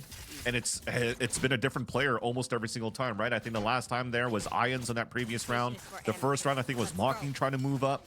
And everybody's getting punished every single time. So this is actually really good here to keep Logan kind of like just inserted up, because they kind of know that Wash cannot fast tempo with... They have no neon, there's no rays, there's no jets, so nobody's going to try to go for any type of like super fast splits into sites. So you could play a little bit more passively this time around and just activate on those extremities where, again, Nerve was doing, is able to TP away on top of that. So really good stuff that I'm seeing from Core in the individualistic department, rather, for their play styles. So we saw the teamwork that they could do on the retakes as well on that B site on that previous round. Wash has to realize here that, you know, walking alone and lurking is probably not the best idea unless you're Kane. But for the rest, they really got to keep up with the buddy system. Core is operating off of great information in the early round, giving them intuition to go for early picks. Wash don't have that luxury with the composition. They will still nightfall onto B. This will be hitting Alex. He's got the assist of Nerve getting into position for the paranoia. He hits that on B main and not Market, and Market is where Wash are coming from. With the double tap, Kane gets away with one, but his team get dismantled at all the angles that Core are taking around them. It's all up to Mocking against the world, and it's Core on top.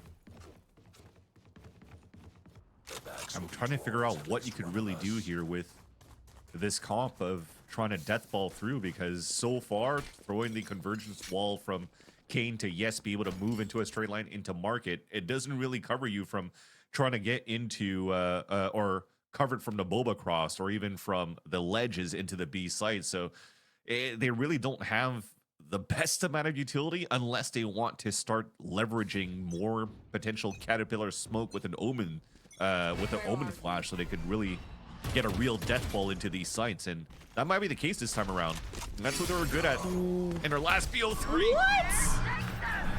That fall line was gonna be a perfect trap play for Snarly and friends of Core, but the bite back from Wash was just better.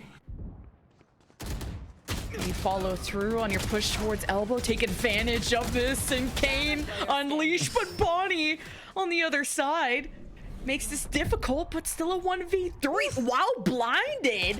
Alex, okay, the GOAT, and on the crouching spike here for the 1v3 clutch. Jeez. I saw somebody in chat earlier on, maybe like 2-3 rounds ago, was like, Alexander got as many kills as the last game, because yeah, I think at some point on Haven he was 1-7, but that was also because he wasn't getting too much action. But when you want him to get that action, he's definitely going to be able to activate. I mean, this guy, as we mentioned, legend in the mixed team of EG, also back in the gauntlet of playing with Moon Raccoons back then to just try to make it into, you know, the pro circuit from the open bracket into the VCT group stages before franchising or partnership came out. So definitely not a guy that you should sleep on. All right, Kane. Ooh, he's been getting better at those. And this is already the round feeling pretty secured for Wash, but we'll see what the Rolling Thunder can do when Mo King around the corner. And the cage wasn't enough to cover his tracks. And somehow Wash continue the roll. And hey, they're only within one. Yeah, it was a nice attempt. I like the idea of throwing the Rolling Thunder and the Paranoia all the way from gate down towards elbow. But the thing is, this smoke that was thrown by Nerve was still a one-way smoke thrown on short instead of one that really tries to cover, you know, the main entrance of A. So as soon as, you know, Wash realizes that the pressure's coming through on one end, the other guys just start pushing across through the one-way smoke, just anticipating or hoping that nobody's watching there from shops. So it allowed really for Wash to actually do the counter crunch onto Core and set up that crossfire for the dub. So a little bit of a nice attempt, but just unlucky on that one single smoke that didn't allow for Core to get the best value out of the Rolling Thunder. And Wash got away with just having Knights jump around the corner, but it's Core that want to strike first, and they strike pretty hard with the overdrive. First blood. Now it's Nerve versus Knights, as Core have a flanker of Knights behind them to worry about. Core surrounded, and how do they get themselves out of this hole while Washed have evened up the numbers? And it's Nerve and Snarly playing together. No breach util, no paranoia, just smokes. Try and get out of the site at least and rejoin Alexander. And so far away from any course to use the neural theft on. Wash get the plant. Now they can explore the top of site where they may be expecting a B site defender like Alex to be coming from. He's about to meet Knights in a back alley, but timing favors Knights. Yeah. The attackers live. Vaughn Mocking emerging from the smoke, and we're tied 5-5. This series is gonna go the distance. Yeah, I was gonna say that they needed that there for Alexander to try to win that fight against Knights, because that would have thrown a neural theft and given information on the last two. I'm actually quite surprised too that Wash through their own hat from Iron, and then realizing that Alex was alone here towards the B site, they still wanted to go for an A site hit. I mean, I guess because of that moment, it was a 3 versus 2, so you have the power numbers on your side on the attack for Wash. So they're just like, okay, well, let's just brute force into it. We already got the numbers. We're already pretty much at the extremity of the site. We'll go in for the plant. And then the positioning was much better here for Wash towards the end. So 5-5 on the score line, and Core is going to have to go on an eco. And a couple of rounds ago, you know, Core has been trying to go for this fault line peak, but as you see, they're putting a lot into Bonnie to do some damage, and if he gets caught, there's not too much left here for them to really anchor in the right spots, because pretty much solo like this. Pretty good nightfall from Mocking. You got Bonnie and friends nervous. And now it's the scramble. But this lane Nerve went unnoticed. The 3 shots, 3 kills with the Sheriff when all of Core had Sheriffs except one Bucky out of Bonnie. What a turnaround for Core. 1v1, the job is not done. The spike is on the ground for Kane. We have no idea where this last player is. We have the safety of the box to plant from. Nerf could pick up a gun now. Rifle versus rifle. Oh, Kane just spotted him. Now you can play his life, especially with the help of Knights' smokes. Just needs to buy some time. Doesn't need to take this 1v1.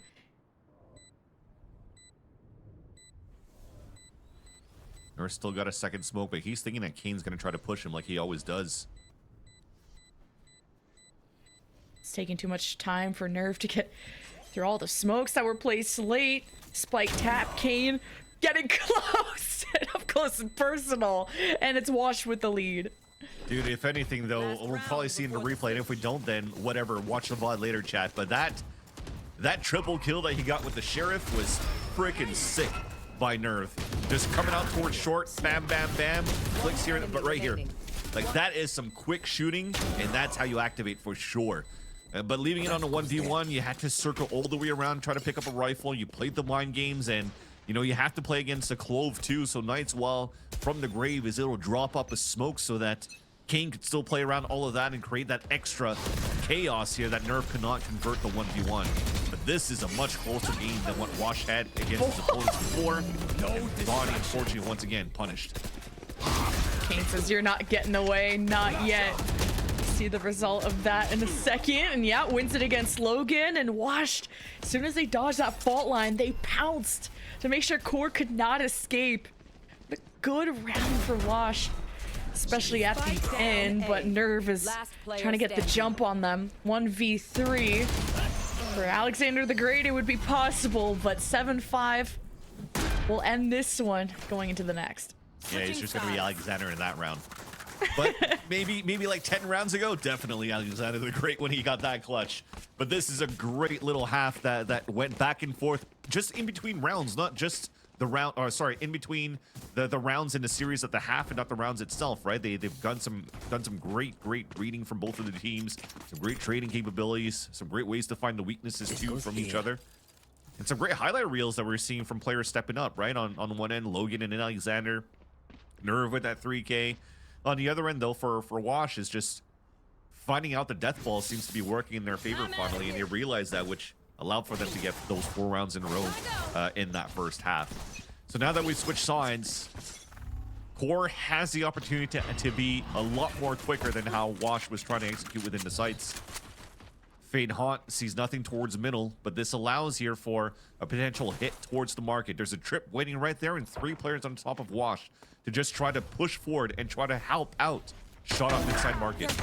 Ooh, there's 3 players at the top of mid, and spike down mid. Ends up working out. Could have been better, but double tap and Wash push forward.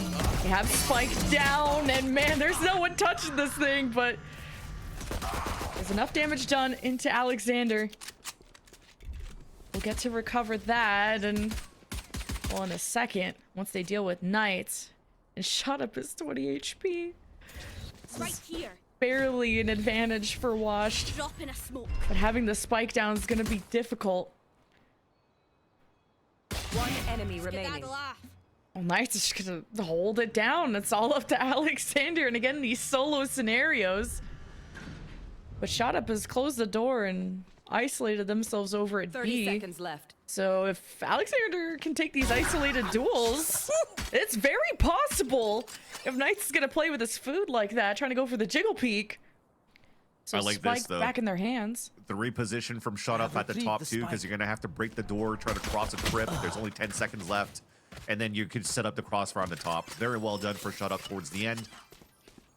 And yeah, as you mentioned, the 3 players towards the top. The first one got caught off guard by Bonnie, but Bonnie didn't know there was 2 more players there. Again, good on trades is the highlight and probably the strongest point that we currently have from this Pug team of Wash. Enemy remaining.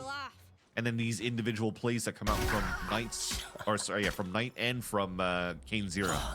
So it's sort of complete when it comes down to the brawls. This goes here. But I think that's why Ethos was also underlying how important it was that if you have protocols, you know how to deal with this, it should be easier for you to close this out. Because again, there's just 2 players doing a lot of individual things, and then the other guys are kind of just training it out. Taken out. So if Core has the right protocols, they could isolate a lot of these individual plays. The judge around the corner. Don't need information, you just need buys, but Bonnie with the Bucky just slides by, and Core just infiltrate. And that's the beauty of having a breach, having a fade. You Prowler, you Fall Line, and man, there's Knights with the Outlaw. That's been a problem, but Core catch up in time. 2v2. And then upgraded weapons too from Core. That's important. We'll get to get... though. Oh, there's the flank from Mocking, and that gets snuffed out. Still need to get the spike, but with how fast Bonnie is playing, it was almost not won there by Shot Up, but he's got 31 HP against 34 HP Nerve, and the spike's going the other way. Yeah, Battle of Omens too. But the more time you wait here, the more that Shut Up's probably going to read that 30 seconds left. Nerve has rotated out. There's probably a potential that Shut Up can even walk into the side and maybe upgrade a weapon before that, or knowing that Nerve is already low on HP, that Stinger will be enough to even fight him at mid-range to win against the Bulldog that Nerve has. So yes, he'll get a free plant. It's just going to have to see where Nerve is going to try to activate after planting the spike. Maybe pushing back through the shop, maybe going towards gate. It'll be gate the option instead.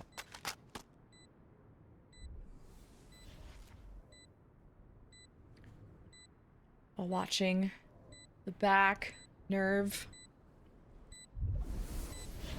is ready, and now the smokes won't be an element anymore. There's a lot to clear for Shot Up, but not a lot of time. Wash have a good buffer when it comes to rounds. Now just trying to tap the spike, get Nerve to play close enough to shoot through. Now Shot Up has the information, not a lot of HP to dance through the bullets though. And it's 6-8 Core with the catch-up. You could see the vision too, just hugging the wall after tapping on that spike so that he can look at the bullet tracers and see where the sprays would initially come from. He waits for the second burst, knows that his opponent's going to be towards the elbow, and then it's just going to be a 50-50, where you're hoping that the spray is not going to hit you when you're running outside of the smoke, and then Nerve was just spamming right here. The flick just across while holding mouse 1, you get lucky on that one. Because you know the rate of fire of that Stinger is a lot quicker. Speaking of quick, though, Core is looking to go very quickly towards this A site. Elbow control. The usual haunt into elbow that Mocking had to use was shooting at. Distracted him from Bonnie slipping by. I like that play out of Core.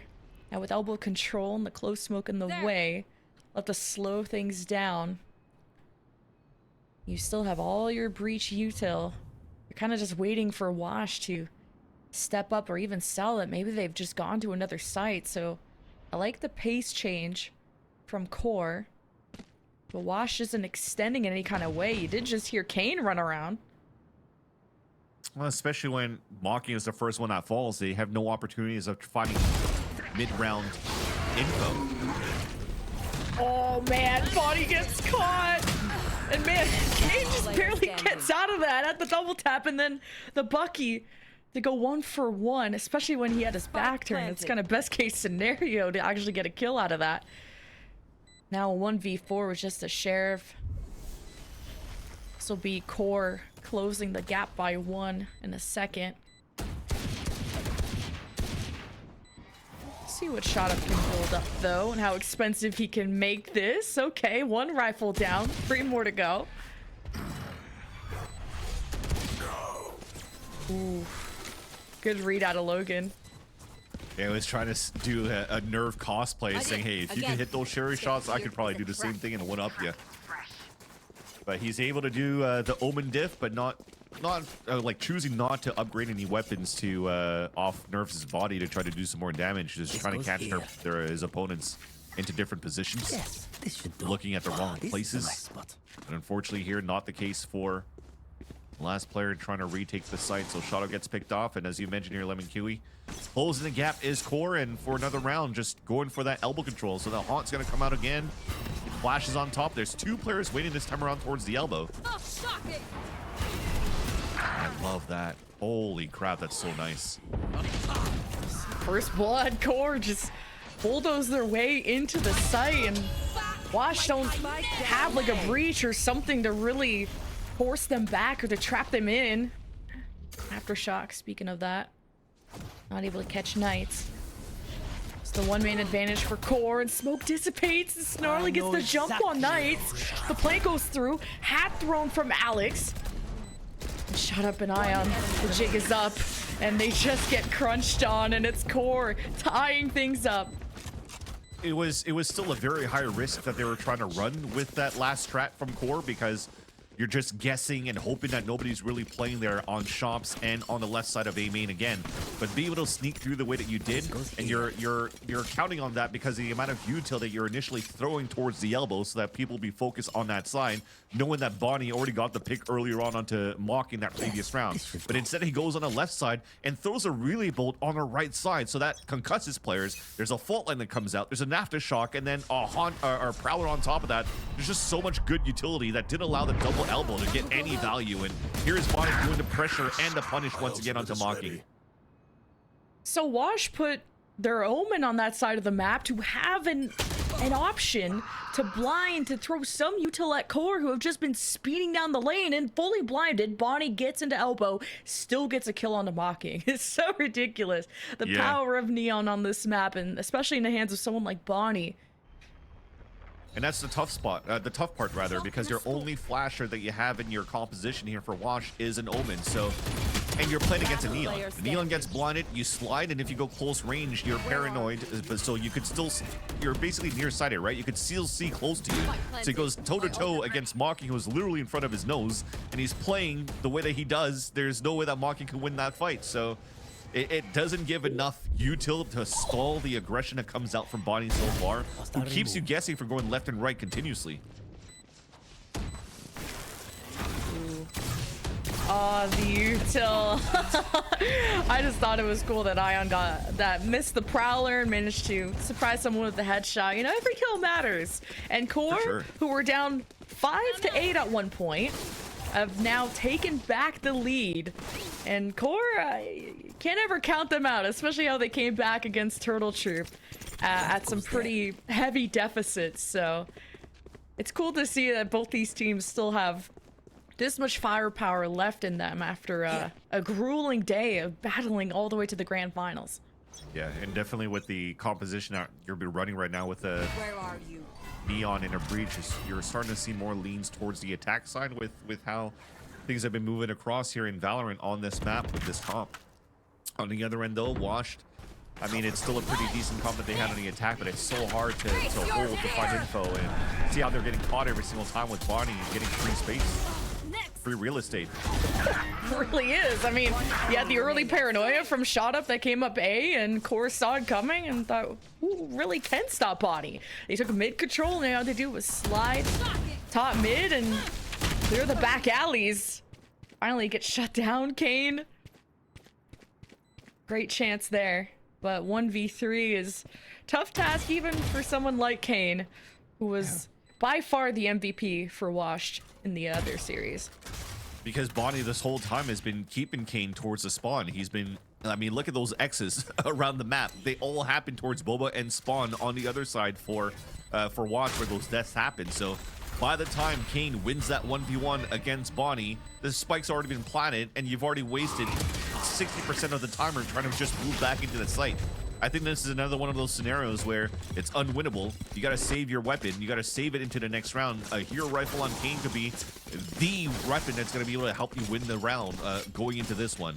But he still has enough money to go for a full rifle armor, full armor as well if he wants to, because he still has already a full kit from the previous round that he didn't even use. But there's still an opportunity to get out of the pit here for Wash with this force buy that they have. So same haunt being thrown from Logan into elbow. How early does this paranoia from shot up go? It's paranoia offensively. Shot up's gonna hold on to that until they actually have something, maybe someone to swing into that paranoia, because delaying is one thing, but more value would be actually getting a kill, especially like we talked about the limited flashing, blinding options that Washed have. And they're gonna sit on the site. No playing for retakes. They want to play to win and win fast. They got the trip set up. This site A has been hit quite a few times from Core, so I like the adjustments from Wash, especially with the SMGs. You maybe want to play on the site as close as you can. And the shadows from Nerve, and my eyes are he gets vision, but it's Core that just step onto the site, and there's not much Washed can do about it. Now the play goes through, and you only have 2 left in a 2v5. At least you got a rifle for Knights, and you got full util for Mocking. So you could probably just hold this line, but solo swinging ain't gonna be it. I thought maybe they're gonna play passive, wait for Bonnie to try and slide by or something, but it's an Asus flawless for Core. Well, the idea was there too, just trying to put your Cypher on that side. And remember when we were talking about how Wash was doing so good at like taking over and fighting against the against Rose, and where Rose didn't really adapt was putting Cypher util like the camera on the bell, which Ions did. They saw the amount of players moving up towards the A main. They had the perfect stack. They had the trips to counter on the hit in itself. But because they just turtled in, they didn't give a chance. They didn't have a chance to play around the trips. The contact play was good enough. There's the early paranoia, and Wash were hoping for a crossfire. They thought Core were more engaged than they were. And Bonnie, jeez, almost 1v3 to elbow solo. But here's the backup. The cavalry is here for Core, and it's another A-site take. Alex getting the neural theft. 4 versus 2, and okay, wasn't expecting that guy to be that close, and that surprised Snarly. At least Alex gets the trade, so it should be winnable for Core, as Ion didn't know where the rest were. Core 1 round away. What a streak they've been on. I don't think they've only dropped 1 round in this half. You almost could see here that the Neon is a full counter to ISO in itself. ISO activating a double tap, you're sliding full accurate, and you're just double headshotting Kane, and he has no chance to even react on that and just gets fried and taken down, melted pretty much.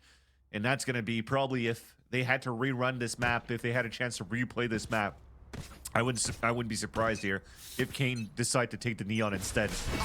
So you can go toe-to-toe against Bonnie, just like other Neons tried to do against him.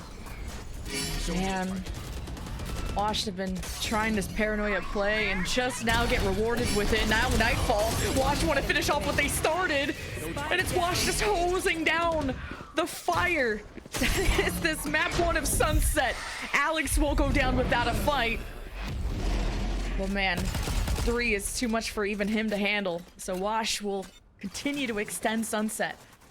Okay, at least some life, some aggression coming out here and able to stay alive in this fight, and potentially another opportunity to even close the gap. There's a lot of good ults available here for Wash, and the kill contract, and you've mentioned it before, Kane's been very good in the previous series when he was playing on Abyss, and his kill contract wasn't the highest percentage. I think he went like 1 in 3 or something like that. But this time, I think it's been 100% on this map against Core, and that's a great opportunity here to, once again, if that's why he's playing towards this A side. If there was a big pop hopping through, I think you kind of just want him to isolate Bonnie and fight him at that moment. Yes, he's backing up, but he still has good range to hit under the ult. Ooh. Well, Nice lineup from Shada, but you didn't have any more friends to help with the crossfire. You would have really liked that. kill contract for Kane. Try and give his team the advantage, and man, just kept moving, couldn't get the accurate fire. Snarly and Core, 1 round away. The high-low gets the trade. It continues to go the way of Core. Now watching their back as they advance through elbow. You have Knights, you have Ion, just cages, vibes. Maybe hope to extend another round. You still have a paranoia from Nerve and full util from Snarly. But really wanting info. Of course, when they emerge, you could easily use that. Camera, peekaboo, Knights playing hide and seek. Now the fault line used. Paranoia is gonna hit Knights, but at least he gets away with 1. And it's just down to a 1v1. And Washed, they somehow pull that off. 10 HP remaining too after getting the overheal. That was huge there, and I love the positioning from Knights. Yes, he had a metal to work with, but at the same time, if they were going to swing out, and I love his position, like the camera or a flash that was going to be thrown out from the elbow, he could dodge it really quickly and just re-swing right after. So great heads-up play by the Clove as they stayed around the corner and played it smart so that they could also just not try to go for too many heroic plays, getting the right moment so that Ion could swing out with them to win that and convert the 1v1 towards the end. I mean, they got hit by the paranoia on top of that. And thankfully, once they got out of it, won that fight. And Ocean's starting to see that, you know, Wash is closing up the gap, using the first timeout of this game, seeing that there's maybe some patterns into how Wash is just positioning themselves to really try to stop Bonnie in the very beginning of these rounds towards this A site. So this timeout is or just a mind game to say, hey, after a timeout, maybe they're going to try something different and work towards this B site so that Wash can maybe start adding more players towards B instead. And then you'll just see Core still slamming this A site because this is a timeout to call for potentially even 2 rounds in a row. They still have great economy to buy within the next 2 rounds. So and far if for you Core, it's B. can get an orb, like Bonnie, if you can get him an orb from B main, A main, whatever. I don't really even know if you want to go for the A orb with Wash constantly throwing a paranoia every 2 seconds. So Core has barely touched B. They can get that orb. Bonnie could just let loose. It's a big ult for them. Especially when you talked about that compositional matchup. Now maybe not wanting to touch that, knowing the Cypher's on this side, the Clove is lurking around. There's a lurk already broken the from camera Alex. too, though. Yeah. So this is why it's forcing Mocking to just kind of rotate across and start using Pallet probably quite early. Just to get some more early info to see if people are backing up or not. But the tap on the orb, the full commit to pick up the orb onto Snarly is another tell that, you know, they still committed into this B main. There's no activation from players lurking up towards the A side from Alexander either. So Alexander's role was just trying to listen to see if anybody's going to try to push through. They have no information on middle either for Core. So they're going to have to just group up and start using a full pop into a site.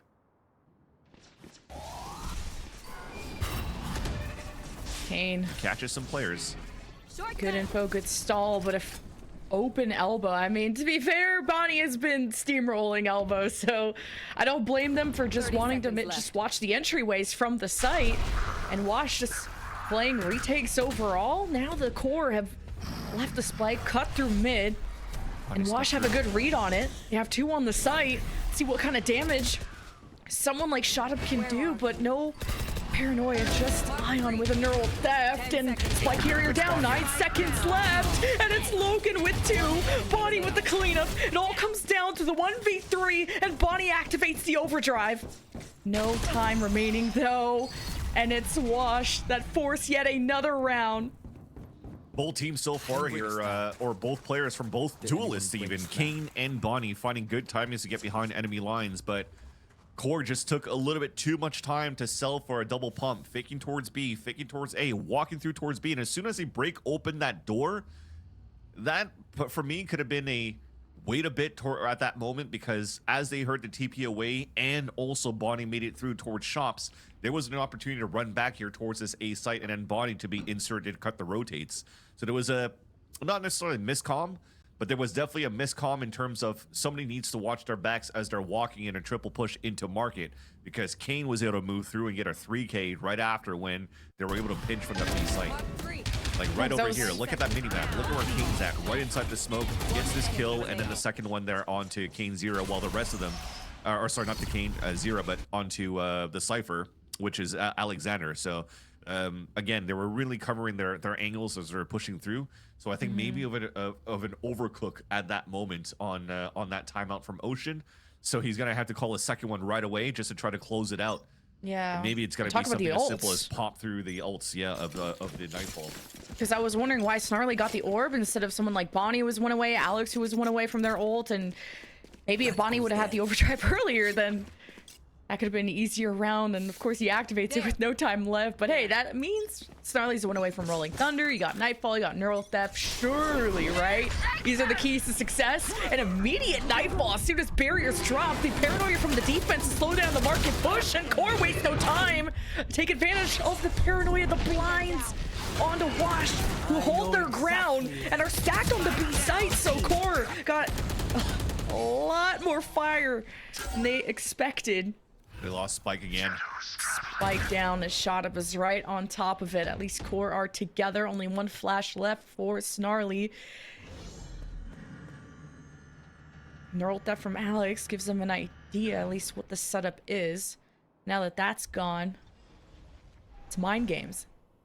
Will it be Core going to map 2 up by 1? Will Wash continue this going, and all Kane crumbles under the pressure, and it's up to shot up in a 1v2. We've seen it in clutch before. Right now, for Core, they're just waiting for the cooldowns of the close smokes to finish, but Shut Up has hits to come up. He's got another 3 seconds for another 30 one. seconds They could just left. keep cycling these smokes through, so they're forcing Core to make the move. Snarly has a full line end flash, and they're probably going to have to just go for a 3-2-1 pop with 20 seconds left. Hearing how close they are. Oh, jeez. It's like, what was that? Shiny. And then it was Core 13-11 to end Sunset. Holy cow, what a comeback too, because Core were at a deficit, then they went on an insane win streak, and it got pretty close. It took a while to get here, but it was 12-8 at one point for Core. Yeah, it took a while. It took both timeouts until they could finally close it through. And as I mentioned, now after that second timeout, they probably said, let's just keep things simple. They popped out with a Nightfall. There was still great positioning that came out here from this side of Wash. It had 3 players just counter paranoia, lighting up for these fights. It came down to a brawl. Maybe it could have been different if the Spike went towards B main instead, but they had a lot of numbers working on the other side too. So I would understand maybe why the Spike made it inside the market instead of holding towards B main. Nonetheless, though, came down to individual plays. You're finally able to close it through here for Core and get the first map in this series. I mean, again, this is a gauntlet that was played so far by Core, and they're 1 map away here of qualifying into the playoffs next week. And Sunset won by Core just by the skin of their teeth, just like last time against Turtle Troop. But you go into the playground of Washed. Heaven is up next. But before we begin that, we got to get a word from our sponsors. So we'll see you after this.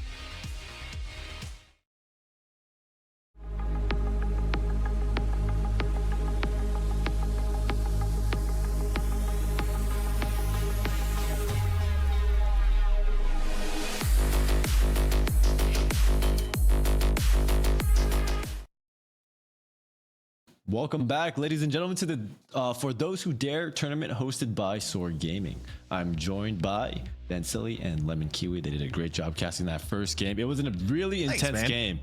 It was super crazy. But Dude, you're so nice. Oh, dude, of course. You guys killed it. But before we get into that, I just want to remind you guys again, we are doing another giveaway. It is the final giveaway of the day. We're giving away the ROG peripherals package brought to you by our presenting partner, Asus ROG, which includes the ROG Carnix microphone, the ROG Strix Flare 2 gaming keyboard, ROG Impact 3 WL gaming mouse, ROG Baltius Qi mousepad with wireless charging, and yeah, I mean sounds like a pretty good package to win for free. But again, I gotta remind everyone, you have to be a lawful US resident or Canadian resident above the age of 18 in order to win. Make sure to read that. I'd like to win those peripherals so I could plug it into my ROG Strix laptop. Oh yeah, dude. But you guys can't win that. I bought that with my own money. You actually have one? That's awesome. I mean, I'm literally holding it. How do you? Oh, are you asking? Oh, sorry. I'm blind. Actually, that's. He has his You're blind. glasses You on. just went up to wear glasses. Exactly. Yeah. Oh, these actually. These don't have lenses in them. No, I'm just kidding. Dude, he's a hipster. I love it. Man. But okay, let's talk about map 1 because that was really insane. Lots of highlight moments, really crazy stuff. But I really want to get into about what actually went on. So here on defense, you saw Core actually did exactly what I thought Rose should have done, which is adjust to the timing that Wash was doing. Now, I don't know if you guys watch anime or Blue Lock, but it really feels like Wash is just a team of like 5 strikers, 5 duelists looking for the optimal timing.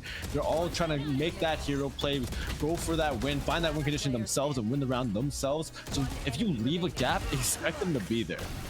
Core adjusted for that. They set up traps in the right places. They fought people who were in solo positions and they caught people trying to take timings, and that was great. They were doing so good. But then Wash also adjusted. They started deathballing. They were super tradey. They were taking all the fights together. There were people playing anti-stun, anti-flash. Now the traps no longer were working for Core, and Core never actually ended up adjusting to that as well. So if Core just started playing normally again, which is what I said before, you force them to play normal, and things would have worked out much better. But again, still we saw so many times the rounds that should have never been possible made possible by the incredible talent we see on Wash.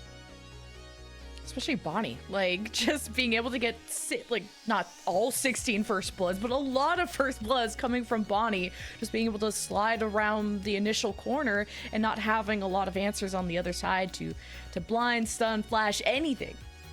Yeah. No, absolutely. I mean, not to take away from Bonnie's just mechanical prowess, but it does also come down to the fact that Core was just playing so well together. And that's why you saw them do so well on the offensive side, even though Sunset is now predominantly a more defense leaning side of the map, is because you saw that Core is now playing together as a team. When you're on offense side, the full execs, the set plays, your util is for sure being used. It's for sure getting value, and you're for sure going to be setting yourself up for better fights. So that actually forced Wash to start playing normally.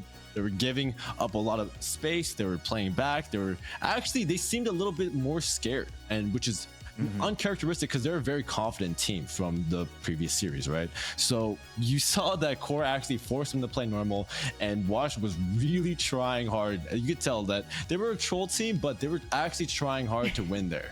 So, I mean, props to both teams. Core forced them to put on their serious caps, but in the end, Core did win out. Yeah, I think also it kind of looked like they were playing scared, but also at the same time, they didn't play a composition that allowed for them to be as aggressive or want to push the way that they want to really have like the one guy that's going to try to like make that hero play and actually get some success out of it, right? Because if you're going to move in with, again, we've seen from what Bonnie was doing against Kane when Kane was activating the double tap, just a slide double headshot, boom, you're dead.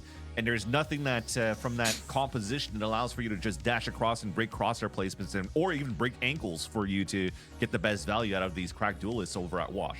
So I think overall here, we're going to think about the second map, which I think is going into Haven, right? A map that Core recently just played as their third map against TTR, where, again, I think if they do want to play not scared for Wash, if they want to play with that overconfidence like they just did against Rose in their previous series, I think now is a great opportunity for them to maybe go for. I think an ISO would still be good though for Kane, but I think for a second duelist to follow behind as a Jet or a Neon or even a Yoru would be really good here for Washed in this second map.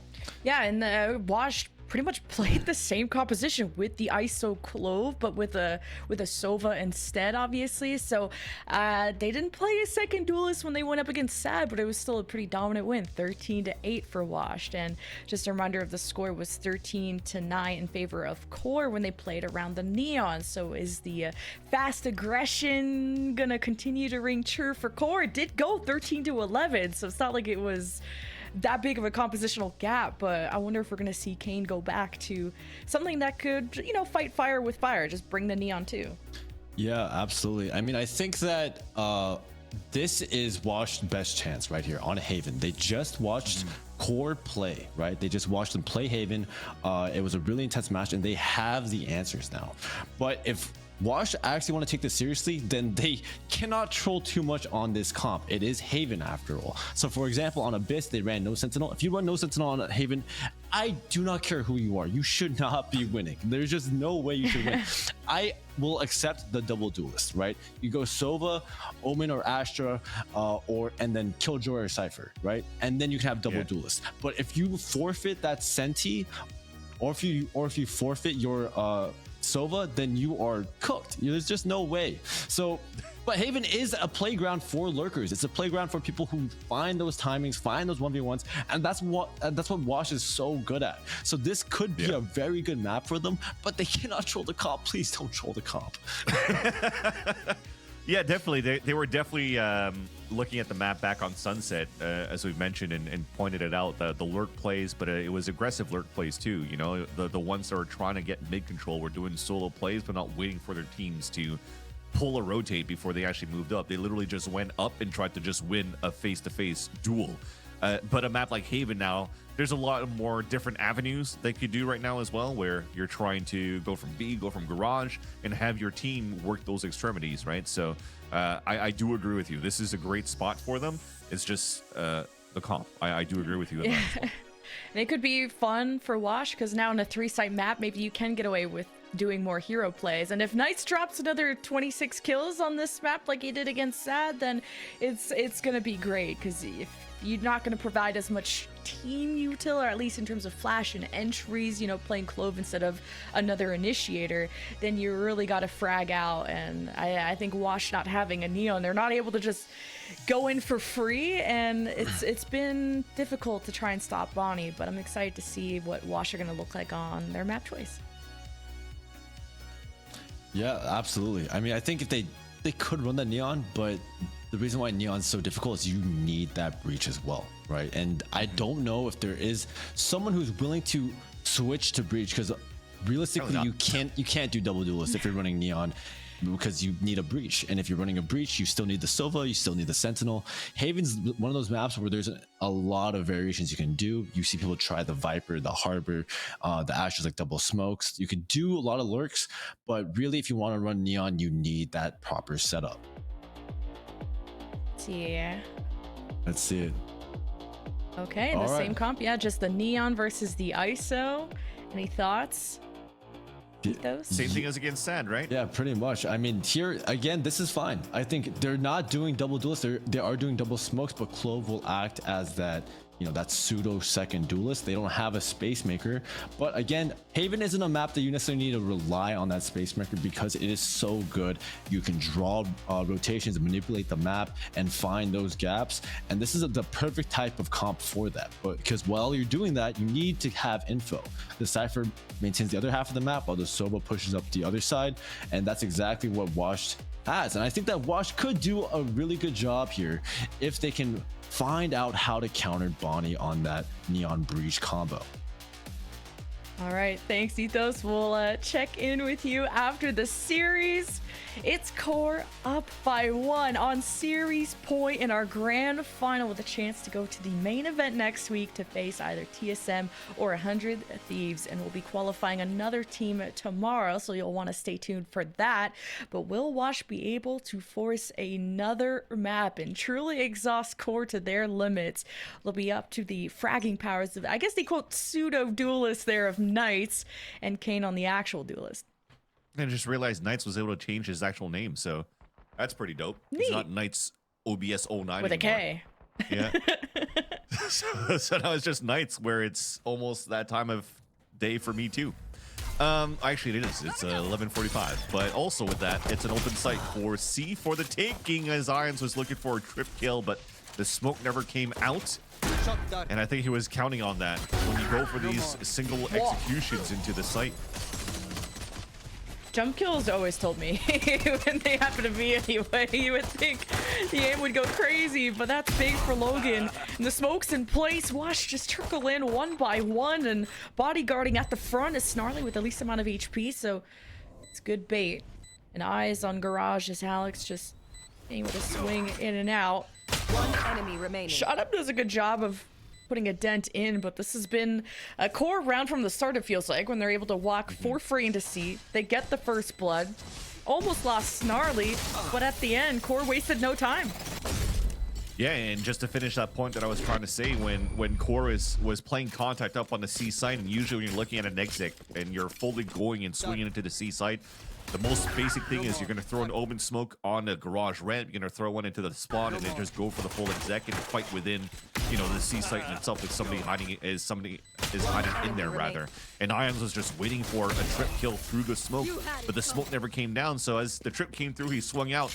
2-3 guys are staring at him. Finally, the smoke comes out, but it's just a little bit too late, and he gets popped before. And that just allowed here for Core to get instantly 5 players in the site.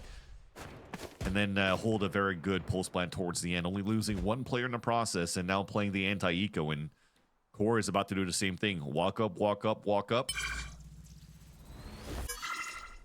Free orb too, and I don't know if I would think Wash heard that Guardian shot, but either way, Bonnie, nothing to slow them down. Backline in trouble, goes 1 for 1, and Wash have a lot more bodies ready to fight back against this. Even Ion can work off the contact there of Shot Up, but couldn't get around the corner. And around the corner too is Mocking. Spike still hasn't been planted. Knights too on a flank. And Core in trouble. Just after hitting the same site over and over, it's just better adaptations from Wash on the Intel Thrifty. Dude, there's got to be something with the classics of this game tonight on both sides. Alexander on that first map for Core. This time you're seeing it from Shot Up on the other side for Washed. Winner holding the anchor towards that C site, and the walk-up contact play was perfect. Again, I mean, I guess grabbing the orb maybe has given a tell that there's people moving up there, but this was still like, what, a 5 versus 2 walking up towards the C site and somehow crunched through and delayed enough that Wash is able to win that fight and just fully go for the Intel Thrifty against Core. A big round here, resets the econ back for Core, and something that Ocean probably is not happy with. Ooh, the Sonic from Mocking didn't get a read either with the smoke in the way, but when you spot Neon, you're probably gonna spot the rest of the party, so Shot Up. Will they be able to get out of the site? Trying to set up a crossfire with Mocking, catching the TP from Nerve, and Core just get absolutely dismantled on the entry.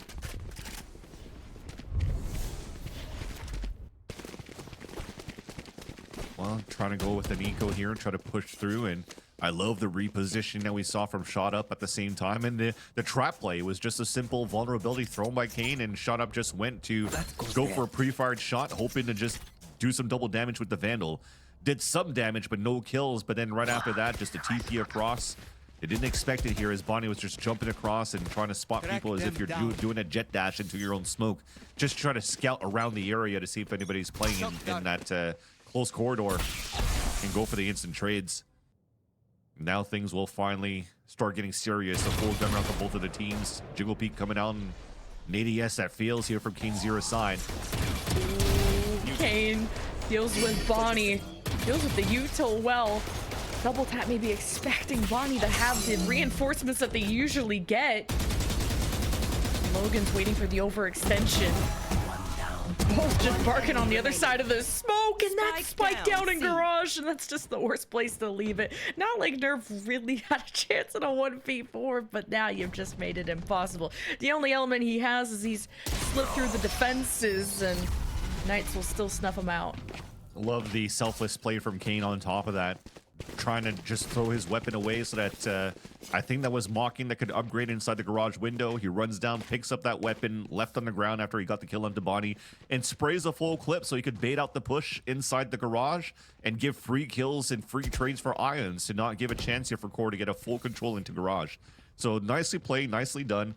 And now with the thrifting that happened on the second round and that gun round, again, that was supposed to be serious, it fully breaks the econ of Core.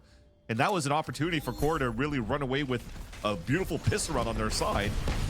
But this might be a moment where if the next gun round comes in for Core and it fails, I think Ocean's going to have something to say here for them to try to reel back the confidence in.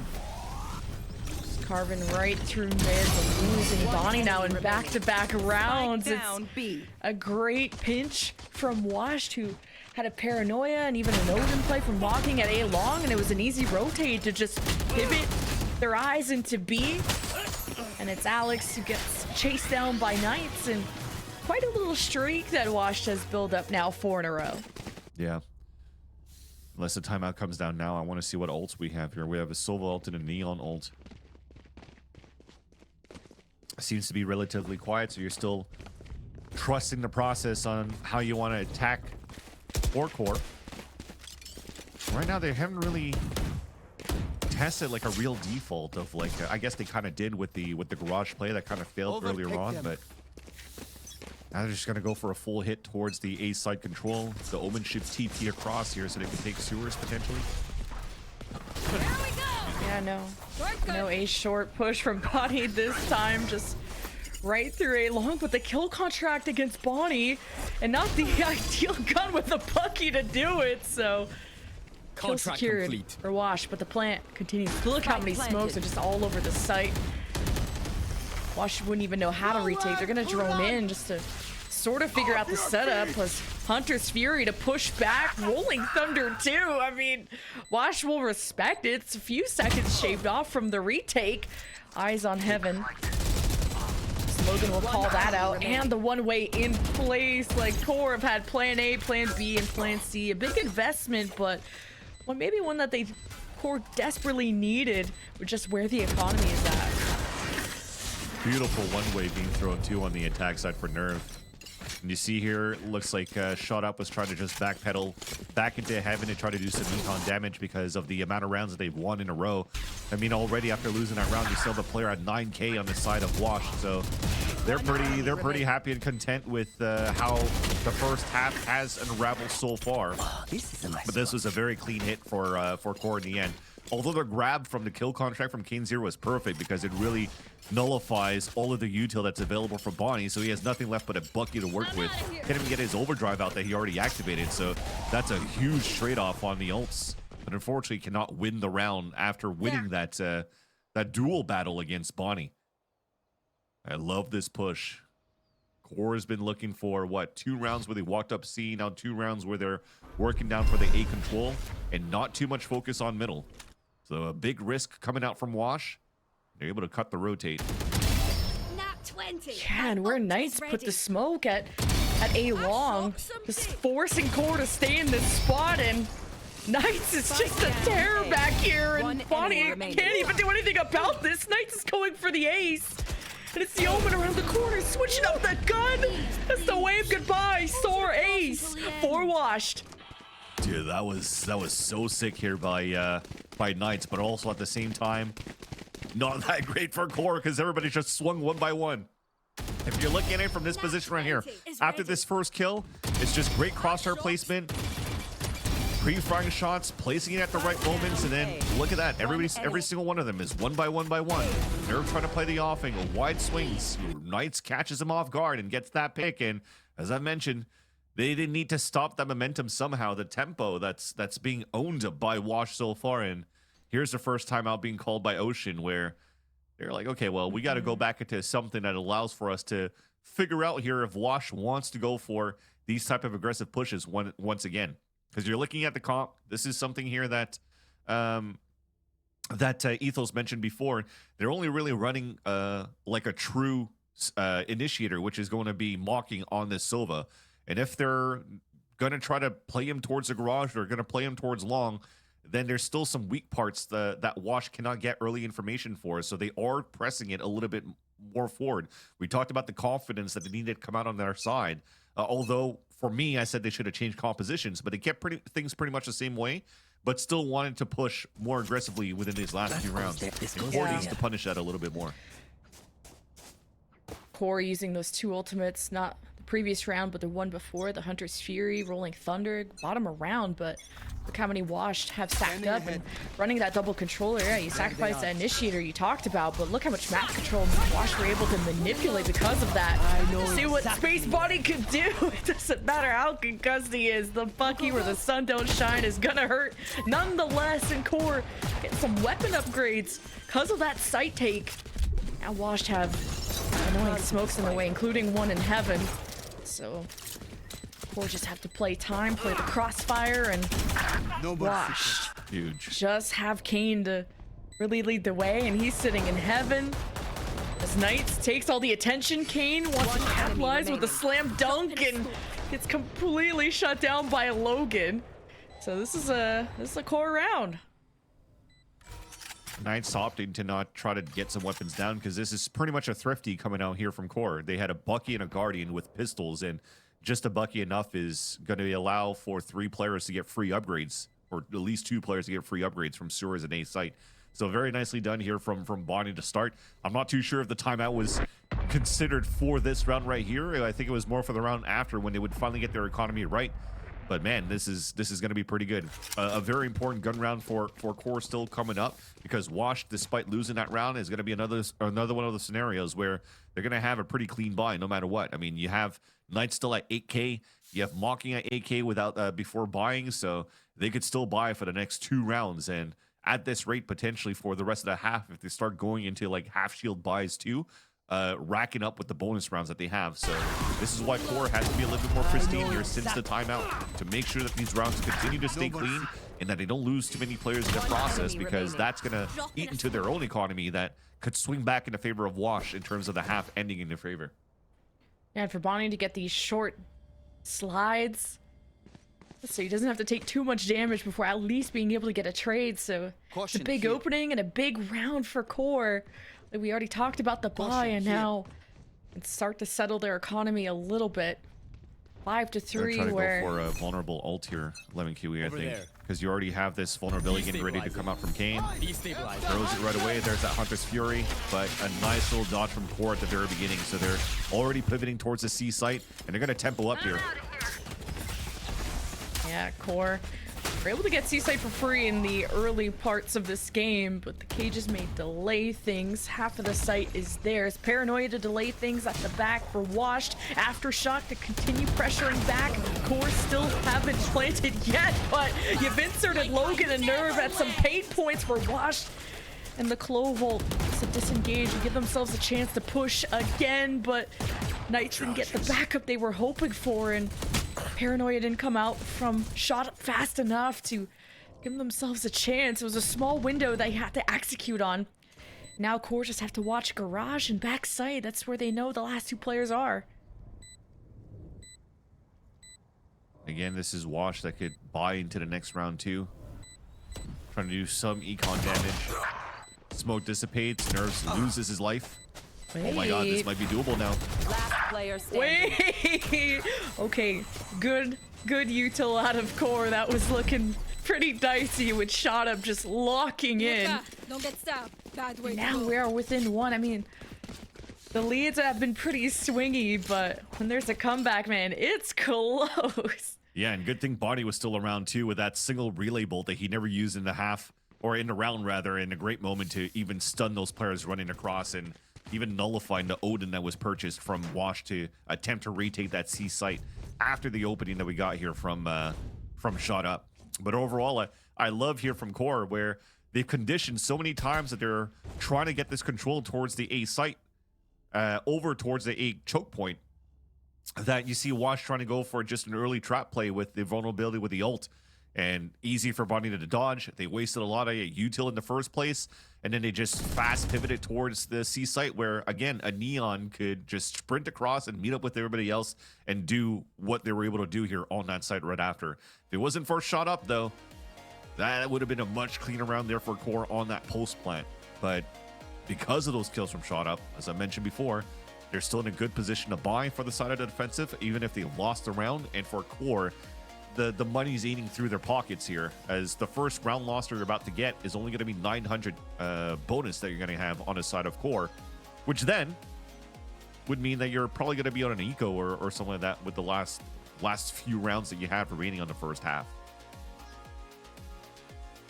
He had someone, one of the players disconnect, so they'll be back any second now. And ooh, we still have Core on series point when it was what, a 5-2 start for Washed. And this is the Washed map pick, so Core catching up, and we've had so many 7-5 or 6-6 halves, so competition has been amazing at this Those Who Would Dare tournament. And he got another qualifier tomorrow with a bunch of new teams ready to step up and take a swing at the likes of TSM and 100 Thieves for a chance at $15,000. And of course, you and chat get to benefit too with all the giveaways. We'll be announcing the winners in chat, so don't you worry. And we'll have more giveaways tomorrow and for the main event that'll be taking place next week. So we hope you'll stay tuned. And Soar was even saying that the giveaways are going to get better and better as well. So you have to make sure you're watching the games tomorrow and watching the games on the 26th of November. That said, thank you for your patience. The player has reconnected in the server to resume this matchup on the first half. And it's going to be Core going back into the tried and true A side control, A side commit. You see already Logan setting up here for a double bounce recon. Try to plow down with the success that you had from Bonnie with how he dashed across here into the site. Ping goes towards the back, ping towards the left and right. Beautiful coming in here from Logan. How enough delay here to not allow Bonnie to move in. With how fast Core are playing, you can't have Knights go on these courtyard lurks like you did last time where you got the ace. So Core, they always entry off of Bonnie and still alive. Alex with the hat. Where is Kane? We want the guarantee. Kane at the back. No surprise, just has to wait out the neural theft. So even the hat thrown buys some precious time for the plant to go down safely. A 3K throws to Michael Jackson. Kane's trying to go for a 360 with the Odin. That gets punished. And this is great because finally they're able to stop this aggression that comes out here from Washed and even breaks the economy at this point. Yeah, with Core, just they're always catching people on the site and playing that fast. I almost wonder if the defense just maybe worry about retakes, but the one-ways have been really painful to get through. They can't get picks at the top of heaven. Core just know all the angles to watch on that post plant, so the solution isn't obvious for Wash for sure. Plant the spike. Breaking the economy, I was talking about how Shield buys, but for the rest of the boys, they could still buy here for Wash after all, so they're not really in full control of the comeback of this half for Core. At least in terms of the synergy and the team play on the executes, it's definitely been looking good on how they're successful in the post-plan holds. Bonnie is vulnerable and will be taking that L, but maybe lines up the pins for Logan to get a strike with the Hunter's Fury. He still has a point way left over for Nerd, but he's not going to be able to use it. Now, Core smoked off main.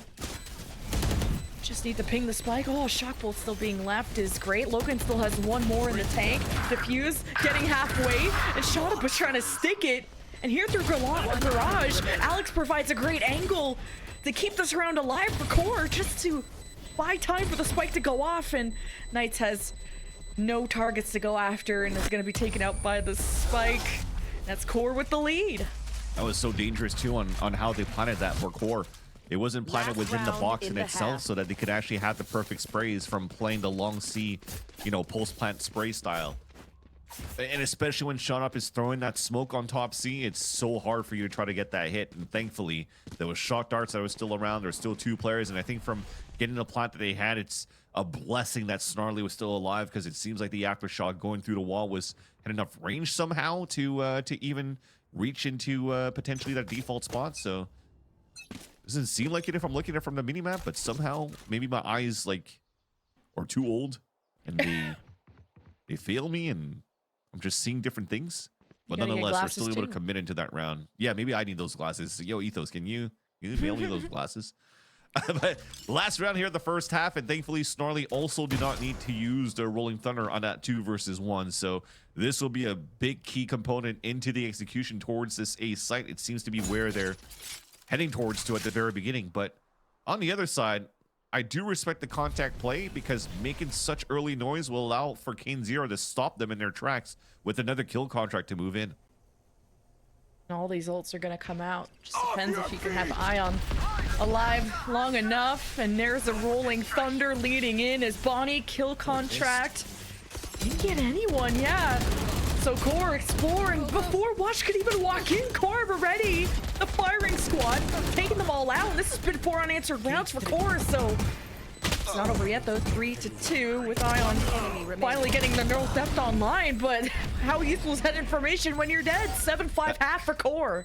So unlucky there for Wash that a kill contract and a Hunter's Fury goes in between the players splitting the site. So Bonnie was able to cross that finish line, the 100-meter dash, just before the kill contract came through, because I saw that go just behind his feet. And then the Hunter's Fury just missed every single thing right after that.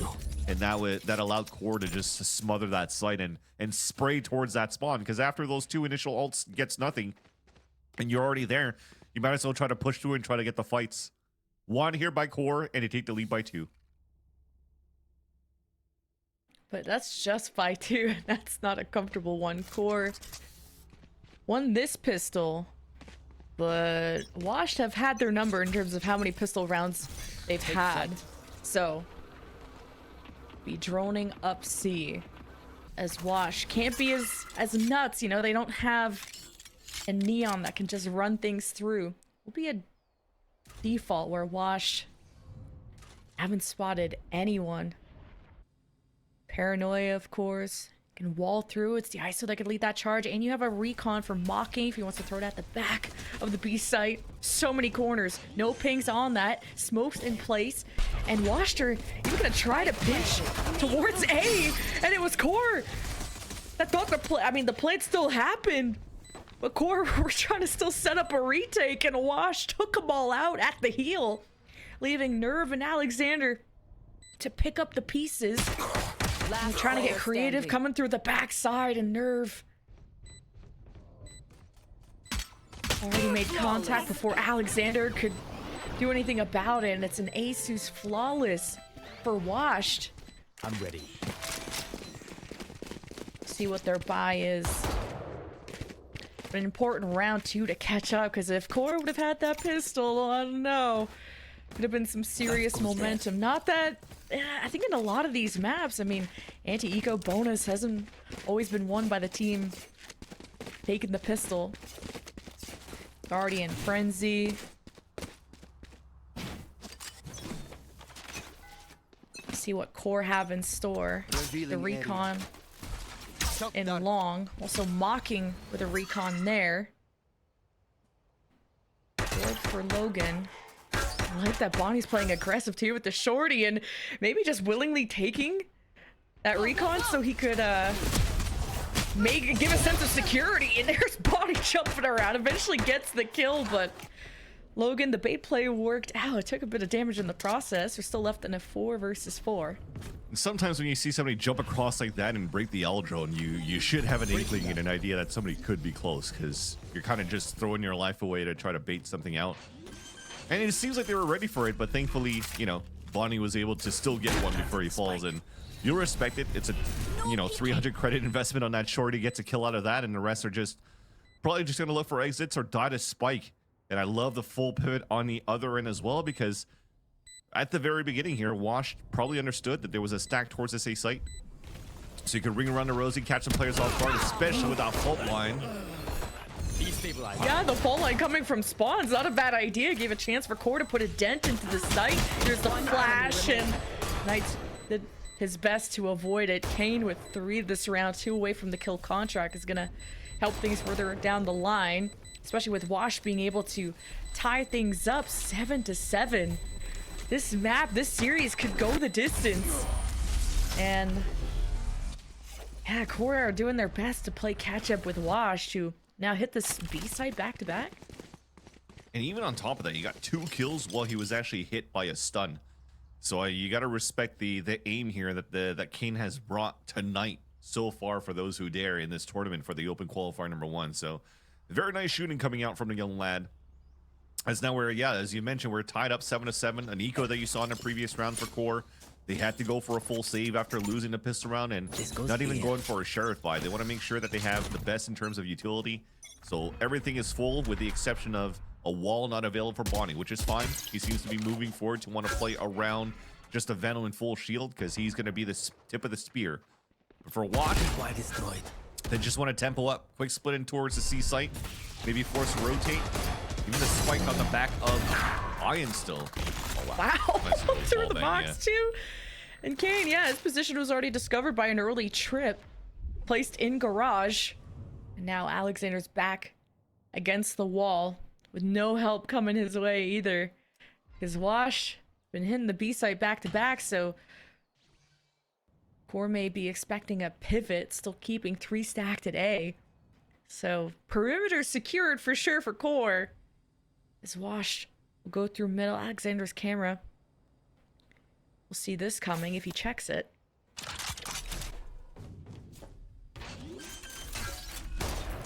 There it is, peekaboo. Already playing it though. Yeah, and there's not really a true answer to try to flood back into the side. I mean, look at how Mark is all the way up too. Even with that pig, this is probably going to be a call to save. You already see Alexander backing out. Again, I love it because this is what I've been harping on a couple of other teams tonight, where you're in an unwinnable situation. Might as well just try to save these weapons for the next, because there's still, again, a lot of Valorant to be played. It's only 7-7. We're only in round number 15. It's 1st to 13, potentially even overtime, with how Core has been playing so far tonight in the Open Qualifier. So you're always going to have to give yourself a chance, especially when your economy is dwindled down to pretty much nothing after this buy in that gun round. They choose correctly to save in the right spots. All of them will be able to save their weapons into the next round. Even Kane dies to the spike. Okay, we'll take those a bit. Take Sure. that small dub. And it was a 7-5 half for Core. And now the lead swings back into Wash's favor, who haven't had much contest for these B-site takes. And it's just been up to Snarly to try and get a good fault line going. And with Wash all stuck inside such a small site, it's just up to Core to have the right flash, the right util to break that apart. But when Snarly gets picked in that previous round, not like that was gonna bode well. So our Wash can be baited to keep going for the B site. This time Core are gonna set up Nerve there, or at least keep him close by along with Snarly.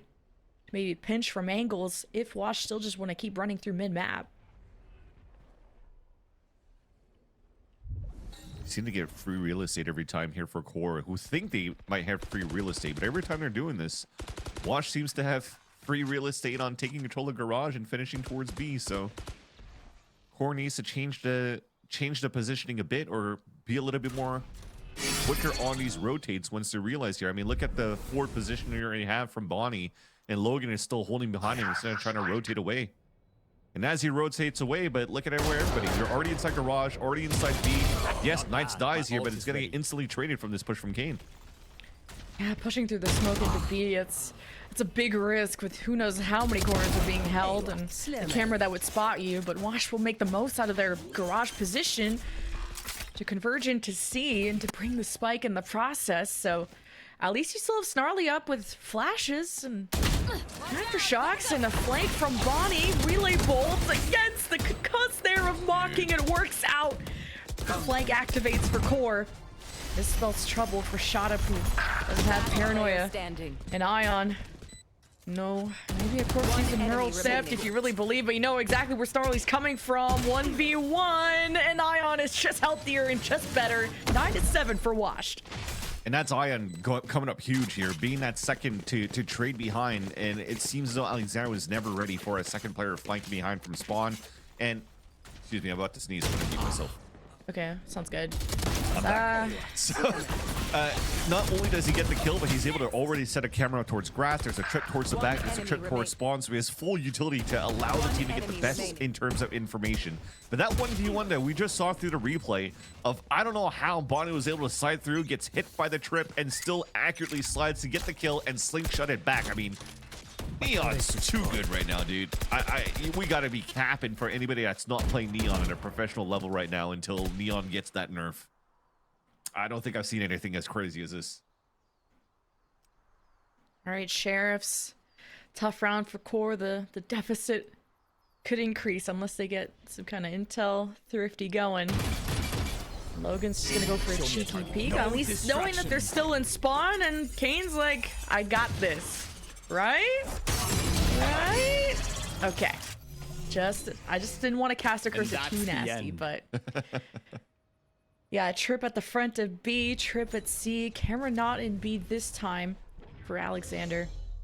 2 stacked at A, so Washed already have the 1-member advantage and the weapon clearing the corner. Okay, a bit of a team ambush, but distraction and maybe too slow of a push as Core was able to make their way behind and give Washed a bit of a spook, but will be Washed going up 10-7 and with extra ult orbs. Yeah, definitely wiping the slate clean here of Core on that previous round. They're looking at this buy-in. Bonnie's going to bring out the op for the first time, and I'm kind of liking this, and I love that he's finally in a different spot too, looking back towards the garage for a grass peak potential. Because so far, for the last, 4 rounds, Core's been just walking up towards the H-Hoke. And Wash realizes it's free real estate towards middle, so they're just going to walk out of that to play contact. So it's a great opportunity here for Bonnie to just swing out through the double doors and go for a pick. Washed haven't lost a round in this half. Woof. Thanks to the Kane kill contract too last round, made things easier, but now this offense is spread pretty thin, defaulting through 1 through short, 1 through A long. Spike on its way, lurk on the opposite side. Knights drawing 2 from Core on the left side of the map. Opening first and second blood for Kane. That's exactly why you put him on the ISO, but maybe getting a little too greedy for these kills. Snarly keeping his life is huge for retake potential with the fault line flashes. Now needing some backup. Nerve in position 2 with the Paranoia 1 in heaven, but annoying close smoke in the way. Now you don't want to sit up there with a neural theft activated from Ion. So buy time as Core don't want to come in too expected. Now an opposite neural theft, this time from Alexander, and now they could set up this Paranoia, this fault line. Kane in trouble. He swings out nicely through the smoke to go 1-for-1, but Washed were ready. And they go up to 11 and potentially ready to go to a map 3. One of those rare moments here that you see that ISO is able to counter a Neon is when a Neon has an op. So the double tap saves the life out of you, literally. But I love the heads up play cut out from Ions, because he's always placed his camera up on grass. So when I was talking about the free pick that Bonnie could get by swinging out, well, Nerve was there to help out because they've known about this camera that's been consistently placed by Ions. So with Nerve shooting the camera at the very beginning, it gives that heads up play for Ion to know, oh, there's probably going to be some sort of play outside of the doors. So instead of just wide swinging out into grass to try to peek into garage and try to sell some sort of fake or some sort of lurk, he jumps onto the boxes, baits up the shot. Bonnie misses the shot, which also gets Wash ready to know that they're playing against an operator within that round. And they full pivot towards the A side to cut the players off the rotates onto a weaker site. And now this is 6 rounds in a row here that Washed has won on this second half. 2 rounds away of pushing us into a third map. And Ocean does not want to see this happen. He's trying to close that gap right now. So this is going to be an important timeout. 2 rifles and one's going to be resold. all of them actually. So they're gonna play potentially even for the OT unless they can get some great value out of Bonnie with, I don't know if he's gonna buy a Bucky or if they're gonna try to go for something with not even a trap play. So I think they're just gonna try to hopefully catch some players off guard and then utilize the ults if they have the opportunity to do so. Yeah, because if core plays slow, feels like Wash run them over, retakes haven't worked out, even when they do the right thing, playing off neural theft, paranoia, fault line, like you hit the right people with it if you're core, and then you still haven't been able to win a single defensive round. See how things will change. Still the setup of Nerve on one side, Snarly on the other, Rolling Thunder, just have to play off contact, and Bonnie not getting crazy with the overdrive until they sense they have a chance to surprise Washed. Dealing now with the trip, teleporting on top of the box, checking out the back of the site, with the ISO wall helping out. Hunter's Fury from Logan to try and flush out the rats from the middle of the map and the Rolling Thunder, and Wash managed to escape and only sacrifice Kane, which is not too bad, because even the paranoia just came out of core, and Wash are just now on hero mode, where they've all kind of split up. Looking for these isolation duels, Wash have pivoted towards the A site from the shadows. From Nerve on the flank, but behind could be Mocking, but timing may favor Nerve. He's a little bit quicker, could be getting behind Shot Up, who has already turned his back to spot this out. Nerve doesn't have the HP, he doesn't have the time or the backup, and it's Washed up to 12. That is so good there from Washed. Like I said, it came down to an opportunity to use ults, and it did so as soon as the spike went for a tap onto B, and that's a great play from Shot Up. Goes for a TP on top site, taps on the spike, baits out the Rolling Thunder, baits out a Hunter's Fury. He TPs away out of that, and a team was already behind him outside the window, so they trusted that he was able to make it out. And it nullifies the 4, even 5 ults, or I guess 4 ults available for core. I think maybe they had the Hunter's Fury, yeah, they had all of that, even the Omen ult. The only thing they didn't have is the hat.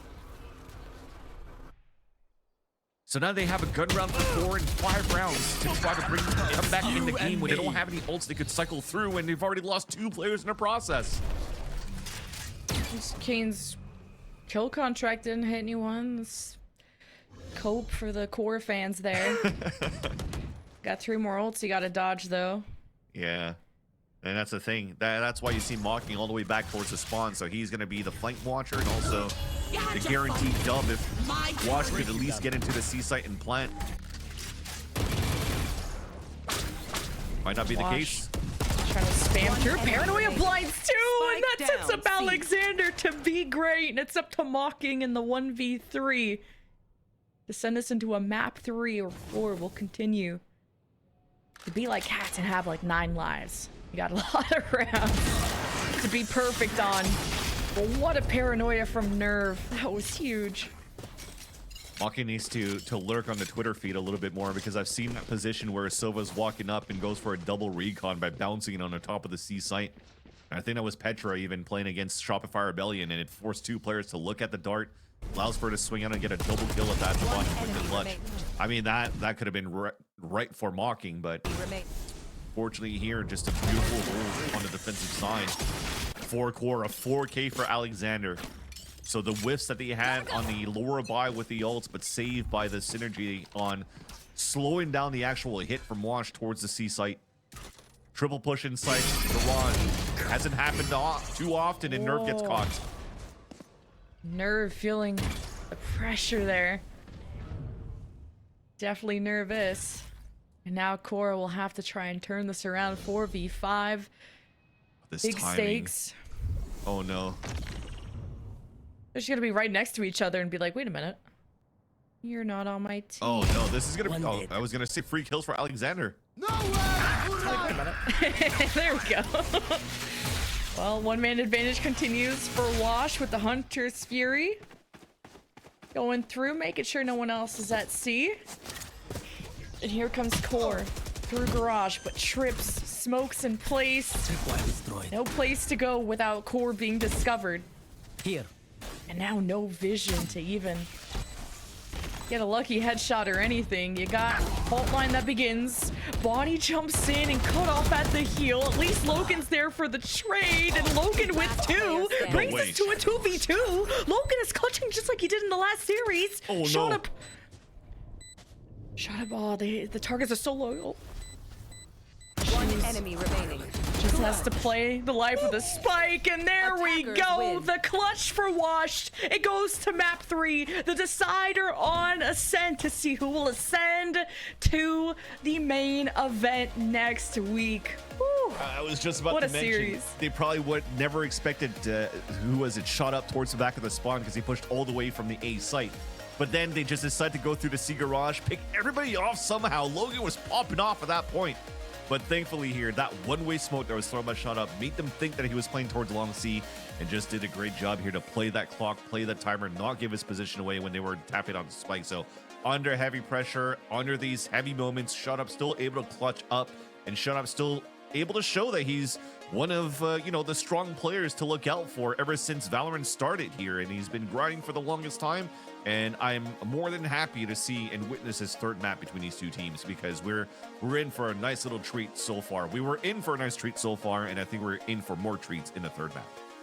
Everyone's won their map pick, but we got one left. It's Ascent. Gonna hear a word from our sponsors. We'll get Ethos back in, and we'll see you for the last one.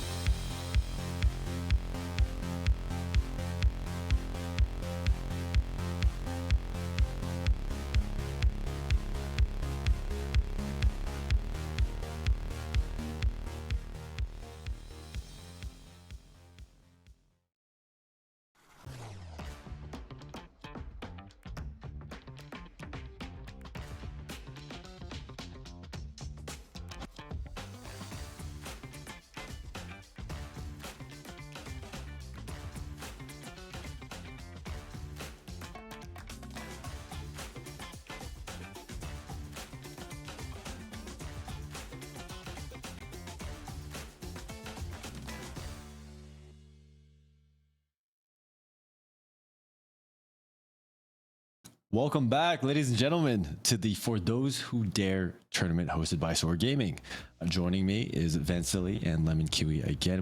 What an insane map that was. I'm so excited to get into that. But before that, again, just want to remind everyone that there is a giveaway, the final giveaway of the day. We're going to be giving away the Asus ROG peripherals package, featuring an ROG Carnix microphone, ROG Strix Flare 2 gaming keyboard, ROG Impact 3 WL gaming mouse, and the ROG Balteus Chai mousepad with wireless charging. If you guys would like to enter, make sure to type the word RAZE, that is raise or RAZE, and make sure that you are also a US or Canadian citizen above the age of 18. Otherwise, you can't get it, which would kind of suck. Oh, wow. But yeah, make sure you read the eligibility rules, and good luck to everyone, because we will be announcing those results after this final map. But speaking of maps, that last map was insane and went almost exactly how I thought it would, because Haven is a map pretty much made for Wash playstyle. It's made for people who excel at taking those 1v1s, finding those timings, and again, Wash will waste no time finding those timings, because again, that's their only option. They don't have that superior util. They don't have, that superior structure. So they know that they are gonna win by picks and picks alone. They have to find picks. So if they don't find picks, they're gonna pivot and look for them. And that's all you saw. All the reactions are very well done. And I think that Core, their big mistake was trying to play normally again. They weren't accounting for the fact that the other team doesn't have as much info. They don't have as much util as they do, so that whenever they slowed down and stalled and waited for refresh times and started to stagnate, you'd see their coordination start to crumble a little bit. And that's exactly what Wash wants you to do. They want you to make mistakes. They want you to slow down. They want to find you all by yourself, and they want to take advantage of that. So Core had a little bit of trouble on T side, and on defense too. It's really just real hard to, not leave any holes on a map like Haven, because there's so many lanes, so many different entry points. And to be fair, Wash played it very, very well. It's a very different Wash from what we saw in Sunset, the first series. They definitely were not trolling this time. They were conditioning well. They were finding those lurks, those timings. They were faking. They were doing such a good job of making people rotate and catching people off guard. Yeah, that's exactly as you mentioned before. The conditioning has been pristine here for Wash, especially on how they're playing the attack side, baiting Core into making the first moves and also making the wrong moves. And I feel like when you're trying to do the aggression from Neon moving up towards the A long, they were missing a little bit of sometimes shifting it, especially with the Neon breach. What happens to like your Neon breach combo pushing down towards long C and holding that angle as well, right? Like it took 5 rounds before they actually started to bring out an op for Bonnie, and then move from Garage to try to get the pick there onto onto Ions. But if it wasn't for that round, every single other round was walking up towards the choke towards A. It was never really understood quite well in terms of how Wash were defaulting to that map. But I'm looking forward to the last one. This is going to be, nothing that's unorthodox for a team like Wash to play against, because Core, if they stick with their guns that's tried and true, then they're going to go into the M80 comp, if I'm not mistaken. So that's double Senti with a Deadlock Cypher and playing a Yoru on top of that. So we're going to end the series with something you really like, Ethos. Yeah, absolutely. I always love to see Yoru. I think he's a fantastic agent. But really what this map will come down to is whether or not Core can stop giving them opportunities where they can find fights without util being used to take advantage of that. So really, they just gotta keep creating those environments where they're using utility and taking those advantageous fights and just getting those picks without being caught off guard. And I think that this is the comp to do it. This is the comp to counter Washed, but at the same time, everyone knows how to play a set. This is the most well-known map across of all of Valorant, the esports and everything. It's the longest standing map that hasn't been taken out yet. Even longer than Dust 2. Oh, yeah, no, pretty much. What is that, by the way?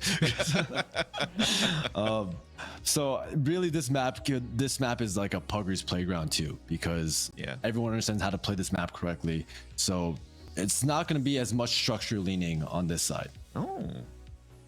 It's actually a Wash that's going with the Yoru instead, and Core is going for the Jet KJ, so they're going with the default. I'm liking this little last minute switch. Yeah. And Ions on Jet instead of or Bonnie is on Jet instead of Ion, who Ion brought it out on Abyss. Yes. Either way, oh yeah, on the other team. But yeah, I'm glad we got to see some Jet. I feel like we've been avoiding Jet for so That is long, true. except on Abyss. Ethos, any Yeah. final thoughts? Again, I mean, Core Gaming's playing meta comp and Wash is going to be playing another weird comp, but actually, I kind of like Wash's comp more, to be honest, because it's going to be a lot more unpredictability, a lot more chaos. We're going to have to see how Core really plays around that and see if they can actually just stop the mayhem that the Euro is inevitably about to cause. Awesome. Well, thank you, Let's Ethos. close this out. One more map, Lemon Kiwi, and I think just to chime into what Ethos was mentioning before too, I think switching over to a Jet last minute for Core is actually quite nice, because if King was going to go play an ISO again, it's a nice little counter from like the Euro trying to push forward to get some info. But speaking of pushing forward, it's Core pushing down towards middle and first blood for Core. Oh, jeez. Whole scramble in mid. Core just having a better stack going. And, well, Knights is still lurking around. And it flips back in Wash's favor. Spike left behind. Who cares about planning these days? Just up to Bonnie with the Sheriff. Glass being broken. That'll be heard by Shot Up. Be able to call for Mocking. Decide if they want to go towards A or not. Yeah, Mocking is doing his best Draven cosplay, double knife running back towards the site, and for sure it's going to be the A site. Shut-ups are there covering the area or being picked up, and that's the cue here for Bonnie to know that both players are inserted up at that spot, especially looking at the minimap and realizing that Smoke and Recon have already been pushed towards that spot. So double hell setup, Bonnie, you need 2 headshots here. Got 0. But hey, that was pretty crazy. A mid scramble, but Wash could really lean on Knights in that moment to get the trades. And it's another Wash pistol. I feel like they win more pistols than not. Oh yeah, definitely. Definitely. I think so far they've been doing very good, and also in these moments where they don't win pistol, they go for a force by second round and still win those as well. So that's a team that's playing with full confidence throughout this whole tournament. A team that's like, hey, we got nothing to lose. We're just 5 guys hanging out and Mocking that probably round us up back together like he's Captain America in the Avengers. And it's making it work because they're able to fight it back against, you know, the powerhouses and against the teams that are signed, against the teams that are looking to get signed, against the team that's had so much experience in challengers, and making them work for a potential spot here into the playoffs next week.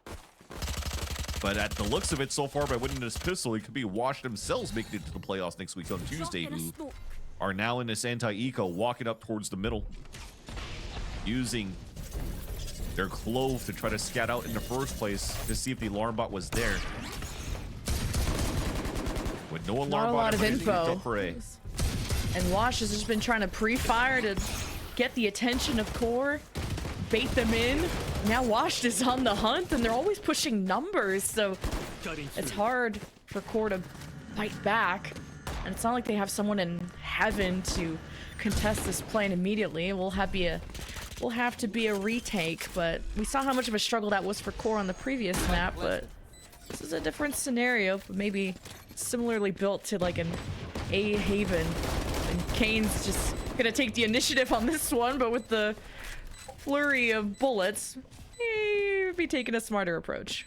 I think Core being that disciplined team, also under the leadership of Ocean as a coach, the call is definitely not to, well, should be not to break the door and just die to the spike. You don't want to give any orbs away here and allow Wash to really snowball these rounds, because they really gained the momentum from how well they've played their attack side on that previous map on Haven.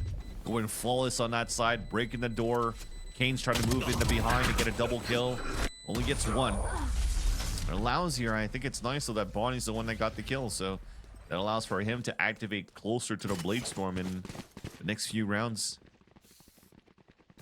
Not having to give too many ult orbs over, just being taken out by the spike. That's pretty nice. And a great start from Knights, who I think has been huge on a map like this, and just overall has had a great performance. Now Wash seem to be the offensive warlords, just based on the momentum they built from the last map to come back from that 5-7 deficit. Right here. just completely went out on their offense. Odin's gonna cause some trouble. Just immediately reacting to the KJ turret being taken out.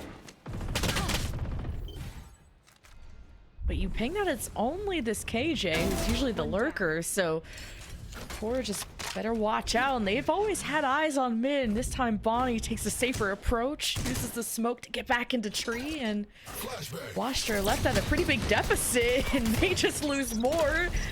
Now off this pop flash. Nothing out of Core. Good attempt though. Cover going out. They're doing great jobs just trying to cover and isolate this split attempt coming out from Wash. That first smoke so they could double up and fight towards tree. Gonna be a lot of trade-offs on util here first. Oh no. You need a nerf to help out a little bit here from Dice, and that pinch still happened towards the end and then lost to 2 players holding up towards tree and even the site on top of that, and that is going to be a save for the last 2 players inside the B site. Wash converting in the bonus, upgrading into all rifles when they came in with a Marshall on top of that and a Bulldog, I think, to even win the round. That's not something you want to witness here for Core on your start of the 3rd map. I wouldn't mind Core reacting a bit quicker too from the B side. Just heard how many guns were popping off in mid. You lost Bonnie.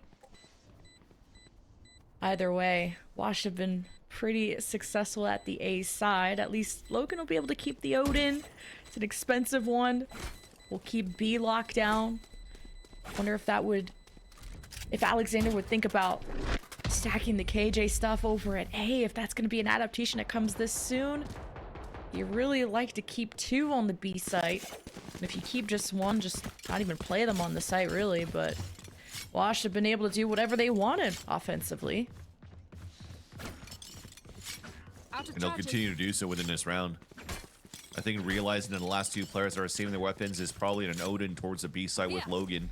And Alexander, who usually plays this B site. I mean, they're still going to try to keep towards that, so that if it comes down to Wash going for another split towards the A side, then they'll be able to save those weapons again into the next.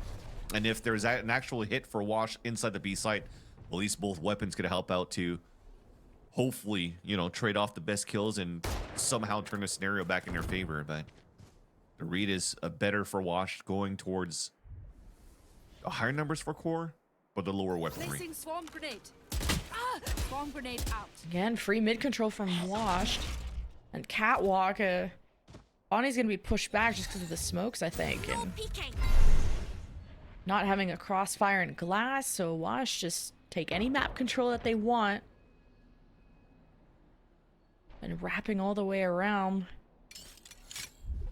The only saving grace is Wash have a 3-2 split, so depends on what this 3-man core of 4 is going to be facing, and not knowing that tree control is lost, which means your spawn is vulnerable, and Core just not really knowing how to react to all these unknowns that Washed have presented. Yeah, we're about to see an Ethos ROG.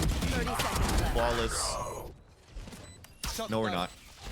But it's been a while since we did a shout out to our sponsors, right? So it's only just. 1 enemy remaining.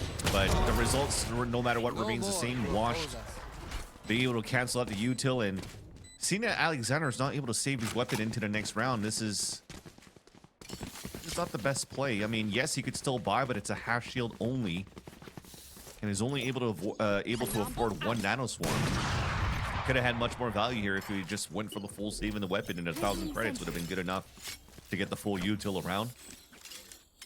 So, unfortunate decision there for Core on that 2 versus 5 to try to save their weapons.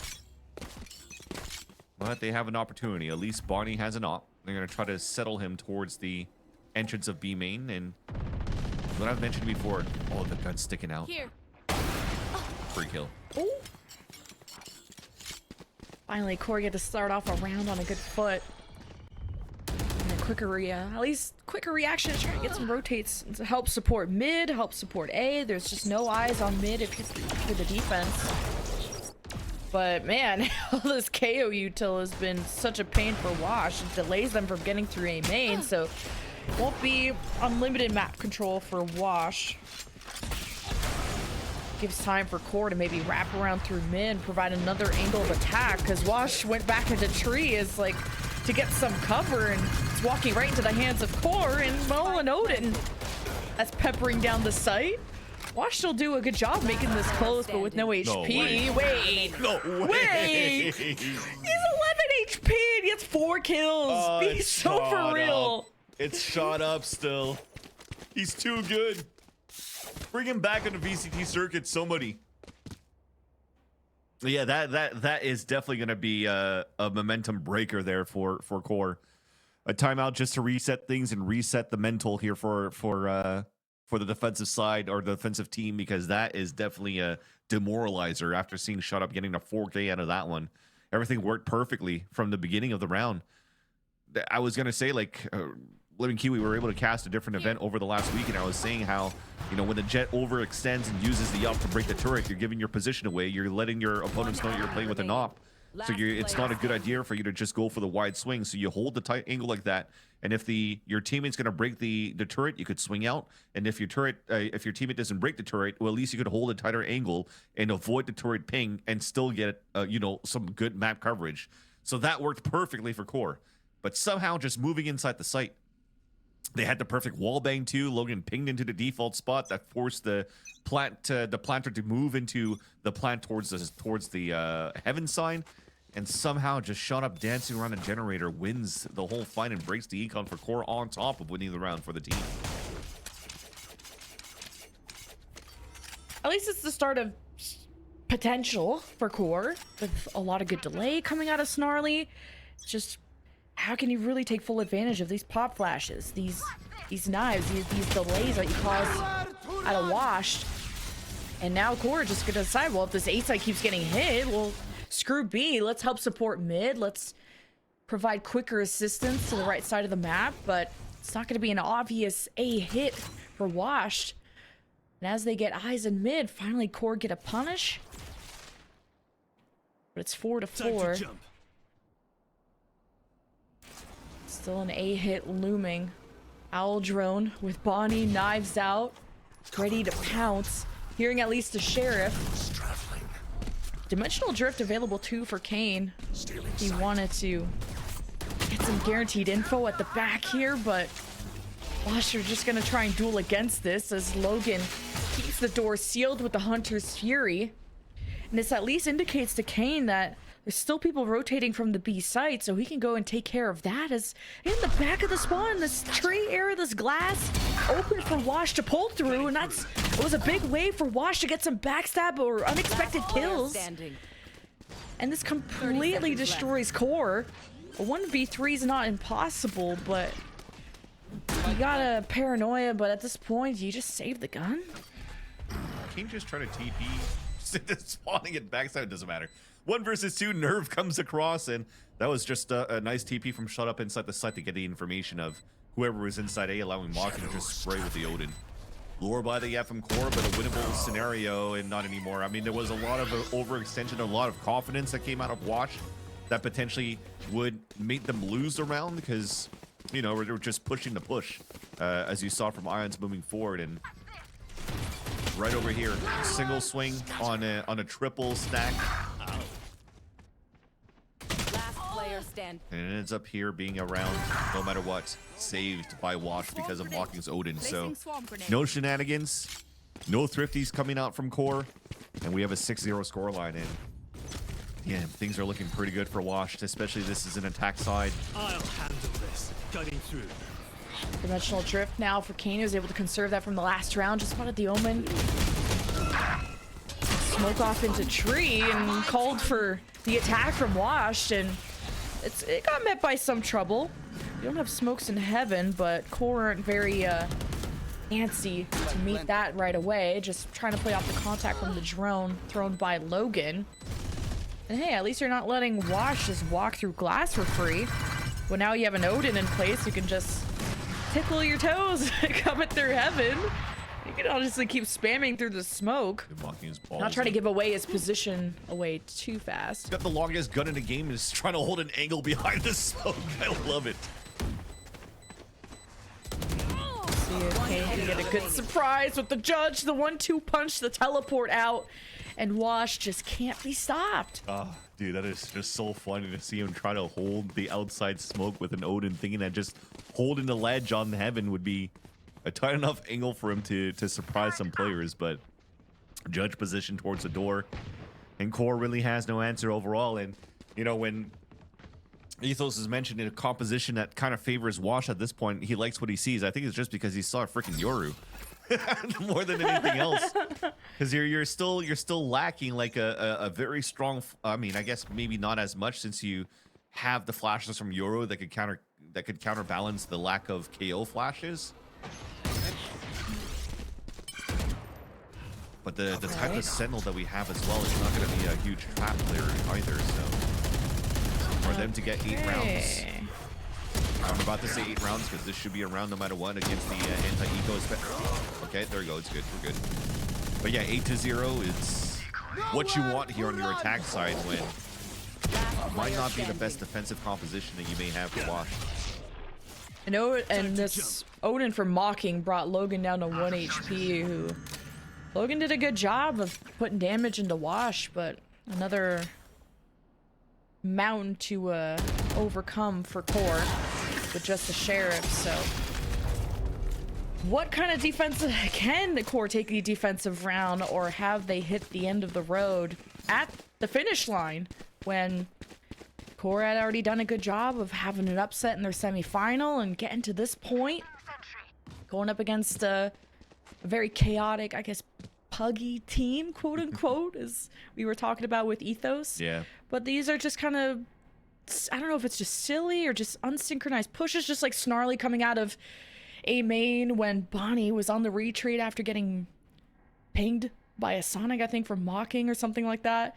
So it's just Core not on the same page, and after 8 hours of gaming or being in this tournament, like I don't blame them for not being at the top of their game. Yeah, especially having to go through the gauntlet in a third map this time around too, and even forcing out the second timeout. And I don't think this is the type of timeout for Core to say, oh, it's because they trust their attack side of what they could do.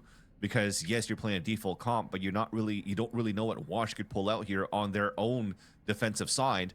So you're kind of just gambling that you want to salvage these last few rounds with this last timeout, and hopefully have the best calls as possible here on your on your attacking side, rather, to be able to catch up within this game.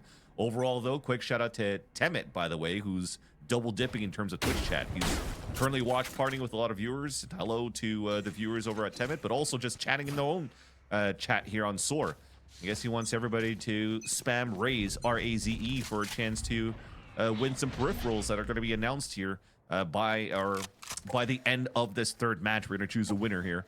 And all you have to do is be 18 and over, legible here from the United States or from Canada, and give a big thank you to Asus ROG if you win this peripheral, okay? Got it. Is Washed. Get a first blood going.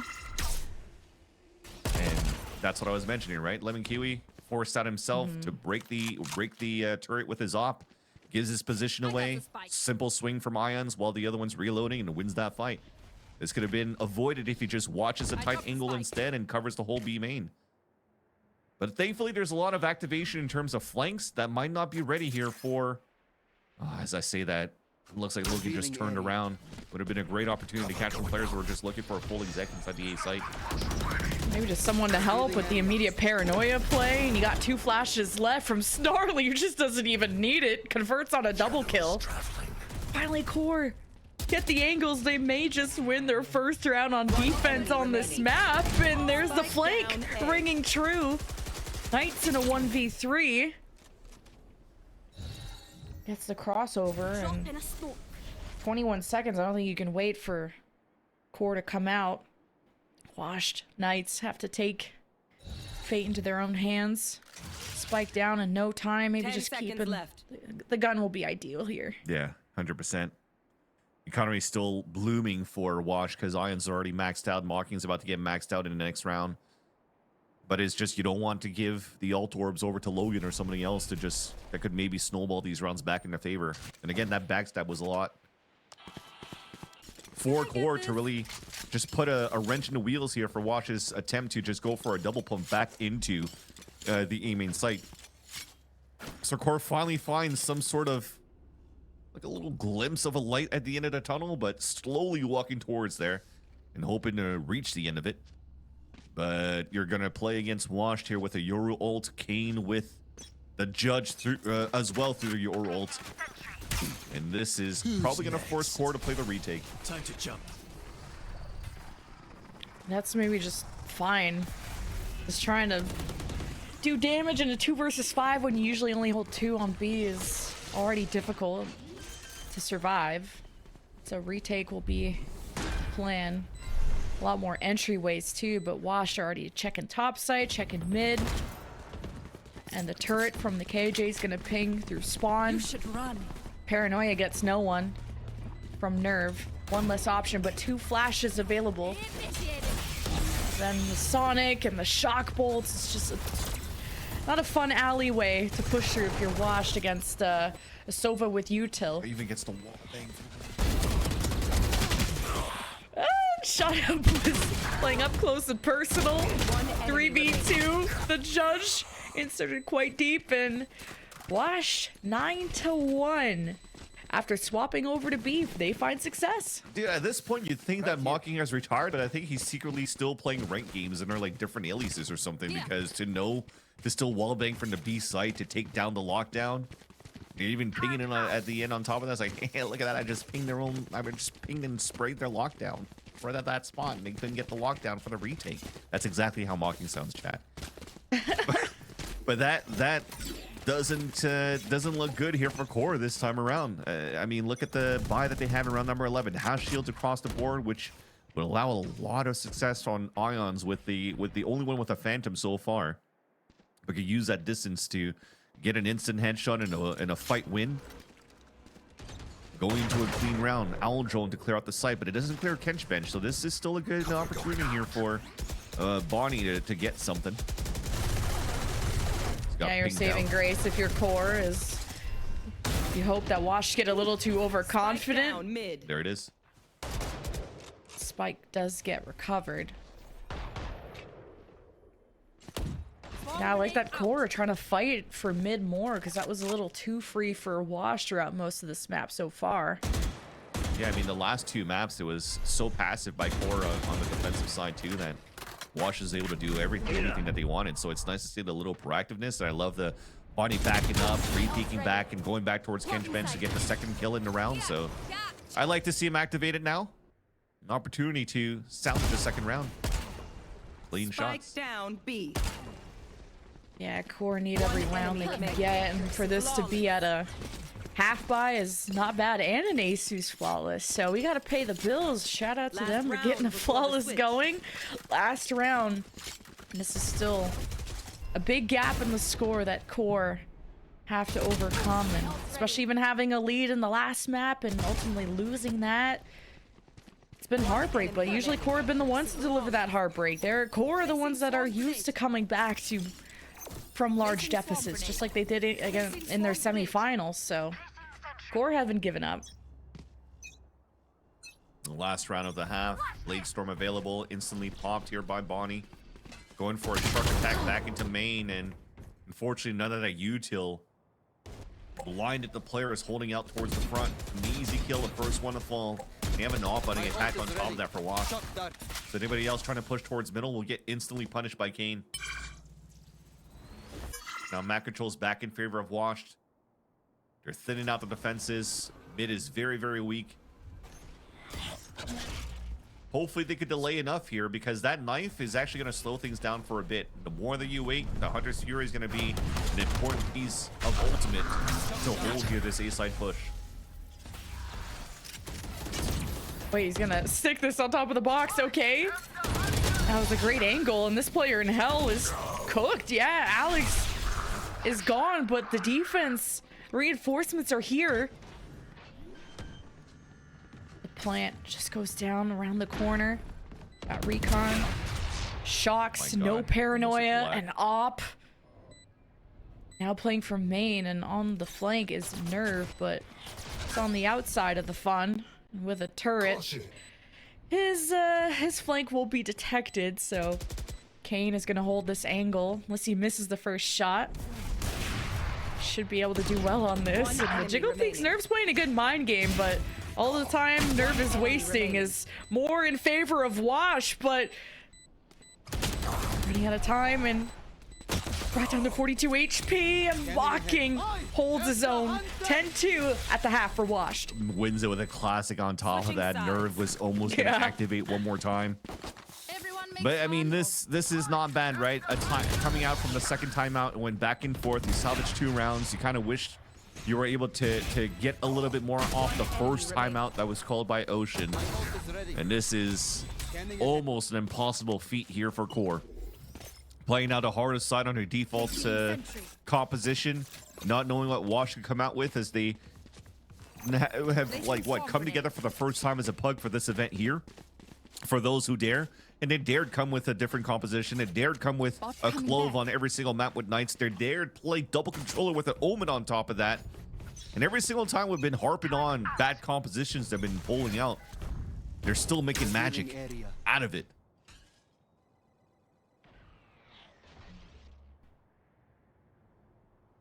Mid push for Core.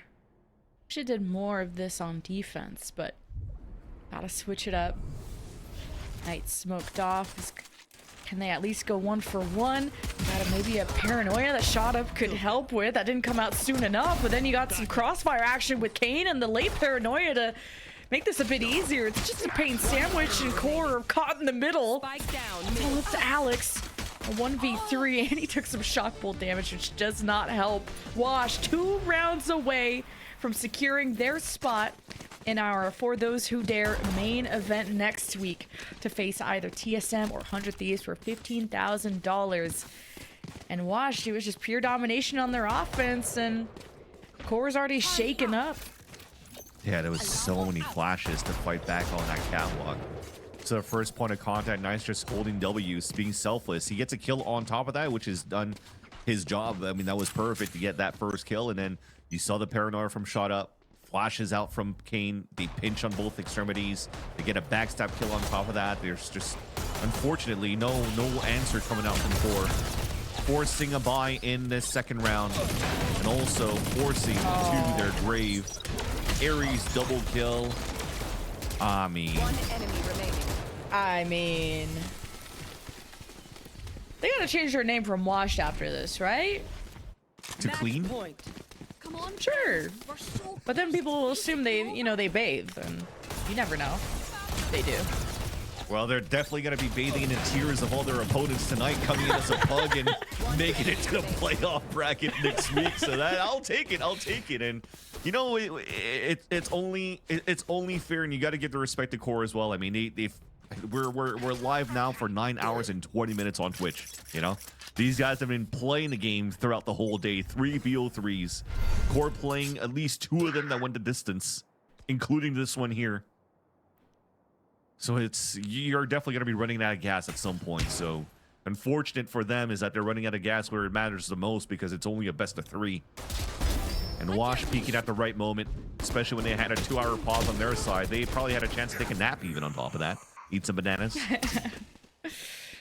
I'll be looking forward to seeing Core also in Challengers. A lot of these teams in this tournament are playing in Challengers. Yeah. And this is just kind of a sample to what to expect, because a lot of these rosters have changed, including Core. Have gotten so many upgrades, and Wash, though, brought them down to the final map. And to turn this all around after it was Core who won Sunset, Washed just fought so hard to get to this point on a difficult side of the bracket, too. 1 round away for Wash in a 3v3. Pretty healthy, though, on the Wash side. Dashing in. It's all up to Bonnie. Obscured by the smoke. They have the element of surprise as Mocking's just trying to hold for the close engagement with the Bucky. And now hearing that Core have made their way on the site, they making sure no one's playing from main, and now that they know where the last remaining people are, Bonnie just gets unlucky, and it's just Alexander to hold on, and it's Wash with the defuse, with just the dismantling of Core to take our final map. It will be Washed going to the main event. Extinguished the Core. Washed has qualified for the main event. Congratulations to them. Where this probably is coming to a surprise for a lot of people, including myself. I mean, they came in with a lot of firepower and a lot of confidence, and somehow are able to make it work with just solo players just doing quite well and just being good on trades and just spamming at the right moments and spamming at the right spots and just really catching all of their opponents off guard. So this was a nice little gauntlet run coming through from Wash. I think they even went they went through this without even dropping a map, right? Yeah, I want to talk to Ethos because I'm really bummed that Core just fell this short. Usually the comeback has been really possible. Core have been come back from worse. What do you think happened, Ethos? I mean, I'm not sure if they were gassed, but based on that whole series and that whole map, it really was just that Core was playing to not lose, and Washed was playing specifically to win. And their win condition was to find timings and was to make things work and get picks. And the deciding factor really was just timing, because you would see that Core, they had ideas. They would try to do a trap, they would try to do a flash play, but they didn't have enough people with them. They weren't on the same page. They were taking fights. When there's only 2 people there were people stuck on sites, and then they were leaving massive holes that they weren't accounting for quick enough. And if you make any mistake, Wash will punish you for it. And if you leave any gap, Wash will find it. And that was proven very clearly in that map. So you absolutely cannot be making those mistakes. You have to be on point. You got to be making those kind of reactions and having good flexibility throughout the round. I felt like they would have a game plan going into the round, and then they would stick to it a little bit too long and not improvise to Wash's improvisation, because I felt like their entire game plan was to just improvise and to just be on the balls of their feet, always ready to pivot, always to make the next move, always to make a new decision and have those mid-round calls at the snap of a finger. And I think that's really what it came down to, was just that flexibility and timing. And with the snap of a finger, time to pull it up one more time. Our last chance to get a giveaway. The ones here brought to you by Asus ROG. Just type out R-A-Z-E or R-A-Z-E if you're American or if you're Canadian at least 18 years of age. Just spam that through. We're about to select our winner through the chat. So make sure you're in the Twitch chat at twitch.tv/SOAR and spam out the Rays name. I see already Ions is doing so. I mean, haven't you won enough today, bro? That said, if that happens now and we choose a winner, of course, they'll be contacted through Twitch chat. So good luck, have fun, and make sure you stay tuned as well, because tomorrow there's going to be a lot more of this happening. And from what I was told here from the Soar admins is that the giveaways are going to be even better and better. So you got to stick around here. There's more action happening in 4 p.m. Eastern Standard Time tomorrow too. There's 8 brand new teams, and then the winner of that one will be the second team qualifying into the playoffs for next week. And to see what's going to happen, how the seeding is going to happen as well, because today it's going to be Washed. Tomorrow, whoever wins, you're going to have to determine through map differential. Who has the better map differential is probably going to get the better seed. This seed to play against TSM or 100 Thieves. And if not, it goes into round differentials if it's also 2-0 for everybody else. So I think if you guys have nothing else to say, I'm going to call it. You know, I'm going to do the executive decision. Thank you, everybody, for tuning in today. This was super awesome for those who tuned in, for those who dare to tune in, to those who are there. Didn't that work? Oh, a VCT officer sure. right Now. That works. This is brought to you by Soar, and also a big thank you to our sponsors, Intel and Asus Asus ROG. Make sure you tune in tomorrow again for 4 p.m. Eastern Standard Time. Us 3 will be on a desk one more time, and we'll bring you some more Valorant action. Until then, have a good night. Thank you so much for your patience, and see you again tomorrow.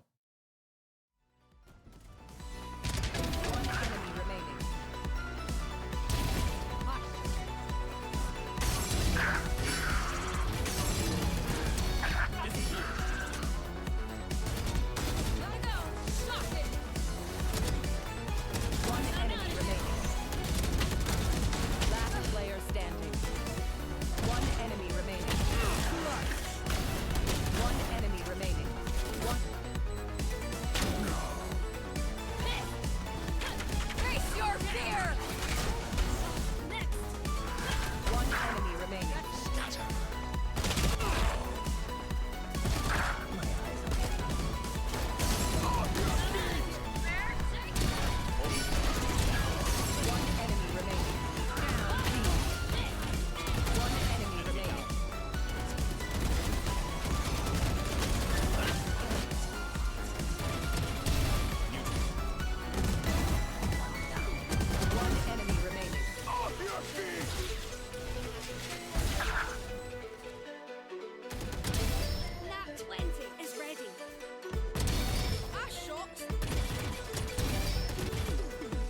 Spike down